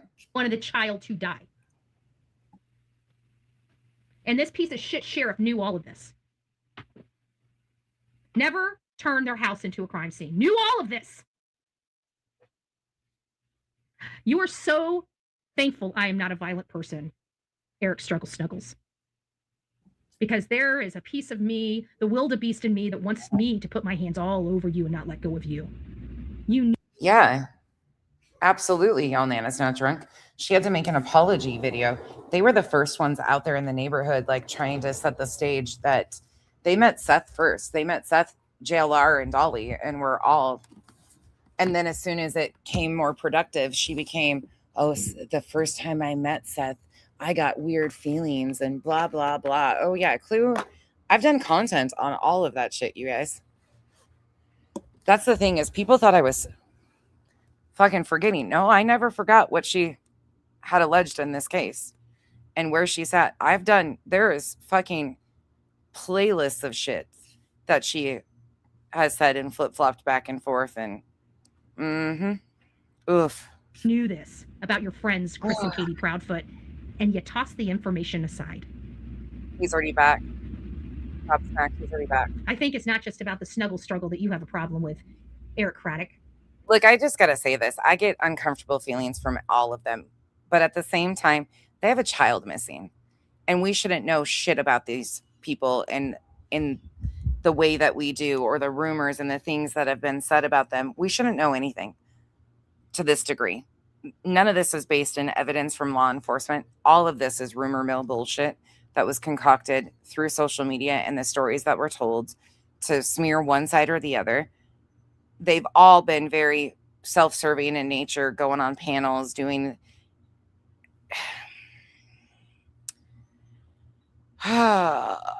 yep, y'all, Nana's not drunk. She actually made an apology, because as soon as she finally got a hold of Chris, she was seeking out Chris. Clue actually was the one to contact Chris. He didn't respond at first, and then she finally switched up. Yep. This is a lot. This is a lot. This should never. And once again, Sebastian's completely the last thing that's being thought of here. Maybe in your sick, twisted mind, you don't think a disabled child deserves the same kind of attention that a normal child deserves. Speaking of that, I need you to get your puke buckets ready. I dropped this link in the chat earlier for you. Dutchie, what time are you going on? What time are you coming on? Every waking moment and breath to Sebastian's case? Or would No. she say, I'm not going to cover that case because that's just another defective kid. He doesn't deserve my attention. So one thing doesn't fit. So BJ and her panel were trying to defend Bullhorn Betty and using the term defective. Because what? Betty, I have news for you. Exclamation point, exclamation point, exclamation point. Children on the spectrum in many cases are the ones who grow up and go on to find breakthroughs. Oh, there's me. Look at me, I'm Sandra D. Let's find where Betty starts. Let's go. If you want information on this case and the different back and forth, please know that there is, okay, 5:30 my time, 2 hours. Perfect. There's playlists and playlists and playlists, like what happened, who was doing what, the creators that were involved. I've covered this from early on in 2024 and all the characters and creators and the people causing a shitstorm around this case. If you want factual awareness information, please go to my friend Duchess. She brings awareness of the missing children and does that. I call out the assholes that use these cases for self-serving needs and overstep and dangle information and create rumors and bullshit. My heart breaks for Sebastian at this point. All of them, actually, Seth, Chris, and Katie. I can't even fault Seth for wanting to sue somebody. I can't. I've sat here and thought about this over and over again. I don't know what I would do. I don't know if I would. I don't think I would even be out of a straitjacket, you guys. I don't even know if I would. I don't fault him for suing if he really genuinely thinks that they fucked up the investigation. I don't fault him for that. What I fault him for is the contents of this lawsuit. He knows that a lot of this was based out of rumors that were never vetted, ever vetted. And he knows where they started. And I also fault Seth for the fact that he has never stopped making this about him. He doesn't bring awareness to Sebastian at all. That entire live stream that him and Betty did last time, they brought zero awareness to Sebastian. Not what you might see if you were to run into him, how tall, like nothing, no awareness at all. It's about Seth and Betty, and Betty's got a lawsuit against Sumner County and the parents. And here comes Seth. He just talked about how he wanted to do Sebastian's law, and that's way too broad. And we offered some suggestions. Jen Lou and I had a great discussion about it. There were things already being enacted that he could get somebody to jump on and co-sign and join, but his ideas are so broad. That's just like his Rogers family of homestead values, the 501c3 he was going to roll out, and all this shit. None of it's been about bringing attention to Sebastian. I would lose my fucking mind if my child went missing. I would. I'd be in a fucking straitjacket. So I can't fault the man for some of the behaviors. But all of this other shit and who you continue to align yourself with, I'm sorry, but you're making active fucking choices. Same with Chris and Katie. Not Katie so much. Chris. And where he spends his time and what he spends his time doing and where he goes on social media. They've created a fucking shitstorm. I feel bad for Katie. The last time Katie came on and gave an update with Duchess and myself, my heart broke for her. My heart fucking broke for Katie. At the end of the day, she has a child missing, but she's stuck between two egotistical males. I'm sorry, I'm going to say what I think. And none of it's about bringing awareness to Sebastian. And I'm sorry, I'm just going to say it about both of them. I don't have any personal dislike of either one of them. I shouldn't know these guys. But I feel horrible for Sebastian's dignity, and Katie. Oh.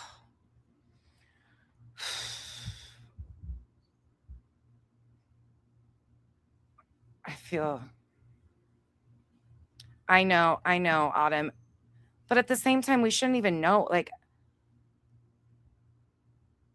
I don't know. Chico, his mom's got dementia or Alzheimer's or Parkinson's, I think, and none of them are around. Nobody has this child's best interest in mind at this point. Oh, I thought you meant Seth's parents. Sorry, you were talking about something else. Again, okay, this is really fucking disturbing. If you have not seen this, please buckle in. I'm not joking when I say this is the part that bothers me. This is the freaking part that bothers me. JM, I've always thought that he walked out too. I've always thought there's so many possibilities outside of Katie doing something to him. Term defective is what Brittany is defending. Present on Christopher Proudfoot's arm. So naturally, we have a missing boy and a man that has all of these marks all up and down his arm. It's not a comfortable feeling, okay? So a lot of our eyes went directly on. Thanks, Penelope. Are you sure I shouldn't call BHB though? You said BHB is American Hero. Chris Proudfoot, and we believed Chris Proudfoot did one of two things. He either lied about being home that weekend, or he had a stealth mission because he's the one that approached Seth. He's the one that had disciplinary issues with Sebastian. This whole thing just makes me fucking sick. And knowing what's going to happen now is just, I am, oh, I feel sick about this. The one that appeared for all intents and purposes. Josh Penelope is my fun troll. That he did not like Sebastian. Sebastian was an RTAR. Here's Hey Chico. Katie's PUSSY son, and you know the hard man, the manly man Chris is. He just can't stand a kid that's just not like him. That's just not the manly man. You know, he needs somebody to be smart. He wants the kid that's going to be winning the football game, so he can point and say, "That's my boy." You know, he can't stand this defective being around him, and I think it wore on Katie. Chris and Katie never publicly have ever called or referred to Sebastian as defective, ever. But there's been, so that's one of the first times she uses it. I didn't go back through all of them. So here's number one, June 6th, 2024, on her Bullhorn Betty. Yep, she did. She said all that. Yeah, she said all that. Everything you hear tonight is going to be foul, of course, because I'm no, Chico, don't do it on a Friday. Wait till do it on a Monday. Do it on a Monday so they don't hold you over the weekend.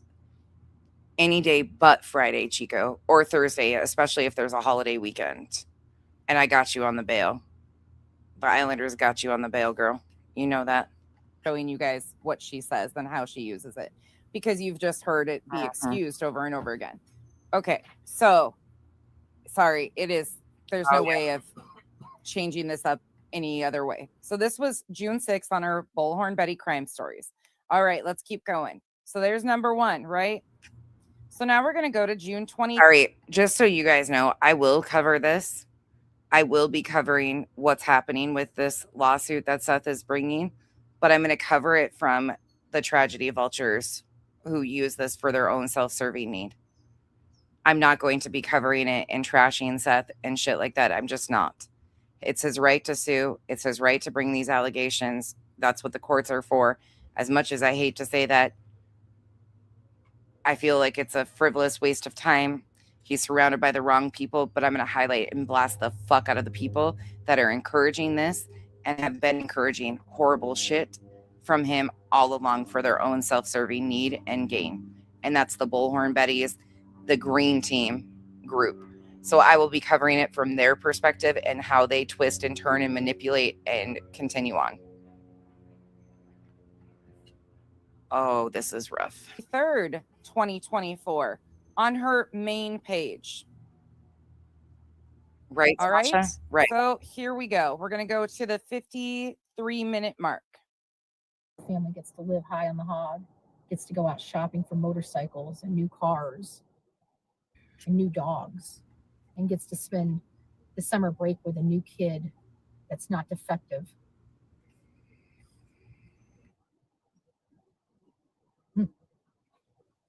It's a little too hard for me. It's a little too hard I for agree, me. It's Angel. a little too hard for me to fathom or comfort. And listen, I will also say, repeating what Seth has said publicly is not bashing him either. So there is a line that we have to understand, that these are things that he chose to come out here and share publicly to escalate the temperature around his child's missing case. So quoting him and stuff is not bashing him, but I don't want crazy allegations and shit like has been known to happen and shit like that. We can talk about what he has said. I'm not sugarcoating shit, but at the same time, these people are super fucking concerning. And here we see Betty just cheering this on, like, we got this, we're gonna do this. Because she's the one advising him. Crazy that Tony passes away, and now this is where they're going after he falls out with that night too. Tony passes away, he falls out with that night, and here comes Bullhorn Betty to the rescue, and this fucking suit. It's just too hard for me.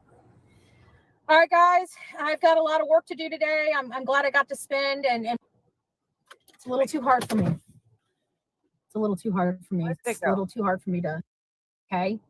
So does this mean I believe, I have my own personal beliefs based on my I don't know if I'll go that far or not. Y'all, Nana's not drunk. I don't know. I've got so much shit that I've got to work on. I don't know if I'll go that far with it. This is hard. personal experiences about Hold on. this case. I mean, literally 100%. I want to be in new dogs and gets to spend the summer break with a new kid that's not defective. Oh, the people that Sasha's talking about are some of the worst of the worst. So Anthony, Ant, and Tisha. Ant was one of those so-called predator hunter guys that was, yeah. And Tish was one of their decoys. Shit shows. Again, this is June 23rd, 2024 on her main page. Second time you've heard it. Sparrow, thank you for the gifted memberships. Welcome to the Cabana. Joneson, thank you for becoming a member.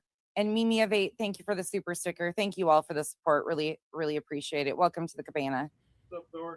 Okay. Well, Nana's not drunk. I was just asked to help do a deep dive, and I'm going to be doing a deep dive on what Lauren Matthias did to Crusha's family, to Kay Woodcock, Larry, and Crusha, and all of the victims. So going back to the beginning of that.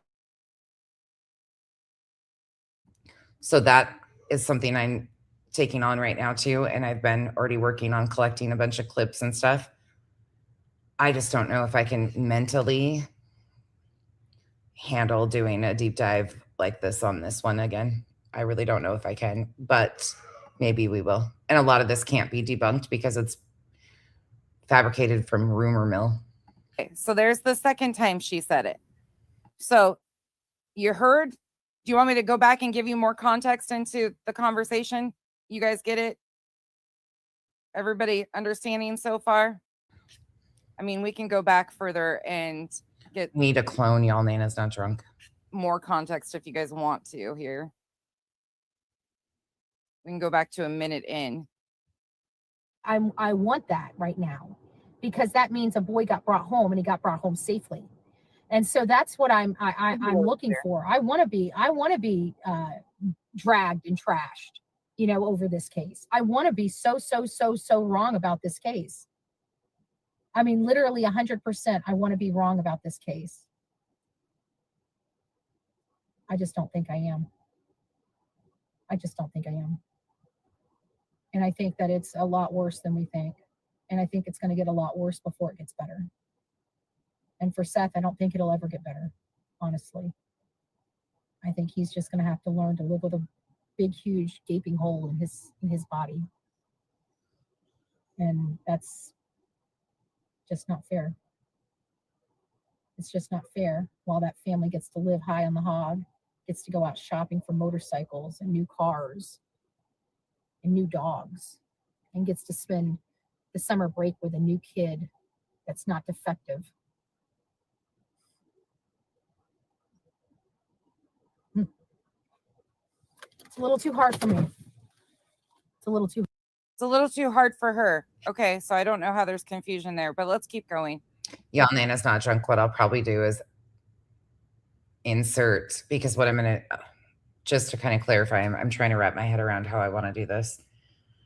I'm going to continue to cover the Tragedy Vulture stuff with like Alex and JLR and that crew. I'm going to try to break my week up like this. So Tragedy Vulture content a couple days a week, Law Cow, Low Cow a couple days a week, which, you know, they're all kind of one and the same, but we need a couple of humorous segments. So I'm going to try to pull some shit in that we can laugh about with the Low Cows and the Law Cows. However, this falls in the Law Cow community shit. So from Betty and how they're going to cover it. And Betty's lawsuit is Law Cow status. So maybe I'll add this part in and her covering how she's doing this in that segment, and then kind of mix it in with the Tragedy Vulture shit too. I don't know. Oh, this is going to be rough. Megan, you know they're going to. They're already doing it. And I feel sick about this. I just know there's nothing I can do to fucking help this. Like nothing I can do. And everything is taken away from Sebastian. Every single bit of this is taken away from awareness for Sebastian. These people are disturbing. Like I said, we got quite a few, and I don't want to make this long. I want to make my point proven. So this is from June 24th, 2024. So the very next day. Here we go. So now we're going to about the 40. Let's go back a little bit further just for fuller context. Let's go to the 46-minute mark. Make sure you guys are on the right one. You are. Okay. So again, June 24th, 2024 on her main channel. Nothing. We don't. Thank you, Sylvia. God bless you. God bless you. I'm curious if now that Katie is back home and Chris and his daughter, if they're still staying in the church. I don't think so. Guys, listen, I heard that Chris didn't even go pick up his own daughter at the airport. I heard another family member picked up his daughter. He didn't even take the time to meet her with balloons or anything after all of this. And then what makes me even more sick to my stomach, let me show you what makes me even more sick to my stomach, is the fact of Katie's face.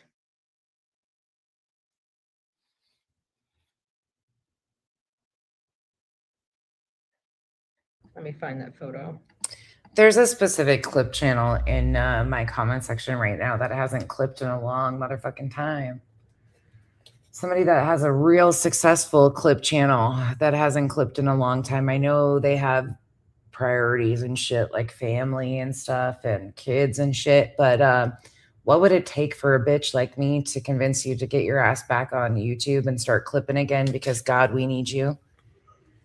Because there's too many of these tragedy vultures out here, and you've done an exceptional job in the past. You know who I'm talking to. I gotta blow it in because I don't want to put other kids in here. And her face is on the side, so you can't get her full face. So I don't want to hear all these roach channels or hate channels. These nasty people, these nasty women giving me any kind of crap because I really don't care. You can crap me out all you want. Not gonna stop me. With that. And I forgot about this, so let's just. Apparently, Smiles is a ball. Let's take that off the screen because I forget that that's in there. Right there. Infuriates me.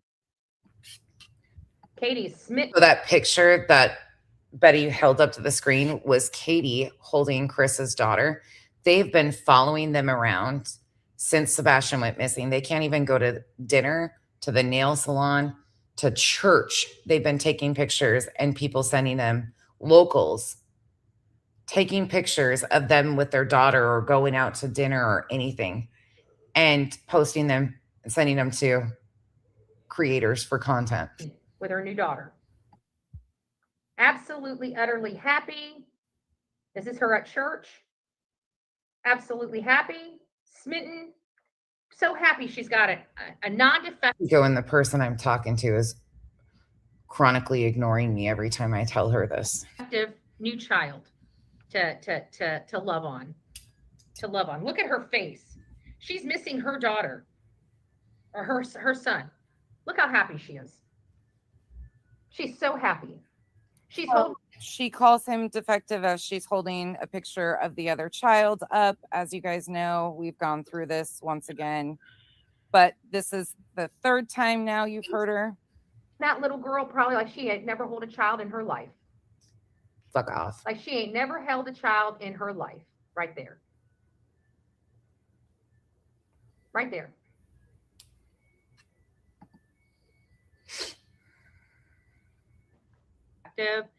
But so now we're going to go ahead to the 107 in the same stream. I'm going to put you guys back on screen so you can see it again. Okay, so now we're going to the second time in the same stream that she uses this term.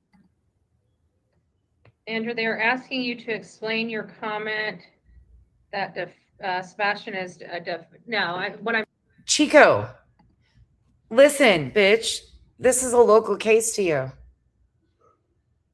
Not directly local, but you want to cover this case for all of us? You want to break down the documents? Do you see how much I'm trying to palm this off on anybody else? People started giving her pushback because this is 20 minutes. But only people I trust. Minutes later in her stream, people had really had a problem with what she said and how she called them defective in that stream. And 20 minutes later, she's getting messages because people are upset. I mean, as far as that's the way, I know people will try to take and turn my words around, like when I say defective, but I'm speaking as her, not me. You know, Right. She's never said that though. how she doesn't have this defective child. She's got this sweet child. I know. Her child. Well, Betty starts the CYA cover your ass moment. That I need you to do though. That I need you to do. I knew you were going to say no on this one. Pika, you want to start a channel and cover this? Had a lot of problems. Okay? And Autumn, you just stop it. You just stop it right fucking now, miss.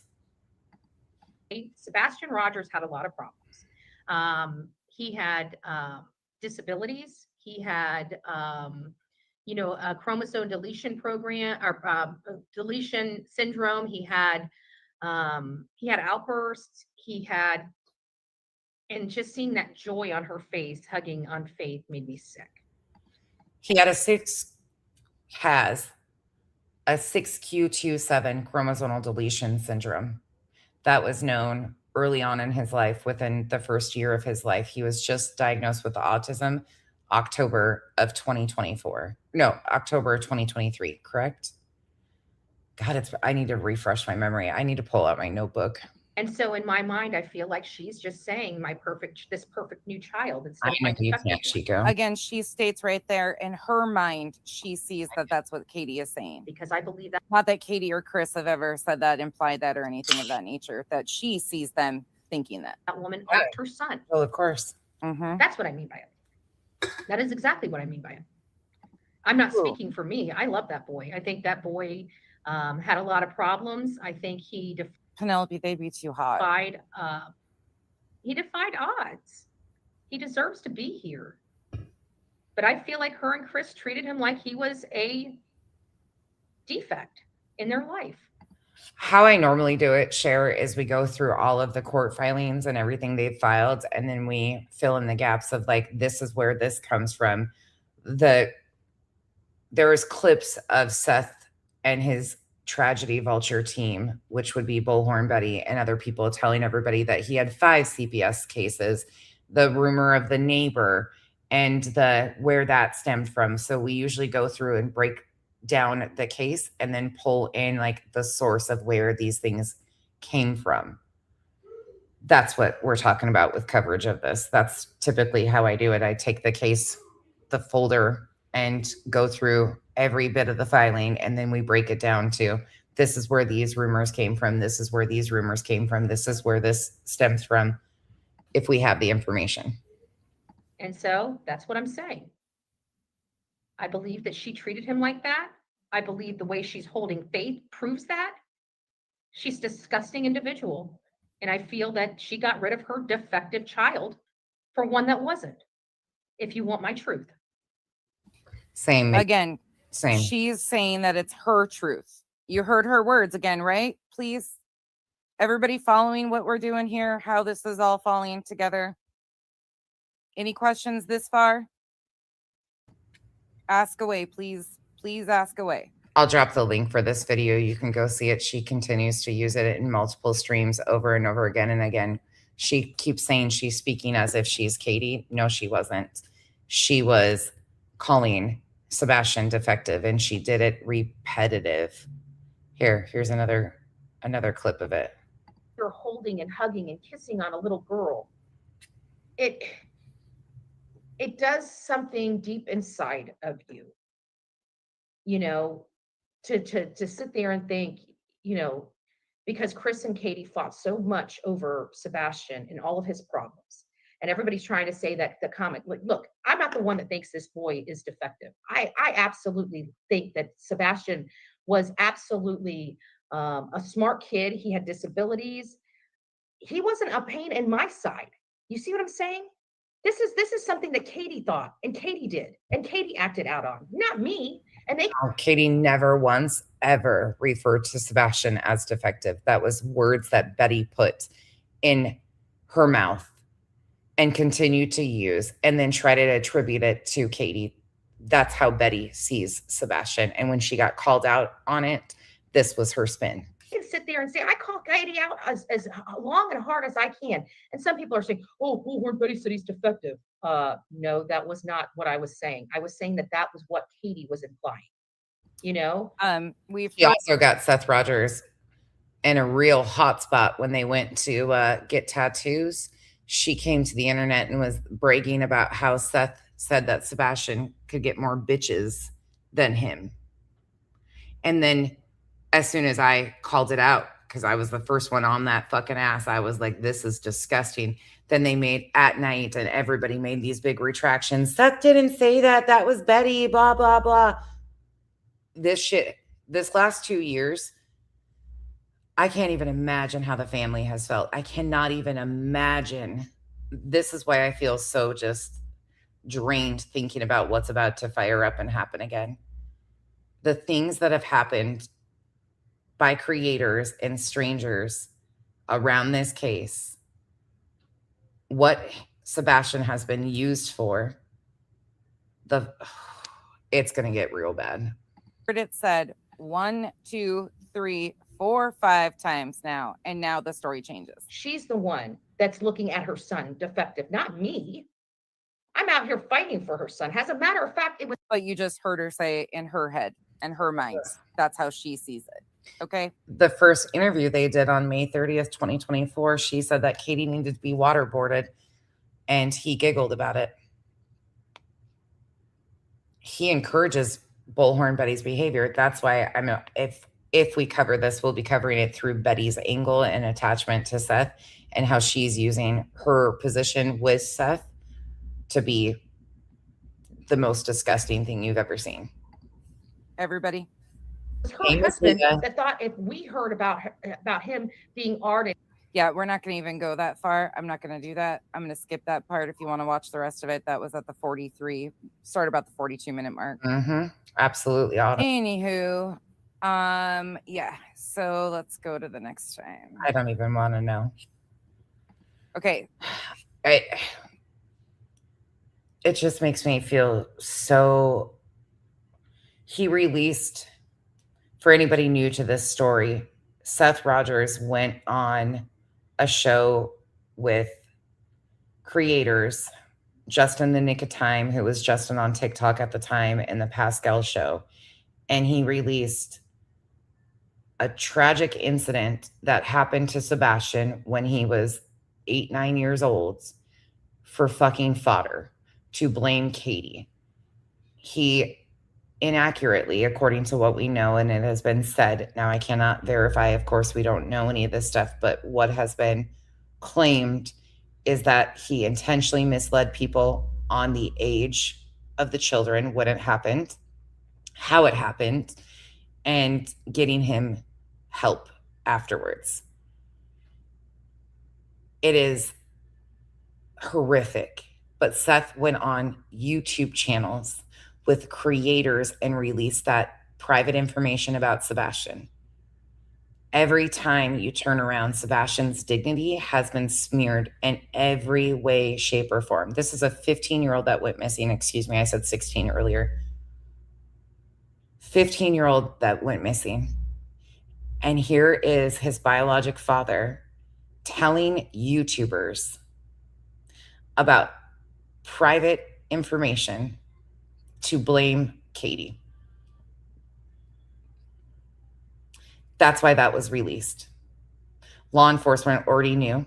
That was already something that they were aware of. They knew about the incident in California, but Seth continued to lie. Then he went on court TV and told people on court TV, and that brought up all of that. Then they have weaponized Katie's own childhood trauma against her. And then Seth would go on shows and say, when asked, how did you meet Katie? how old were you when you met Katie? Well, she was 12 and I was 10 years older. Those are his words. There's clips on my channel. The man has done and said a lot that is extremely problematic. I will follow that up by saying we have no evidence that any of them are involved in Sebastian's disappearance. Seth, Katie, or Chris. There is a lot of heavy speculation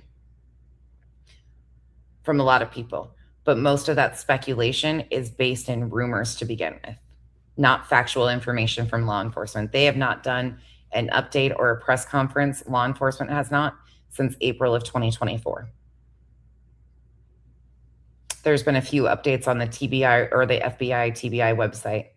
And then when they announced the $50,000 reward that the FBI was going to be offering, outside of that, if you want a factual timeline, the TBI website or the FBI website are the best places to go for a factual breakdown of where the case is today and any updates in the beginning of the search and how that all went. And it was the largest search in Tennessee history for a missing child.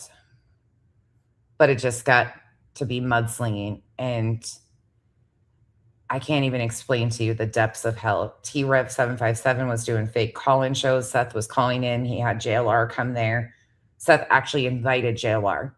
You don't invite JLR anywhere without wanting the chaos and the attacks, and that's exactly what happened. He actually asked JLR to show up, and then JLR went. Dolly was there. JLR was there. Betty was there. The entire Tragedy Vulture crew that did the same thing in Nancy Guthrie's all did this in Tennessee. So that again was June 25th on her main page, about the 42-minute mark. If you need a timestamp to check that yourself. Oh my God, that was again so bad. Okay, now we're going to go to the same day later in the evening. June 25th, 2024. We're going to Pascal, it turned out to be such a fucking disappointment. The way he was pushing all that bullshit. start about the 14-minute mark. Okay, here we go. Main page again for Bullhorn Betty. So, but I got to tell you, Katie's not acting right. That photo, that's the only way I can show you that she's not acting right. You know, I feel like she feels like she got a new kid, one that has no problems.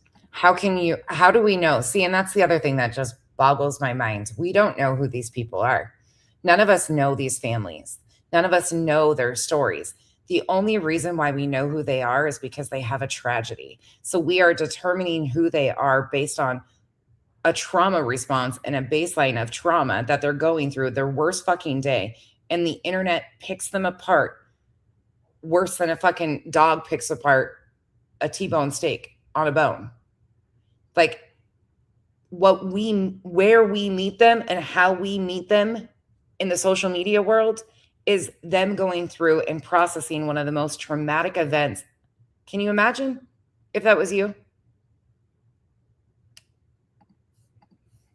Again, states, I feel like she feels like she got a new kid, one that has no problems. Again. Y'all, Nana's not drunk. I used to say the same thing until I watched how much he would say that and say, give Seth a break. And then he would escalate things by going on Clue and Cletus's pretending to be Seth. So he'd say, you know, he too is missing his son and I'm not going to bash him and stuff. But then he would go on and pretend to be Seth and get everybody going. So I kind of feel like that was lip service too. I don't know. I think you got two men that are very egotistical. That doesn't mean they did anything to Sebastian. That doesn't mean that what they're accused of is anything. But I think they bit into the bullshit. And I think Sebastian got lost for both of them. Let me repeat that. But I got to tell you, Katie's not acting right. That photo, that's the only way I can show you that she's not acting right. You know, I feel like she feels like she got a new kid, one that has no problem. Yes, but that was one of the last times. I think the second or third to last time he's been on a panel. And if you think about this too, y'all Nan's not drunk at the same time. Look, I'm going to say it. Innocent until proven guilty. And I work on evidence, so I'm not accusing them of anything. He has not gone on, besides Duchess's channel, they have not gone on any serious, ethical true crime channels. They've gone on trauma channels and drama channels.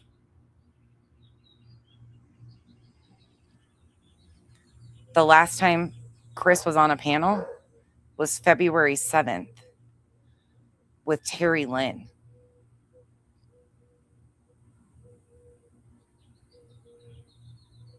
You see what I'm saying?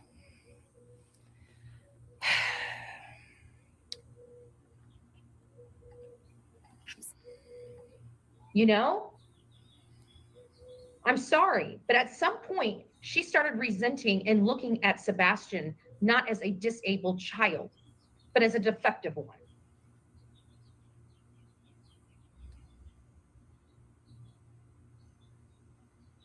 She just stopped. I don't know what happened. I don't know if it was Chris. And we have zero indication of any of that even being remotely true. That's just a fact, once again.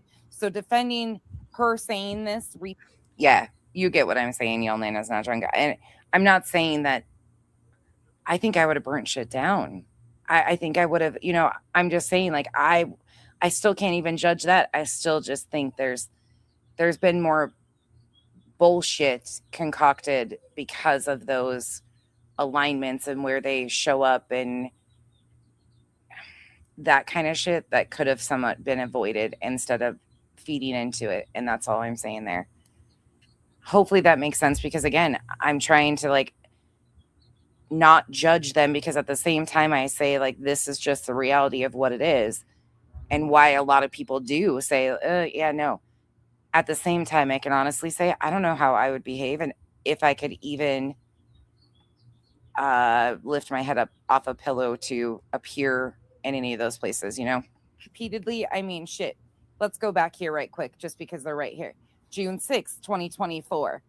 June 23rd, 2024. June 24th, 2024.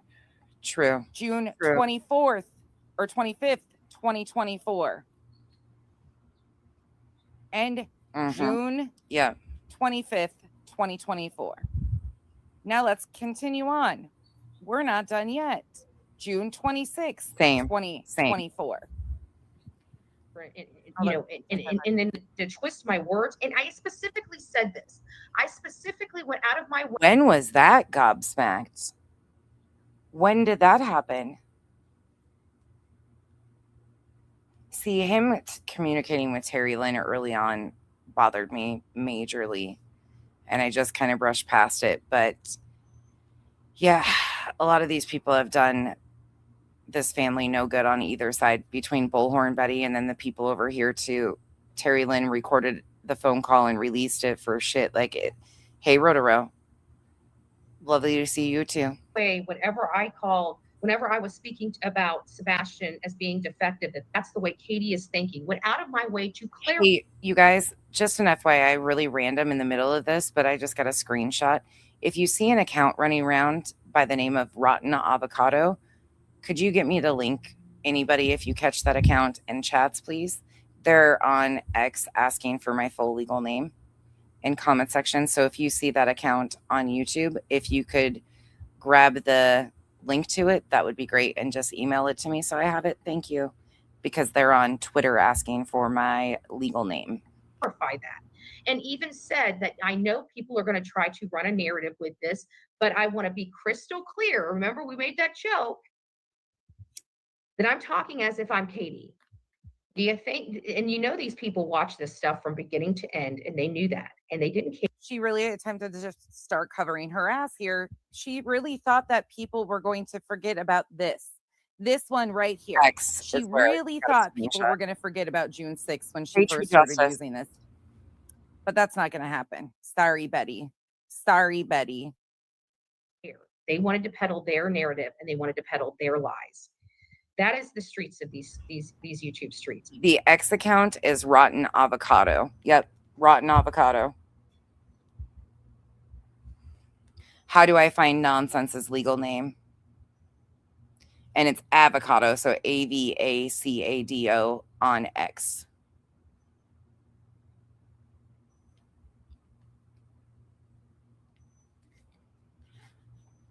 Guacamole. It's funny too with a name like Rotten Avocado because I hate avocados and everybody knows that. Isn't that ironic? And that's why these dumbasses, my legal name is on my fucking channel, stupid fucks. These channels are not growing. They're not just, when they can't attack me, they're going to be attacking another creator. They're going to be attacking the. No, if you're honest and don't spend the bullshit, it's you. Thank you, Kathy. Appreciate that. So red dress. Thank you. Grow really slow and organically, and it's amazing because you don't have to worry about people being thin-spined, weak, flip-flopping bitches. You cultivate an audience of people who stand firmly and stand exactly where they are all the time. You know what to expect from them, and they know what to expect from you. It's actually an amazing feeling. I'd rather grow really slow-paced than this writing narratives and harming families any day of the week. Okay, I'll drop this link one more time for you guys. You can go finish it. You see the links she'll go to, though. She don't care. Maybe that's it. He is a scumbag. Scumbags. They're all scumbags. Unbelievable. Neighbors reported that that Proudfoot hated the child and wanted the child to die. Sebastian's grandmother reported the stepfather often called Sebastian's name and would degrade him. This is in the report. Sebastian's therapist reported that he was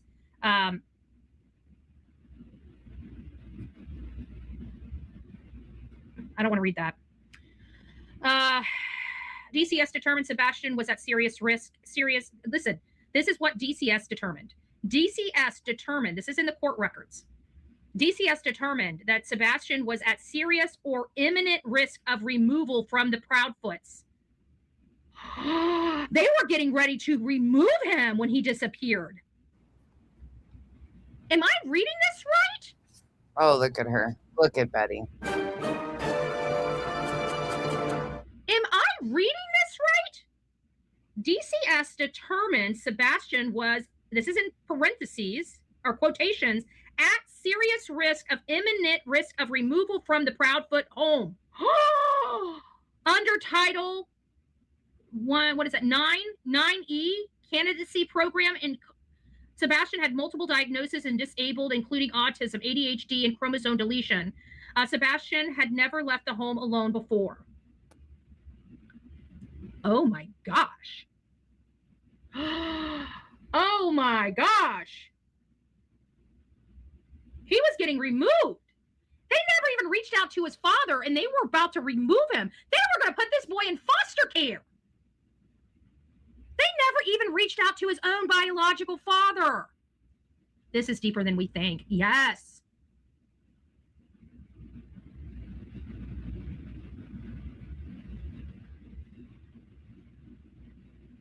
This information was critical context for any investigation into Sebastian's disappearance.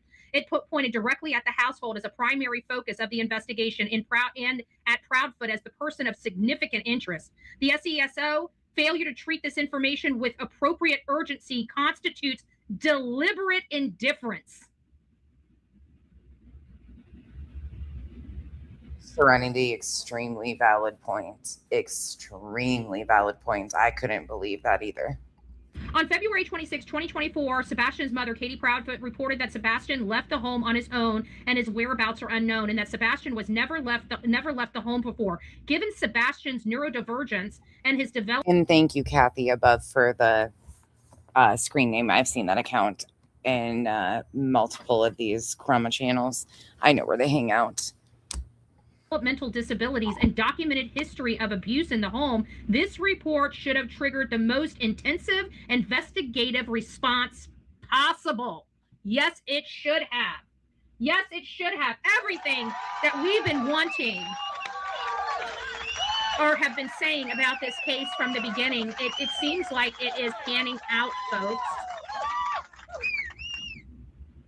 So the child is still missing. Sebastian is still missing, and she is cheering because there was potential abuse. Do we understand what she is potentially cheering for here? She is cheering based off a civil filing. We don't have any proof that these are true statements. And she is reading this as if there's facts to back it up. We don't have that. And she's cheering, thinking that there was abuse. that this child was potentially abused. Do we get what she's cheering for and what she's clapping about? Abuse of a child that is missing. That is what she is fucking cheering over, people. Oh my God, I hate her. It seems like we were right about a lot of our assessment of this case and why it was so crappy at the beginning. No, you're good, Kathy. You're good. I appreciate that.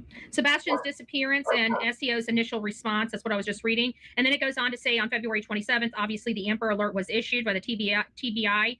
The SESO initiated the search that at the beginning involved significant resources, including community volunteers and search team. However, the initial response was marred by critical failures. The SESO failed to secure the Proudfoot home and allowed reporters and family members, including Sebastian's biological father, Seth Rogers, to enter the home before it was properly processed as a crime scene. We have been talking about that from day one.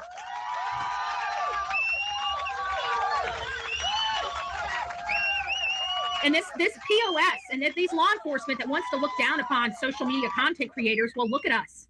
Obviously, we have a good understanding of what your job is. Why? Because this is our job to know. And while you call us just mere wannabe journalists, well, guess what? Yes. Yep. Not always, depending on, they always try to find kinship placement. Yes, that is a typical thing now. Can they bypass that if there's not safe options? Yes. But kinship placement is usually the first chance, and they will vet everybody. Just like when the girls were taken one of the times, I had to go through an entire workup, background, everything for kinship placement. What? Those wannabe journalists are legitimate journalists. Legitimate. And yeah, we're other things too. I'm an activist and a protester, a professional protester. That means I know the law. I probably know. Sorry, Revival must have got somebody bent over. Can you stop gardening, please? If you would stop gardening and being actually productive in your real life, you'd stop blocking people accidentally. I'm just joking. Whoever Revival got, you're back. The law better than the law enforcement that's supposed to be enforcing the law. That's pretty sad. That's pretty sad.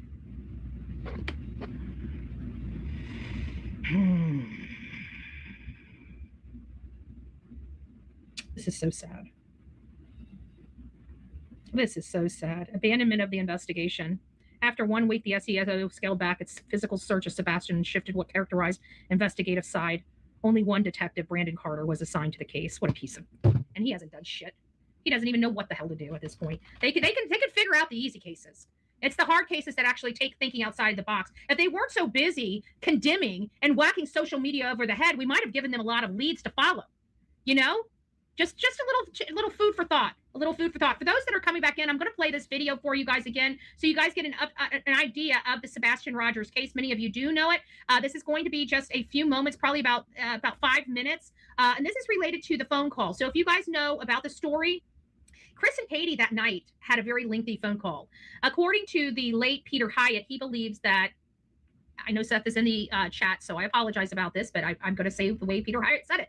He believes that, well, there was two things that he believed. He believed that, I can't remember, was it him? I think it was Peter Hyatt. Peter Hyatt believed that this child was put out the door by Katie. But there was also another thing that he had stated where he thought that if Sebastian was deceased at Katie's hands, I remember him saying something to the effect, he believes it happened around 9, because that's around the time that Chris and Katie, or 9:30, because that's around the time Chris and Katie got on the phone. But they were on the phone for a very, very, very long time that night, something that stretched into almost midnight, which doesn't really make sense on a work night for two people that get up at 6 o'clock in the morning to stay up until midnight on the phone. It just doesn't bode with reality. It doesn't bode with logic. It just, yep, tick-tock, pussyfoots, tick-tock, Brian Hooker, tick-tock, Proudfoots, tick-tock, Bower Socks, tick-tock. So they're basically saying they abandoned the investigation. Approximately 8 months before this date of the complaint, Carter suggested a meeting with Rogers. Rogers agreed to the proposed meeting the following week. Carter never responded. No further communication from SESO has been received by Rogers. The TBI also told Rogers they would call him and never did. So everybody's just been pushing the father out of this case while they sit on their hands and do absolutely nothing. I think TBI's dog shit.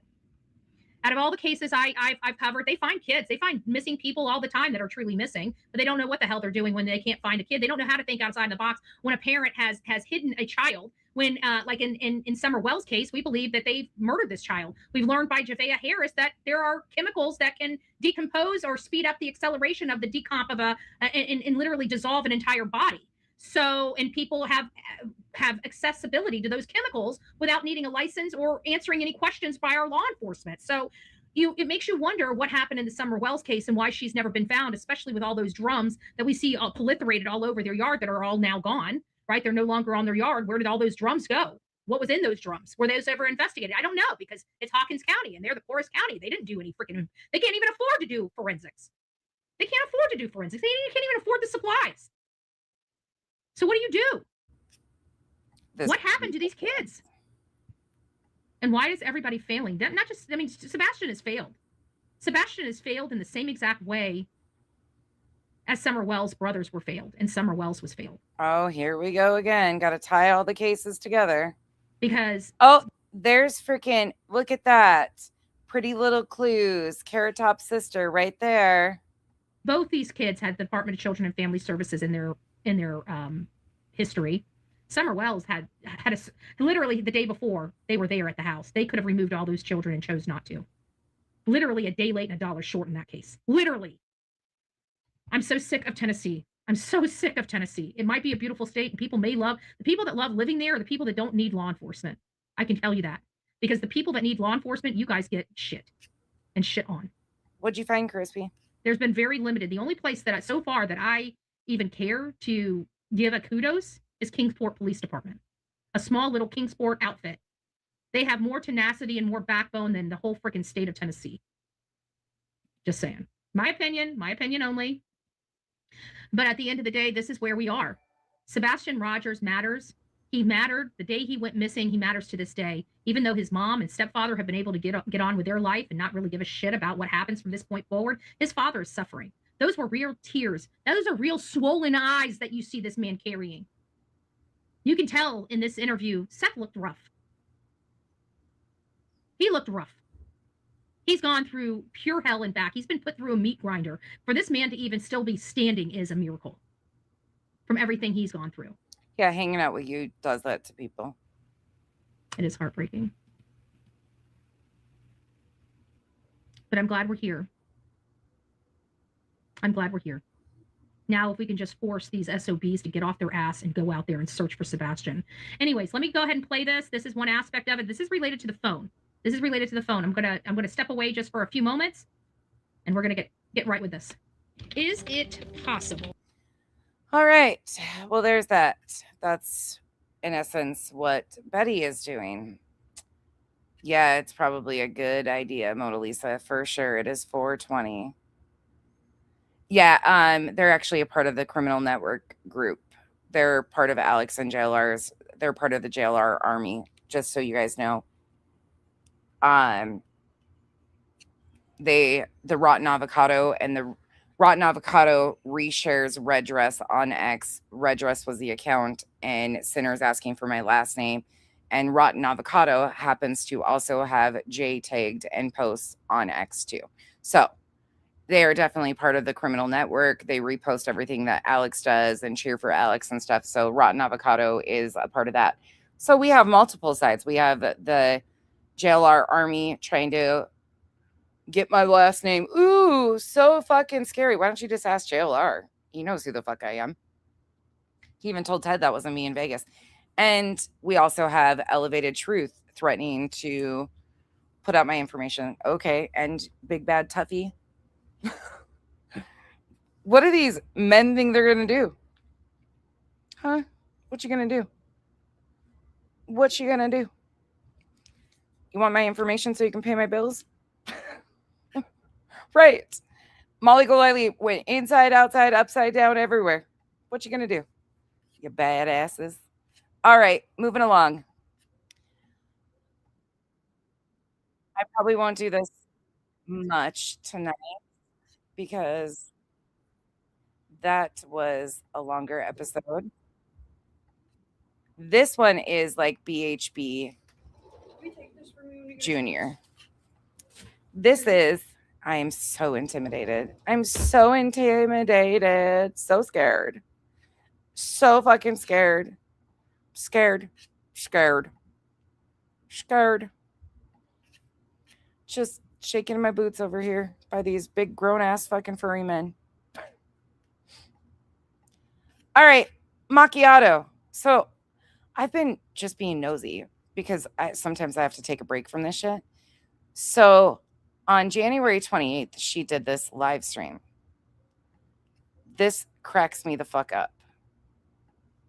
How's it going? We'll do last night's and today's in a different segment. How's everybody?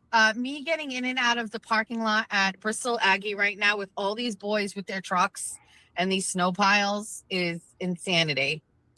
How's it? Wait, where's the comments? Not even on the stage. Jesus, let's get our acts together here.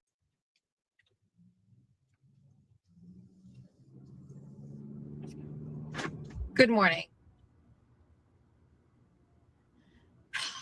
Maybe Criminal Network wants to come borrow Kyle's big wrench since he probably has a millimeter size too. Confession time.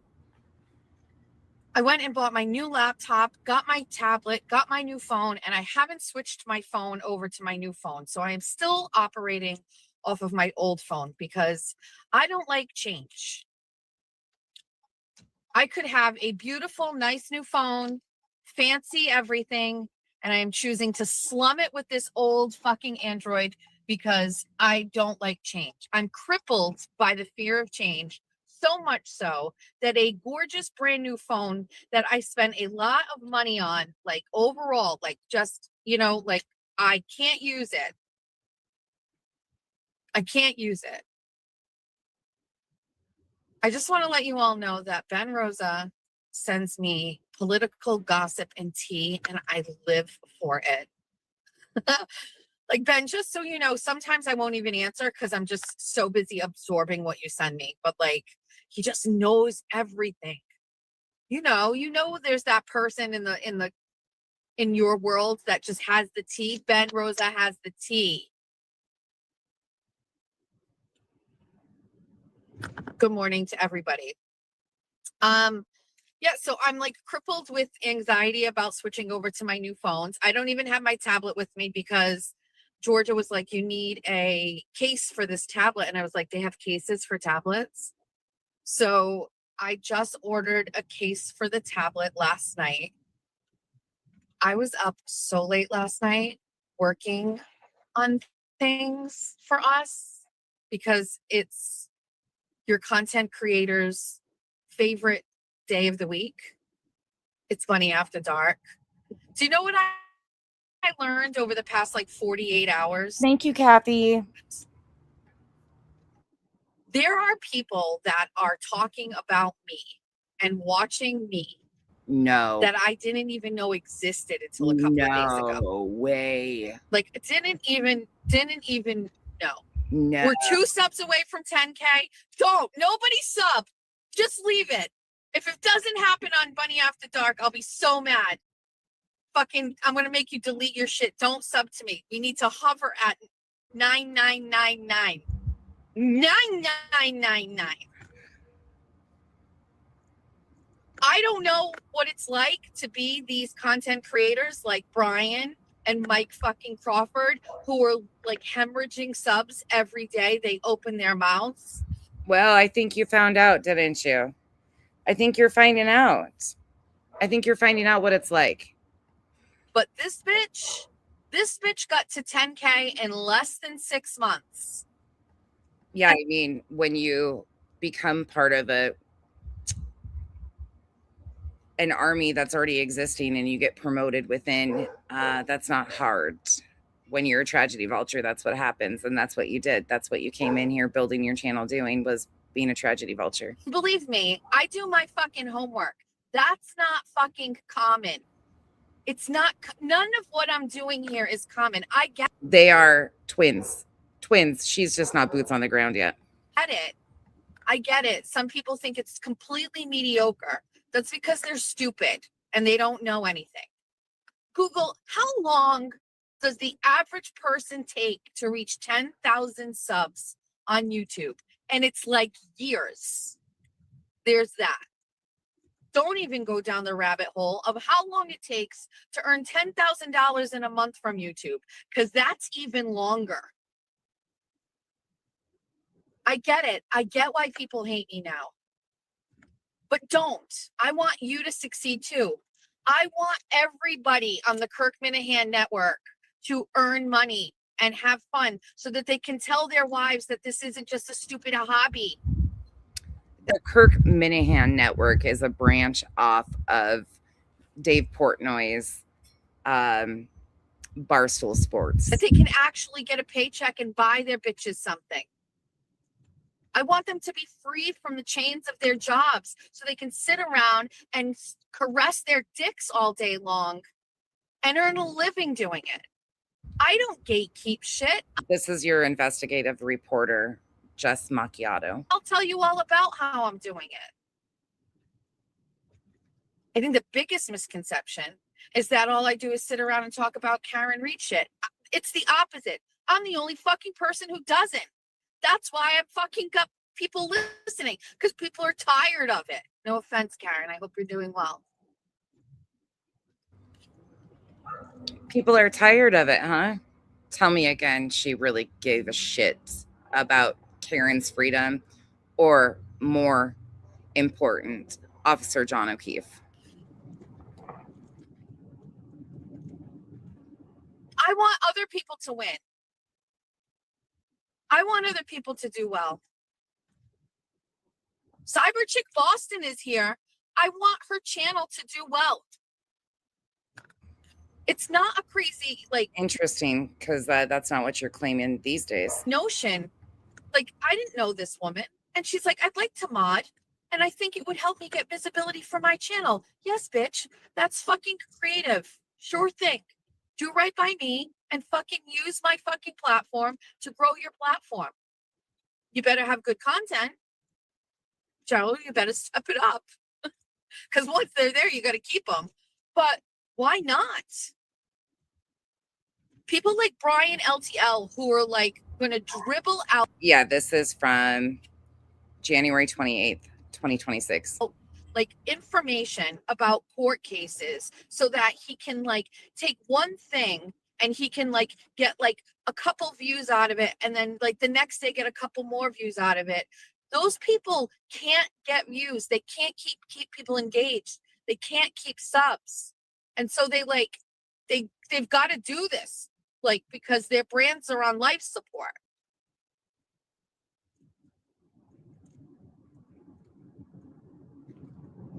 Now, I told everybody I live by it, and I think there's plenty of evidence. I live for my chat, okay? I care about my chat. I care about what's going on in my chat. Against all other notions, I added mods because I wanted people to pay attention when I am not paying attention.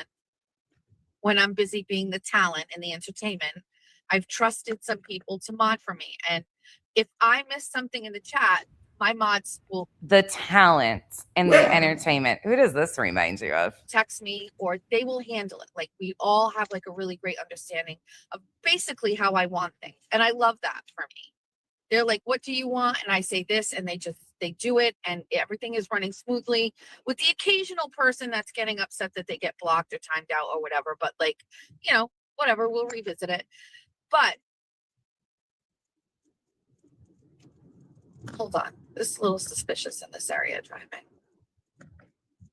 So I get that there's a lot of people that don't understand what's happening here. It's No, this one, Jess Macchiato, is from the Free Karen Reed Turtle Boy space. Betty previously is JLR's ex-girlfriend. okay. It's okay. I will tell you. Torture test. How could we not start with this? How could we not start with this? Yesterday, Kirk Minahan came back from a self-imposed hiatus and was talking, whether he's being prompted by these people or not, I don't know, to talk about the Nurse Kim crossover, which he was not happy about because it wasn't sanctioned by him. Yep, that's exactly where it's at. Gobsmacked, yep. He's like, you can't use KMS because KM stands for Kirk Minahan, and Kirk Minahan had nothing to do with this shit, okay? So he shit on Nurse Kim. Then he called me a pig, attention whore, cunt. No, she doesn't cover the Nancy Guthrie case unless you're talking about Betty in the first part of this. Yes, she covers the Nancy Guthrie case. This one on the screen current time is not. I can't believe Kirk Minahan has been talking about me. I can't. I don't give a fuck what he says. Kirk Minahan, a fucking legend, is talking about me on his show. He's talking about the bunnies. They're talking about the bunnies on the Kirk Minahan show. We have fucking made it, whores. We have made it. And you know what? He's damn right. I am a fucking attention whore. I am also a cunt. Self-imposed description many times prior to them understanding who I am. No, you're good. You're good, Godsmacked. Of course, Kirk goes on a rant. If you talk to Kane, that's his love language, he'll say. This is Kirk's love language. Don't worry about it. My biggest takeaway is Kirk was like, just keep my name out of your fucking mouths. Don't fucking bring me into it. Don't talk about me. So naturally, we will be talking about Kirk and interjecting Kirk into every single part of Bunny After Dark tonight in ways that only make sense. For example, my screen name today is Kirk's Favorite. If you're a member of the Jess Machado Show, you know that you get emojis to use. We have very special emojis that have been added. KMS emojis for the Kirk Minahan Show and a Kirk Minahan emoji himself with his face. That's what Kirk wants.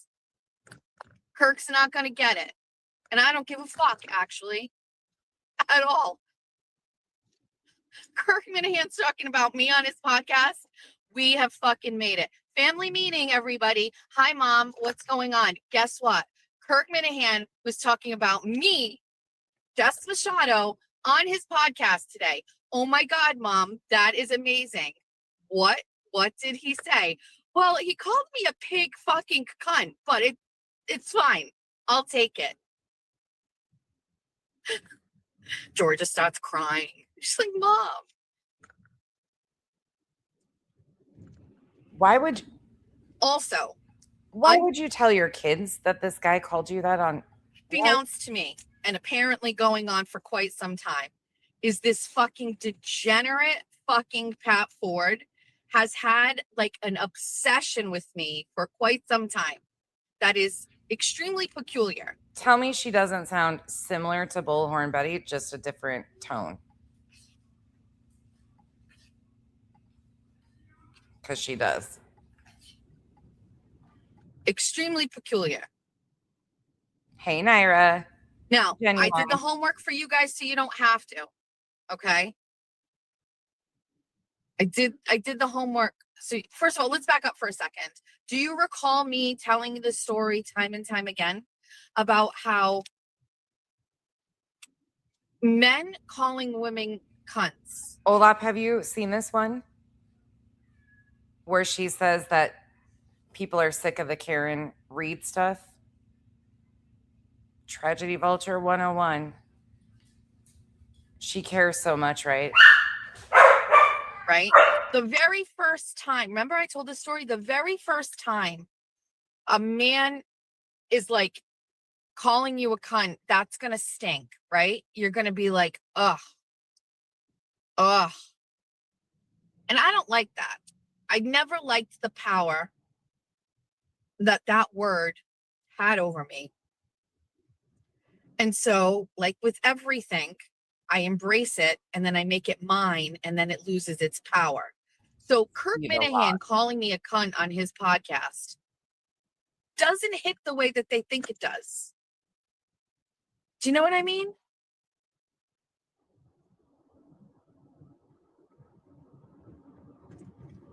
By the way, Kirk said great things about Aiden, but he doesn't want anything to do with any of the other free Karen Reed people. The only thing that Kirk's just got wrong is like, I wasn't a free Karen Reed person. But I blame all of the people that surround him, all of the fucking morons that are around him who don't do their job and don't say what's going on. He didn't do it on YouTube yesterday. Kirk is being temperamental. He probably has his period and he wants it to go back to old school radio. He has a problem looking at his... This is your independent journalist from Massachusetts. Face on camera And so he wants it to just be audio. I get that. Hence, morning 24 and 24s are camera free because I don't like looking at my face in the morning. I barely like looking at my face on Bunny After Dark and the Jess Machado show. Can you fix your eyebrows? That would help a lot. Hockey sticks. But I understand you guys are attached. I also think it helps with engagement.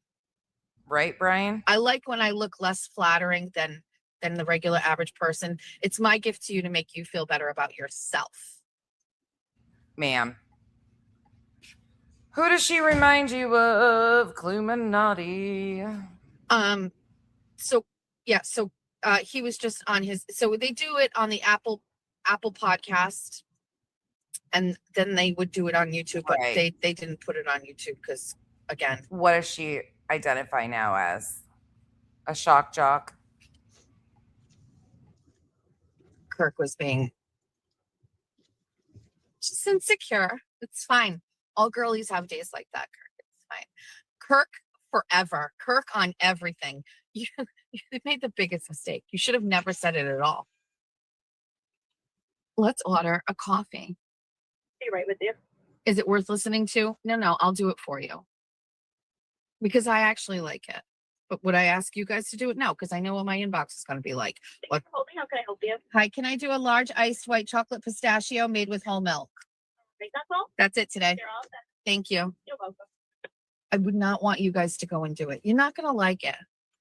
You're not going to like it. It's not for everybody. I listen. I hear the chat. You guys are you hate it. Tired of this shit. I will tell you, it's very obvious to me. These people are trying to infiltrate what's left of the Free Karen Reed movement because they're bored. They're bored. They don't have, hold on. They don't have what? They don't they're just weird. Hi. Thank you. What's weird about them? And you're not fucking weird? You just said people are sick of the Karen Reed content. That'll be right. Thanks.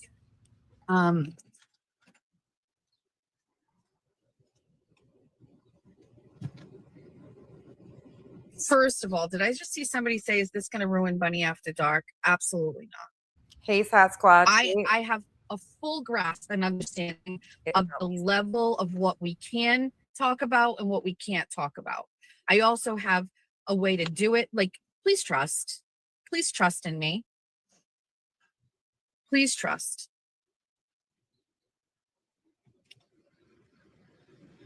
Listen, I have this platform.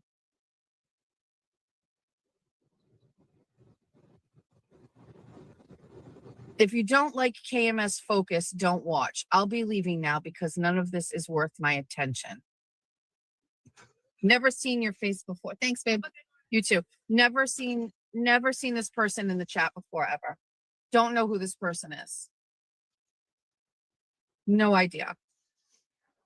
It's not an airport.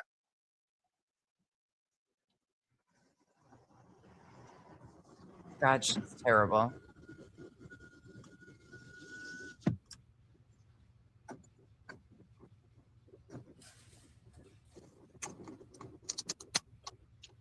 Great question. Where does that leave Kane?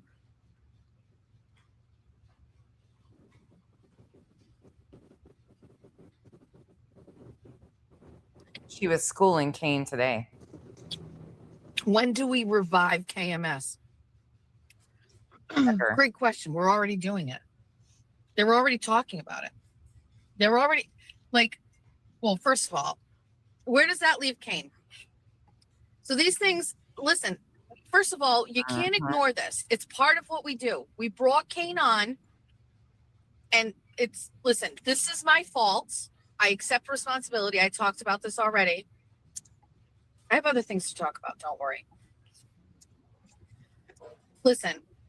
So this makes me believe, because this was January, she was wanting out of the Karen Reed content anyway. She didn't want to really do that as is, just like that clip we showed the other day. that she was interested in the drama. She's always wanting to do the drama.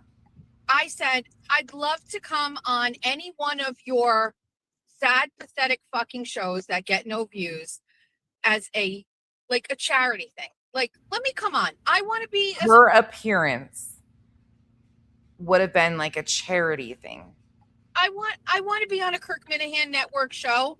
You guys have fucking shitty content. Let me come on. I'm going to elevate. I knew I would do exactly what happened. I knew I would elevate whatever show that I was on. And no offense to Kane, but Kane was getting a couple dozen views. And then I came on and he got like 3,000. So I knew exactly, it wasn't like I was going to come on the shows and drag them down to the fucking depths of hell. I knew I would elevate it. I knew the bunnies would come entertain it. And I knew that he would get the views. Like, that's a win-win for me. You guys suck. You have no content. These shows fucking blow. Let me come on. Let me be funny and charming and sweet and make it something. And then you're welcome. It's a win-win for everybody. That's what I thought was going to happen. I didn't realize that these guys were such fucking bitches. Pussies beyond belief. Like, next level pussies.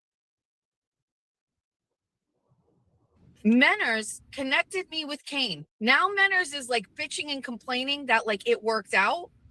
What's really funny is the full come apart at the current time, considering the Kane and what she like, how she sucked up to Kane when it was beneficial for her, and now she is scolding him again because he went on the competition, the haters fucking pages, because Kane, who is Sad Dad from J7's channel, the crazy bitch that I review. Y'all, I just dropped Amy Boston's link in chat. Amy covers a lot of the same similar things. She's way nicer than I am. But check her out. If you haven't gone over there yet, a lot of you, I think, would really like Amy. She's funny as shit. She also panels with ATS quite a bit. But she knows a lot of the characters around all these spaces too. And she's got some great content. She's also covered Lauren Mathias. You guys would probably like that. There was something I was just going to do. Oh, this is J7 and Sad Dad, a.k.a. Kane. What are you talking about, you flaming fucking liberal? I've never wanted to hate fuck somebody so badly. I hate him so much sometimes.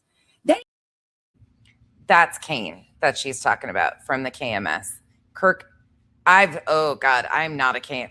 Olap, have you looked into them? That's nuts. Oh, hold up. While you guys are here, somebody brought this to my attention. I want to show you guys this. Hold up. Random squirrel moment. I got to show you something. I don't know where this was found, who found this. Well, I do know who emailed it to me. Y'all, buckle in. Listen, we'll do more tomorrow. ATS is great. Yep. But you guys will really like Amy. Amy's great.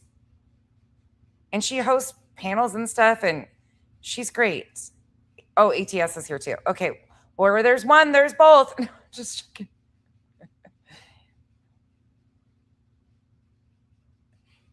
And listen, if you get a lot of shit because there's a lot of people coming for my neck right now, I'm sorry. I apologize in advance. I come with baggage, but I come with a lot of really nice people too. There's a lot of really fucking nice people around here. There's just some psychopaths that I won't shut up about. We've got people from Criminal Network and JLR's Army searching for my identity. Bitch, it's on my fucking channel. Like, first of all, dumb fucks. Why don't you just go to Molly? She blasted my entire name out. Anyways, and people on Kick trying to dangle my information. Like, people are fucking weird. So, look, there's a lot of weird shit going on right now. Okay, I apologize.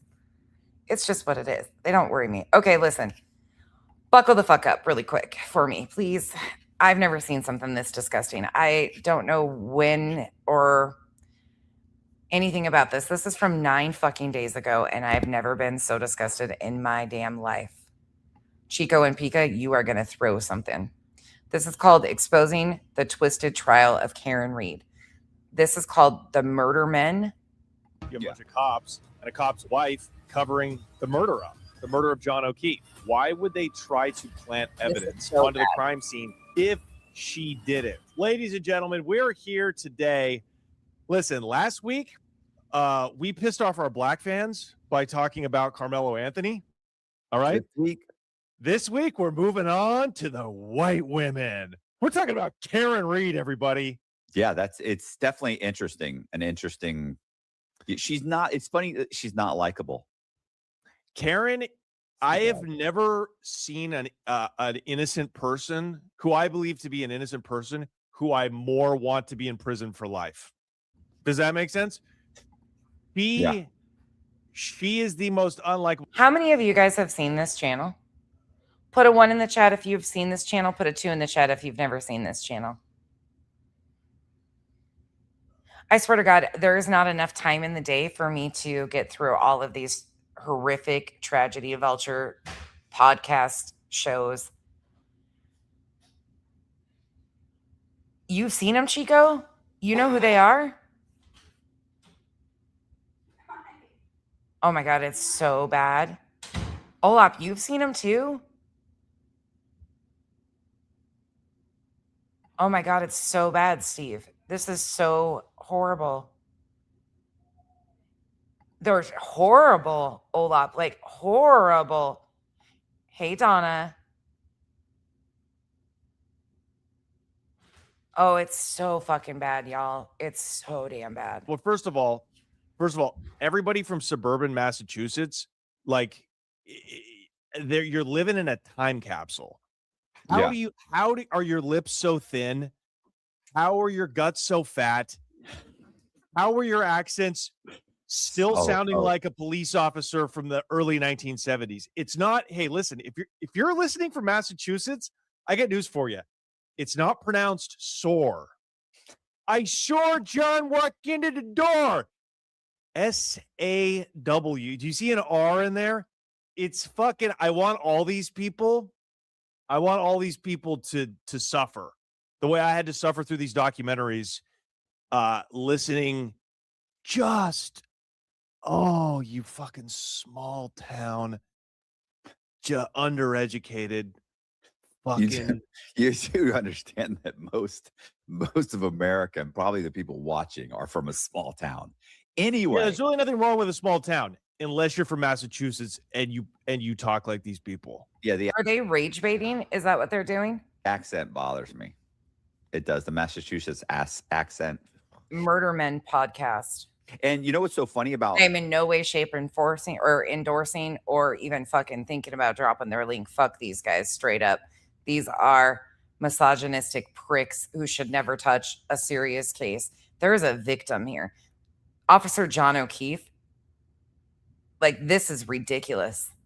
Absolutely fucking ridiculous. About Massachusetts also that I've noticed and that I've heard in the past is how overwhelmingly corrupt most of the bureaucracies or whatever you want to call it, government systems are. I believe it. I mean, in this case, in the case of Karen Reed, you have a microcosm of that. You have a bunch of cops and a cop's wife. There's a part in here that we'll play too that I was just like, what the holy shit is this? Wife covering the murder of John O'Keefe, if you believe it. Now, if you believe that. Matt does not. Hey, I believe the official narrative. But I also think that they did a lot of inappropriate things, and So I am so excited for today's episode because, unlike myself and probably the majority of you watching, Matt is of course taking the other way. He's taking the government's line that Karen Reed, driving home shit-faced drunk, backed into her boyfriend John O'Keefe and killed him. Him when it was snowing out. Did she do it on purpose, they allege? Or is this really like negligent homicide? Well, you know who he is too, Casual Art? God, I'm glad I don't. And then she sped off. Like, that already doesn't make any sense to me. I mean, I know she's a whack job, as Michael Proctor, the lead investigator, said. Yeah, that's the official. That's official. That's not even you. That's not. By the way, Michael Proctor, he is the Mark Furman of this case. Mark Furman, the investigator for the O.J. Simpson trial that was responsible basically for O.J. walking. Yeah. And that's how I feel about this case. It's the same thing. Like, I don't think she should have been found guilty. I think she is guilty. I just don't think she should have been found guilty. Right? Like, you can't be the entire, and we can get into it. This just gives me no hope in society. Like, these fuckers give me no hope in society. If these fuckers can have a true crime channel, and I think they've got like 30,000 or something fucking subs, that this has 25,000 views. Holy fuck, wait a second. 1.15 million? 1.45 million? What the fuck? And how am I subscribed to one of them? Unless he was on my radar before for some reason. What the fuck? I got no hope for humanity. I give up. Like, we can go over it chronologically, but the entire thing falls apart the moment you start lying about evidence, not following leads, planting evidence. The moment you start doing that, like, I'm sorry, you're framing a guilty person. Like, what are you doing? You don't need to frame O.J. Simpson. He was done. But the moment you start planting evidence, like, what are you doing? They must have been on my radar before if I subscribed to one of them. I wonder why. He's guilty. You don't have to do that. You just set him free. And that's what I think happened with her. You just set her free because of your incompetence and your attempt to frame a guilty person, in my opinion. Now, I understand there's the dog and everything. We can get into that. You know, there's the dog. They lured him back inside, or maybe he went inside, or whatever that theory, if you believe that. Oh, none of their stuff about the case is the triggering part. Chico, hold on. That's not anything to do with it. Theory, I get it. But why? Let me ask you this. Why would they try to plant evidence? Why would Proctor go sprinkle pieces of Karen's bumper light onto the crime scene if she did it? You see what I'm saying? Thing with O.J. Simpson. Everybody believes he's guilty. Why would Furman plant blood evidence? Because he thought, I want to make sure. I think I believe this is the person. I want to make sure of it. Like, and it's like, how many times do cops do that? They pull somebody over, they find drugs in the car, and then they plant more drugs. That makes no sense. Well, what they typically do is they're like, well, why'd you search the car? Why he searched the car? Because two guys in the car looked like drug dealers, and they were black. And what he says instead is, when I got to the front of the car, I smelled. Now, they never find what happened. What happened on? I'm bumping it forward. January 29th, 2022. Okay, so a bunch of 50-year-old cops, instead of being home with their families, instead of being in bed, it's midnight in a blizzard, and they're out at the local watering hole, the local bar, getting shit-faced, like the good Irish cops that they are. There's 5 people. There's Karen Reed, John O'Keefe. John O'Keefe's her boyfriend. Brian Albert, Nicole Alpert, Jen McCabe, Matt McCabe, Brian Higgins. All right. John's a cop. Brian Albert's a cop. Brian Higgins is an ATF agent. All right. Yeah. By the way, by all accounts, I think we should mention that John O'Keefe is pretty much across the board a saint. Like his family members died. He took the kids in. Yeah, he is the victim. First of all, he adopted his sister's kids. Yeah, he's just like across the board. Like this, you can't attack the victim in this case. Like he's not. There's no old. He beat his wife. There's nothing like that. Like just like he should have beaten her. Like assault. He wasn't married to Karen Reed. But did you fucking hear that? Did we hear that?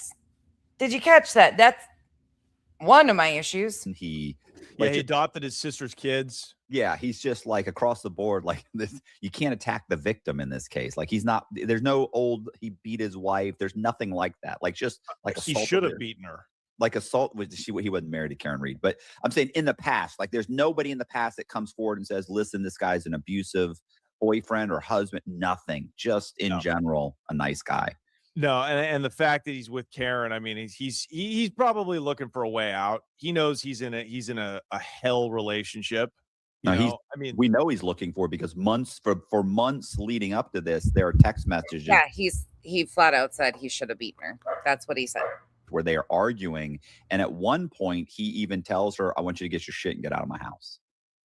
Good, dude. He fucking sacked up. He nutted up. The problem is, even though a 4 like Karen Reed, in the real world, she's a 3.5 or a 4, but she's a prison. This is a misogynistic bullshit if I've ever seen something. Like, this is just fucking rage bait bullshit. What the fuck is wrong with society? 7. And in Quincy, Mass, or wherever the fuck this is, Canton, Massachusetts, who gives a shit, USA? Karen's like a 7.25. Oh, nope. So it's not so easy to just tell her to kick rocks, because what else are you gonna do? She's 41. For 41, she's thin. The problem is, the moment she starts talking, you ever had that? You ever met a chick, and the moment she, like 3 minutes in, you're like, wow, like you went from an 8 to a 6. You're headed towards a 5. Right. Like, look, miss, I'll still do you, but you gotta shut that yapper, dude. You're making it through tonight, but don't expect a follow-up, a sympathy lunch or anything. That's, yeah. Karen Reed, well, I think Michael Proctor, the lead investigator, put it the best. No ass. No ass and a leaky ass. This girl had a leaky butthole, dude. What is even happening? Like, what the fuck is this? Like, this is just disgusting. I'm sorry. But if these people have million sub channels, both of them independently have over 1 million followers, and then their little shit ass podcast here has 30-some thousand, we're fucked. We're fucked. Saying he should have beaten her. And now, like, this is fucking gross. I'm sorry. I don't know about you guys, but I find this just to be disturbing as shit. I don't find anything cute, funny, nothing. To each their own, but this isn't fucking satire. This is a man's life was lost. Maybe John took umbrage with that. Have you ever heard of this? She had a leaky balloon knot. His words, not mine. Yeah, she had. Does she have a medical condition or something? Is that? It's a medical condition. You in the chat. What is that when your butthole leaks? Maybe she just gets horny and that's what happens. But how does he even know that? That's a great question. Probably in her medical history. Cops dig up suspects. I understand that a lot of these things are quotes, but at the same time, what I'm saying is it doesn't matter. There is a respectful way of laying this out and not doing this. You don't have to do this. This is fucking gross. But hey, when you got 1 million subs and you're making huge fucking money doing this, why not, right? Who gives a fuck about the victims? Medical history, right? I don't know. Not good. I don't want anybody knowing that about me. Maybe she just got that ass. Maybe that ass just gets wet when she's turned on. Oh my God. So yeah, that's all I can do. I'm sorry. Fuck these guys. Seems something right up her fucking alley. Did it? What did you do? You wanted me to go on a show so it would suck? I don't suck. I don't know what that means. Everything I do is good. And I mean everything. Including this. I don't care. There is nothing. If you think that's acceptable, that's on you. But there is nothing that it's acceptable from you should have beaten her, the way they're talking about her. None of that is needed. Like, this is why we're fucked. When it comes to victims and tragedies, we're fucked. This is what's fucking pulling the numbers and the views and the fucking money, because they can get away with doing all of this to victims. They don't no recourse at all, and they make a fucking living huge off of it. So here's where it leaves Kane. And then listen, I did my research. I know that Kane says fucking shit, like, certain people, like about Black people and stuff like that. First of all, I'm going to tell you right now, more than anything in this world, I'm First Amendment. I don't care if a white person calls me like a racist name. I don't care. I don't care. Words don't fucking hurt me, as you can tell. I don't care. I will say, Kane came on the show, and since he has come on the show, I haven't seen anything. If he starts doing shit, I've reserved the right to say, fuck off, Kane. You can't come on the show anymore. I don't need it. Here's where I'm at right now. Kane can't come on the show today. I have some things we need to handle with this. And that's it.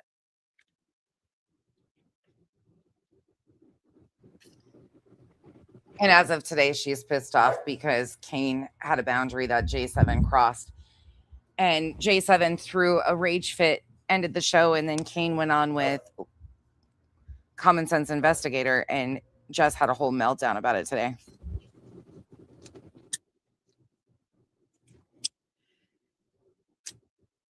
What we're going to do tonight, I like Kane, and we can like Kane, and I'm not pulling the plug on it, but I have some things that we need to do tonight. So naturally,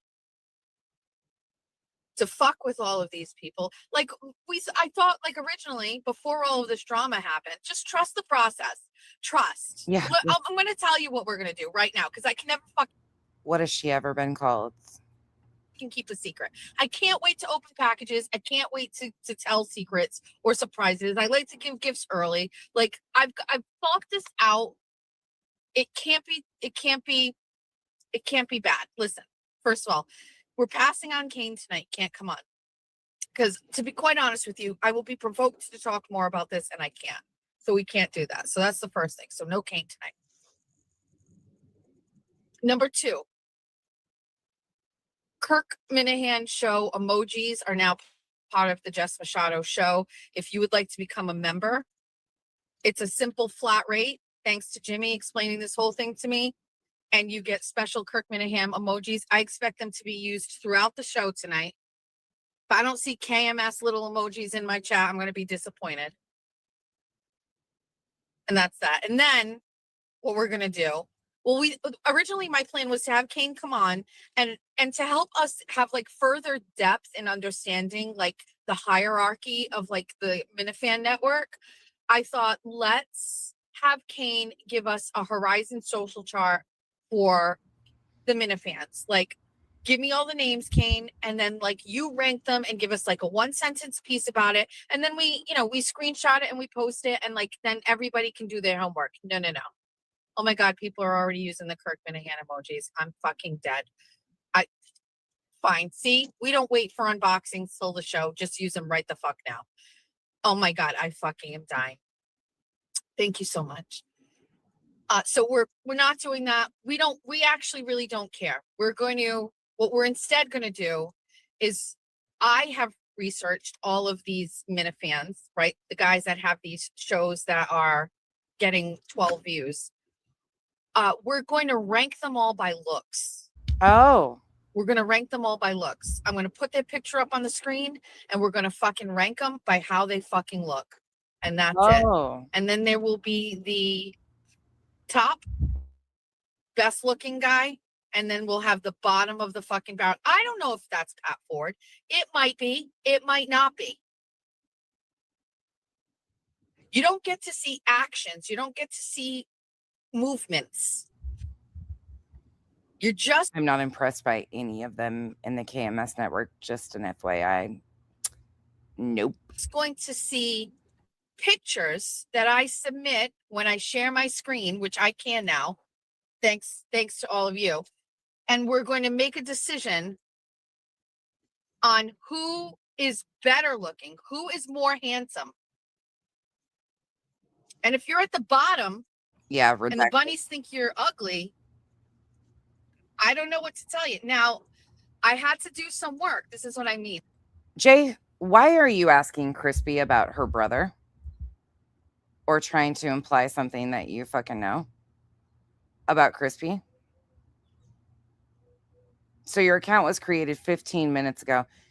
Chico, grab that link for that account, please, and drop it in the chat for Crispy. Can you do that? Can you grab that for me if you're right there? Well, I'll go follow Jay, since he just created that account 15 minutes ago and is coming in my chat acting like he has information or trying to talk to Crispy really oddly about her family. Thank you. Crispy, there's the link. Chico just posted it for you. If you guys want to follow that troll, go ahead. Like, it's not too serious. I don't want you guys to do this work, but I had to go do some work. I had to watch a couple of shows. I had to figure out some names. So now we're going to fucking rank you based on your fucking ugly faces. And Pika instantly checked the account. I saw that. Thank you, Chico and Pika. 15 minutes ago, maybe 20 at this point.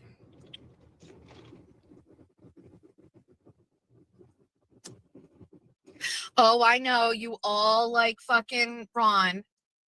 Everybody likes BBR. Well, I found someone else that's cuter. Cuter. I'll show you all tonight. We're gonna rank them all. And then that's it. And then there's one other small thing, but that's it. We're not gonna let these fucking and by the way, my mods, like, we'll fucking block them from the chat. We'll make them scramble to go get their fucking burner YouTube accounts. We'll make them really fucking have to work to leave comments in the chat. Think you're gonna get a free pass to come in here and fucking monopolize what we've built? Absolutely not. What we built. No, there's more guys here. So let's just fucking rank them. Let's rank them. Rank them.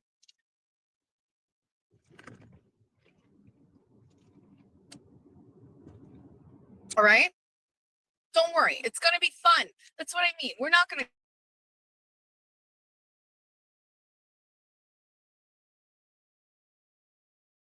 take these people. You know me. I like to do little skits. Oops. There she That's goes. right. I like to do funny things. I come up with them on ceremony. It's legendary, right? Horizon social chart. They fucking talk about the Horizon social chart. I mean, it's taken on a life of its own. It's that good. I watched a show. Sir, are you gonna go? Like, what the fuck are we doing here?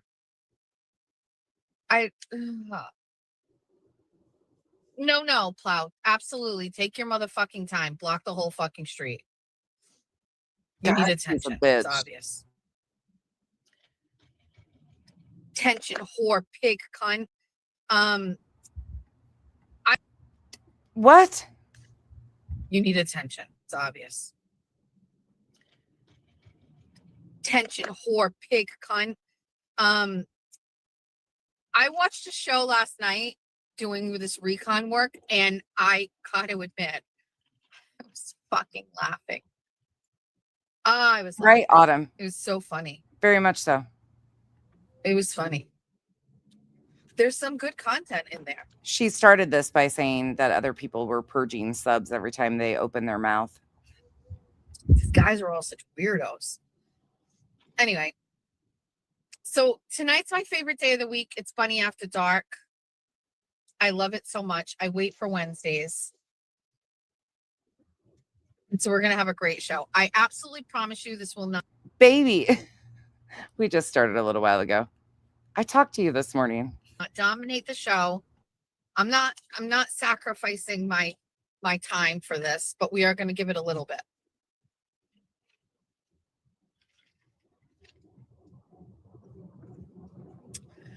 Dear Diary, yesterday, Kirk Minahan used my name on his show. It's the best. Last night, I went to a Acushnet. Listen, the last thing I wanted to do last night was get dressed, like political dressed, cute little suit jacket with the gold buttons and some jeans and heels. Last thing I wanted to do. However, I'm dedicated to my candidate and my party. And so I drove out to Acushnet for the delegate selection process for the Acushnet. I was wondering if you took a nap after your appointment and just woke up and were like, where am I? Republicans. And it was actually really great. You're good. So basically, I don't know. Each city and town has to elect delegates to vote at the convention for their candidate for governor. In order to get on the ballot, you must get 15% of the votes at the convention and 10,000 signatures across the state to make it on the ballot. Okay. And so delegates are important to these candidates. They want these people to vote for them at the convention. But we have a very competitive race right now. We have 3 Republican candidates. So Acushnet is a small town. We're in Bristol County, and they'd like to have a representative from each campaign there to speak a few minutes and stump for the candidate. And so I was asked by the Keneally team, because I am in Bristol County, because Mike Keneally had a prior engagement, would I go to this caucus and watch the process and stump for Mike? And I have never done that before. I have spoken on behalf of local candidates who, I'm in a room with a bunch of people who live in my town or in Fall River, but I had never stumped for a gubernatorial candidate before. And I just want to let you know, I took that very seriously. And they said, would you like us to send over some talking points for you? And I was like, no, it's got to be like my thing. It's got to. This is exactly like Bullhorn Betty. They're twins. Be, I can't use other people's words. I have to use mine, and it has to be relatable. And I really practiced my speech. I mean, I really took time to do it over the past day, in the shower, talking it out all the way on the drive there, going, hi, I'm Jess Machado. Some of you may know me from WBSM because we got a throat tickle from the caucus. WBSM was over in that listening area. So came up. Too bad it didn't clog her tonsils and she can still talk. That caucus. For this whole speech, and I never got to use it. They never let anybody stump for the candidates. Not only that, Brian Shortsleeve, who is the actual. I mean, honestly, the wording she is using is appropriate. Stump. You can't get much stumpier than you, tree trunk looking bitch. Candidate. He went all the way there, and they didn't let him speak, which is kind of strange. I spoke with the chairman of the Republican committee, and he was like, you know what, we're here doing a process. We're selecting delegates. I just didn't think it was the time. I don't know what him make that decision. We were actually on the agenda. It said 3 to 5 minutes of candidates. I don't. Can we please, Olap, find out, do you have a secret special source? Can we get these speeches of hers to compare them to Betty's? Is there a way that we can get these speeches that she does at these political talks, just like when Betty goes in front of the board? I wonder if there's a way if we can get those, because I would love to set one by Betty and one like her and Betty right next to each other. That would be fucking hell, but funny as shit. I don't know if that was maybe for the delegates if they needed, but I don't know. We were there and we didn't get to speak. So I'm kind of bummed I didn't get to do my speech, because you saying probably I'm going to go searching tonight. Make my dreams come true, Olap. Because I worked very hard at it. So I want to say it. I don't even mind researching shit if they say, no, that you can't find that shit. You probably, Olap said probably, so I'm going to go hunting tonight. Can I do it? I'm asking the chat if I can do it. I'll do it in a minute or whatever. But anyway, what it was really great was. That's why I would like to see one of these, if these actual presentations are happening like she claims. Me walking into a room with a bunch of people who are there, that's my element. I'm actually, all of these things are my element, but I'm so comfortable walking into a room like that. And I'm really happy to be there. And I always feel you never know who you're going to meet or who you're going to talk to or who you're going to see. And so I walk into the room. I'll give it to you in a second. So I walk. Thank you guys. See, I didn't know that. Thank you. Into the room. It's at a VFW or an Ambets in Acushnet. And I get there exactly 6 o'clock. Starts at 6. I get there at exactly 6 o'clock, but there's a couple of people ahead of me checking. I don't know, there's 30 people there or whatever. And I walk in, and who do I see? But the producer for the Howie Carr show, Taylor Cormier. And obviously I know Taylor from when I worked at Howie Carr. And okay, so there's bad blood with Kathy Carr, right? She slapped a cease and desist on me. Seconds count. I don't think I'm even my own sanity at this point. These people are exhausting. These people are nuts. Bullhorn Betty and her bullshit. This one and her bullshit. She's actually entertaining, though. I can get a few laughs out of her, but she's in my opinion, this one has a history long before her YouTube presence, and she has gotten away with a lot of shit for a long time. A lot of people think, well, she just recently changed. No, I call bullshit on that. People that think she has been a great person all along and just flipped up. Nope. Sorry. She is this through and through. Right. I've always maintained there's no bad blood. Well, there can be on their sides. I don't really know. But I'm not a fan of Kathy Carr, right? So I see Taylor there and I was like, huh. So I check in, I sign, they make me sign a paper and I said, I'm here representing the Keneally campaign. And then she's, signed you in and you're like, okay. So you walk into the room and now, first of all, this is my element. Like, let's go fucking mingle, right? Let's go chit chat. Let's go shake hands. Me walking over to people and being like, hi, my name's Jessica. I'm representing the Keneally campaign. This is like a breeze for me. Like all day long and twice on Sunday, let me do this. Or even if I'm not representing a candidate, I'm just like, hi. I love meeting people. I love talking to people. I love politics. I just all of it. It's favorite fucking thing in the world. So I'd like say hello to someone I don't know. I don't think anybody, whether it's a candidate or just a regular human in real life, probably wants anything to do with her. I mean, her own husband doesn't seem to even want anything to do with her. Can you blame them? This bitch is insufferable. I, walk right over to Taylor and I'm like, hey, how's it going? And he's like, how are you? And I was like, how are the kids? He's got a baby now. He has 3 kids and we're just like talking politics and totally fine. Like no issue for me whatsoever. And then I'm standing off to the side. Oh, and I speak to Brian Shortsleeve and like had just a great conversation with Brian Shortsleeve. I really like Brian. I actually really wish Brian would just drop out and be Mike Keneally's lieutenant governor. This makes the most sense for me. So that way I get what I want with these candidates, but it's not happening, I guess. But anyway, very happy to see Brian. What I want. And I love talking to him. He's a very nice man. So everybody sits down and they're getting ready to start the process. And former Sheriff Tom Hodgson, his wife Joanne, is the state committee woman. So she's the Kayla Churchill for that district. So she is essentially running this caucus. And it's her first one and she's doing a really great job. And it's a slow process. And, we're just navigating through it, very transparent and all this stuff like that. And so, okay, listen, I'm going to have to get off here in a few because I'm going to have to go pound my head against the TV because if you know, Orange Jesus is coming on tonight and I'm dreading everything about it. I am physically like retching already over what's going to happen tonight. As I'm standing there, a man comes over to me and he's like, you're Justin Machado, right? And I went, I am. And he's like, my wife and I are huge fans of yours. But we have a little bit because I'm not watching it without Kyle because I need sanity here. Your BSM days. And he said who he was. And I don't want to, well, I mean, his wife is Tracy Blanchard, who was one of my favorite listeners on WBSM. And again, like Acushnet is near New Bedford where the station was, Fairhaven.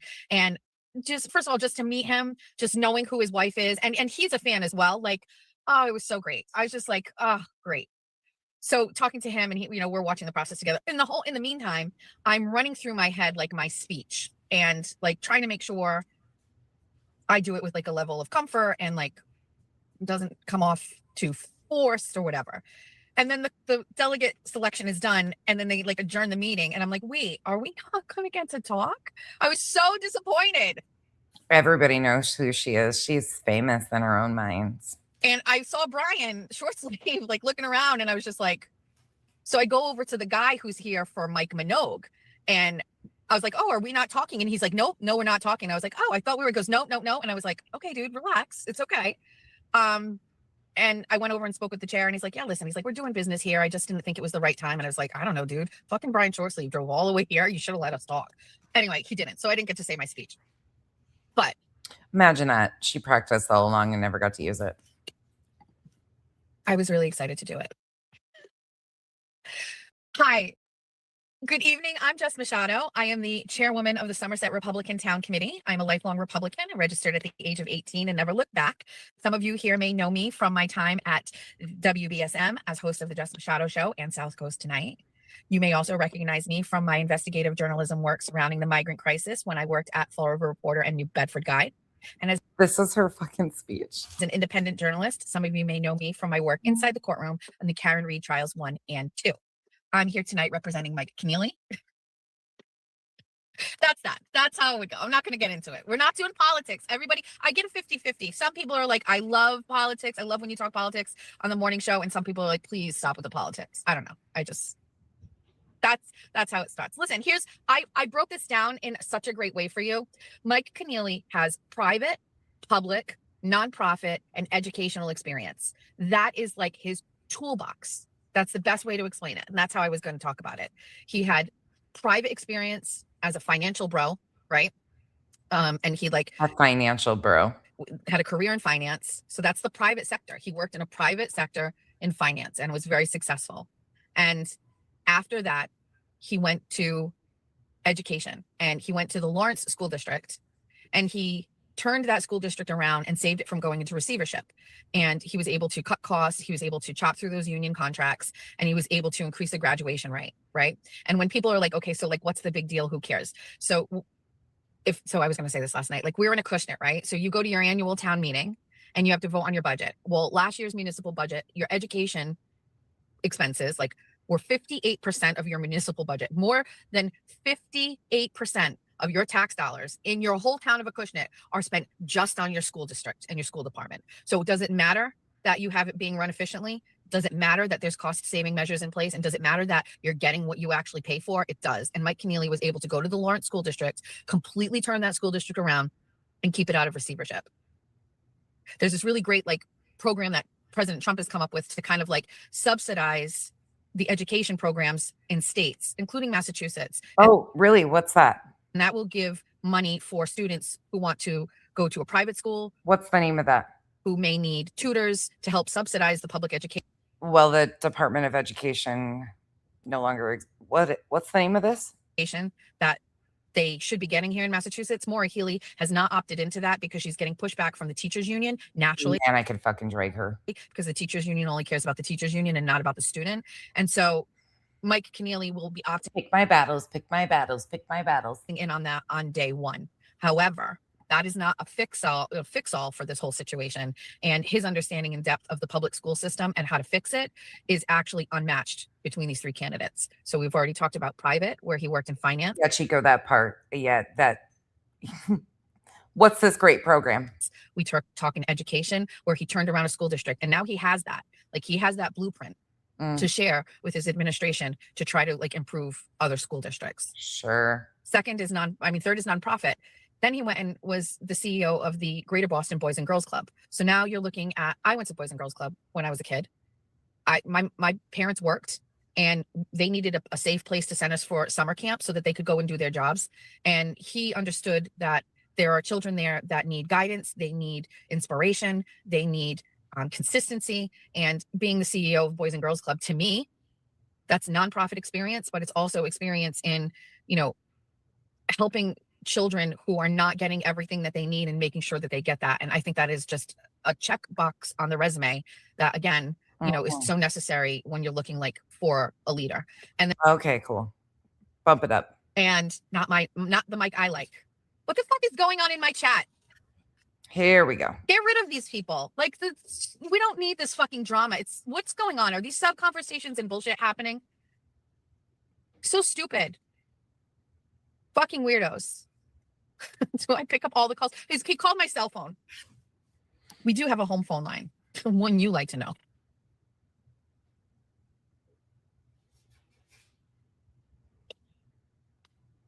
Oh, listen, James Jackson is here. If you don't want to see what James Jackson says, block him. That is my number one thing I'm telling you. If you don't like what you see from James Jackson, block him. I'm not blocking him.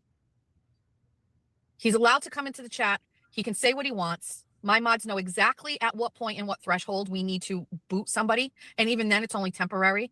Just chill the fuck out and relax. It is fucking Wednesday. It's Bunny After Dark. Oh. Well, don't do your little fucking heart hand signs. I still think you're a fucking menace, but I'm not going to have people block you. First Amendment for life, yo.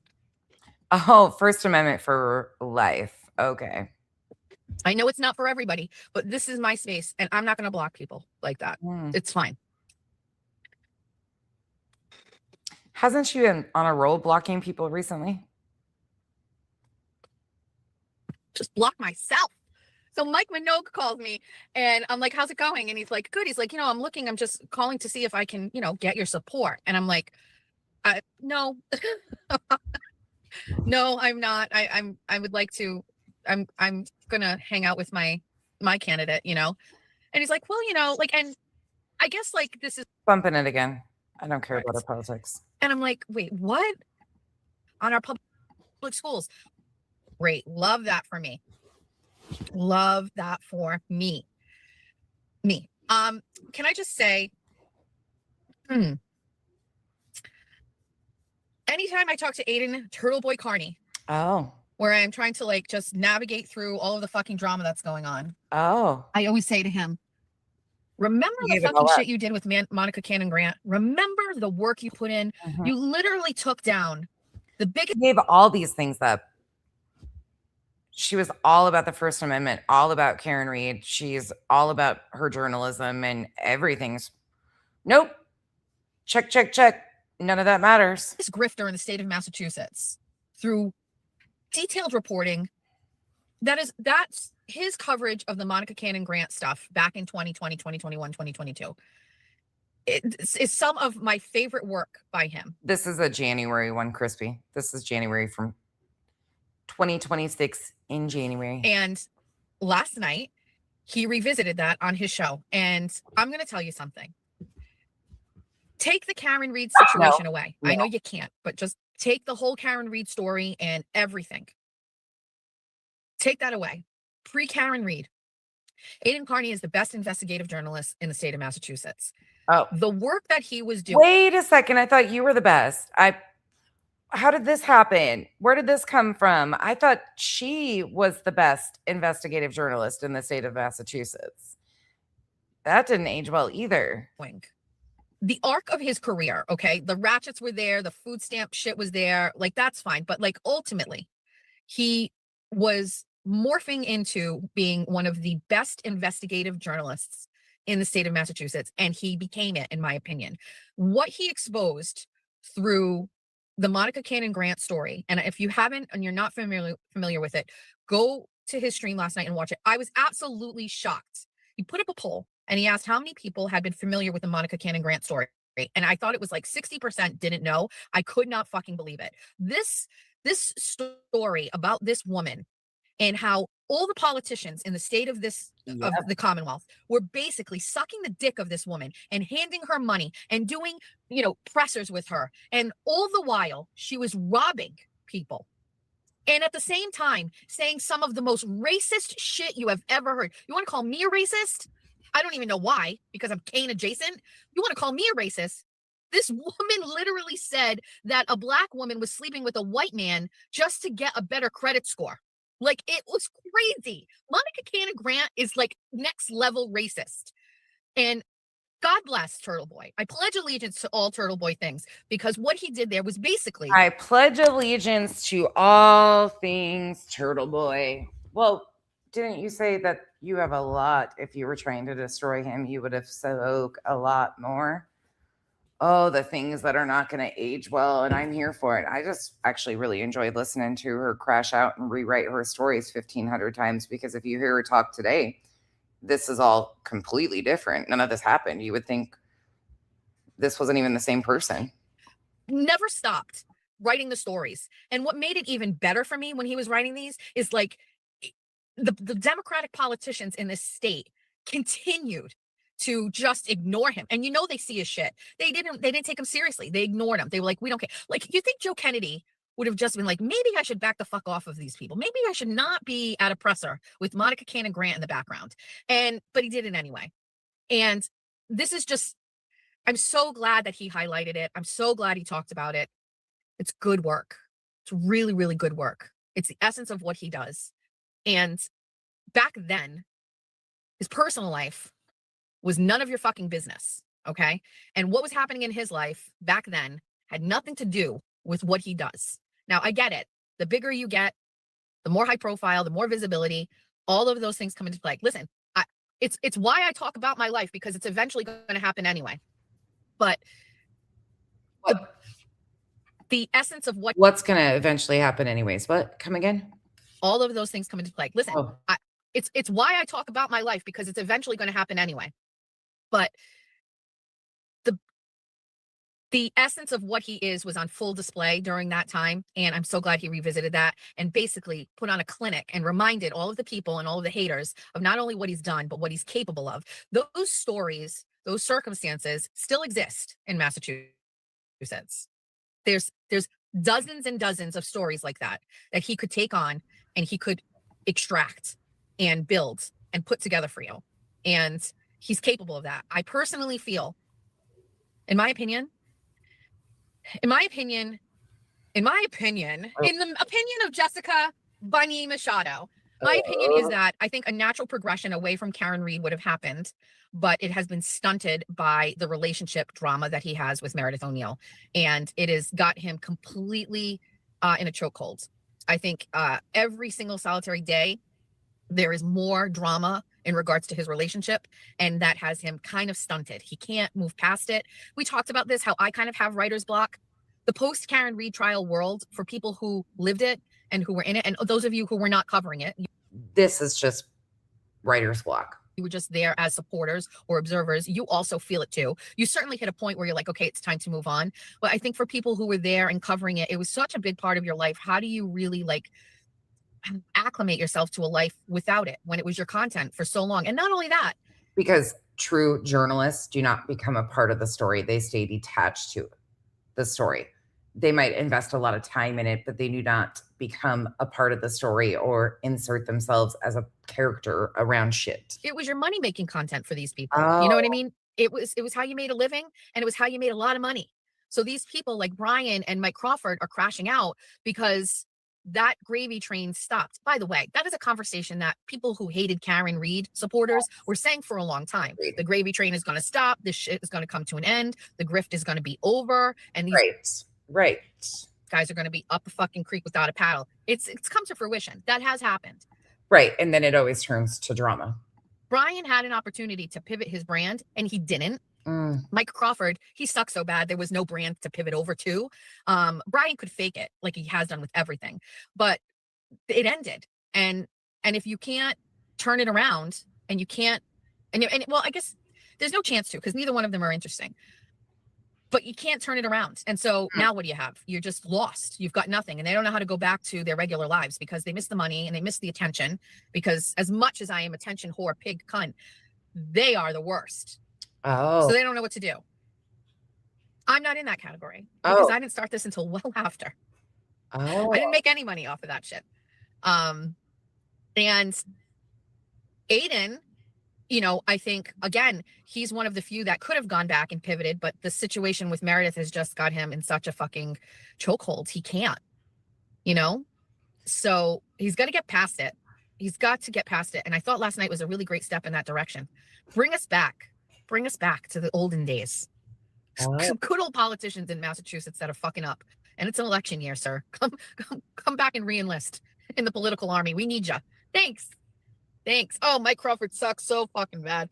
Oh, it was such validation. Like, can I just say something, please? Can I say something? Okay. In the presentation last night, he brought up like Mike Crawford on a show, right? And they were talking, who was on the show? Like, was Monica Cannon Grant on the show, whatever? Like, I can't listen to her anymore tonight. I gotta end it. She's driving me fucking nuts and I'm gonna go in on her bullshit. But she knew. She knew exactly. That's why she's leaned so heavily into the drama, in my opinion. I think this was absolutely what her intent was all along. She knows what's making her money. Her reporting wasn't her moneymaker. Her fucking drama was her moneymaker. And she don't care. Like, every time you hear her talk, she leans into the I'm not racist kind of thing every time. It's a part of her personality. If you're not racist, why do you have to tell everybody every fucking day that you're not racist? That's just weird to me. You're not racist, but you have to remind everybody every day you're not racist. You have to tell everybody, these people, her and Betty, she is so much more like Betty than I ever realized. The more and more I listen to her, I'm like, oh my God. And just the full of themselves. Like, she always knew it was going to, she's going to be famous. Just the crazy shit to listen to her. I'm out of here for the evening. I hope you guys all have a good night. I'm going to go watch Criminal Network crash himself out because he's headed out to tempt fate again in front of Nancy Guthrie's house and see if they'll arrest him because the well's dried up. So what do you do next? You continue to provoke law enforcement in hopes that you get arrested. And he's demonetized. So how do you get the money? You have to continue to amp it up and escalate. That's exactly what we're doing. That's what they're doing. So I will see you guys sometime. Oh God, always groovy. Yeah, I'm not watching it until Kyle comes home. I hope you guys have a wonderful rest of your evening. Like I said, I've got the avocado account. If you see an account linked to that on YouTube, send me the link of it. Otherwise, I appreciate you guys. Like I said, I'm not even concerned about it. I've been doxxed up the wazoo, front, side, back. I'm not worried about these guys, but the one person I did mention from X earlier, that person, please stay away from for all your own sanity, because that guy is not well. But I hope you guys have a great night. See you soon.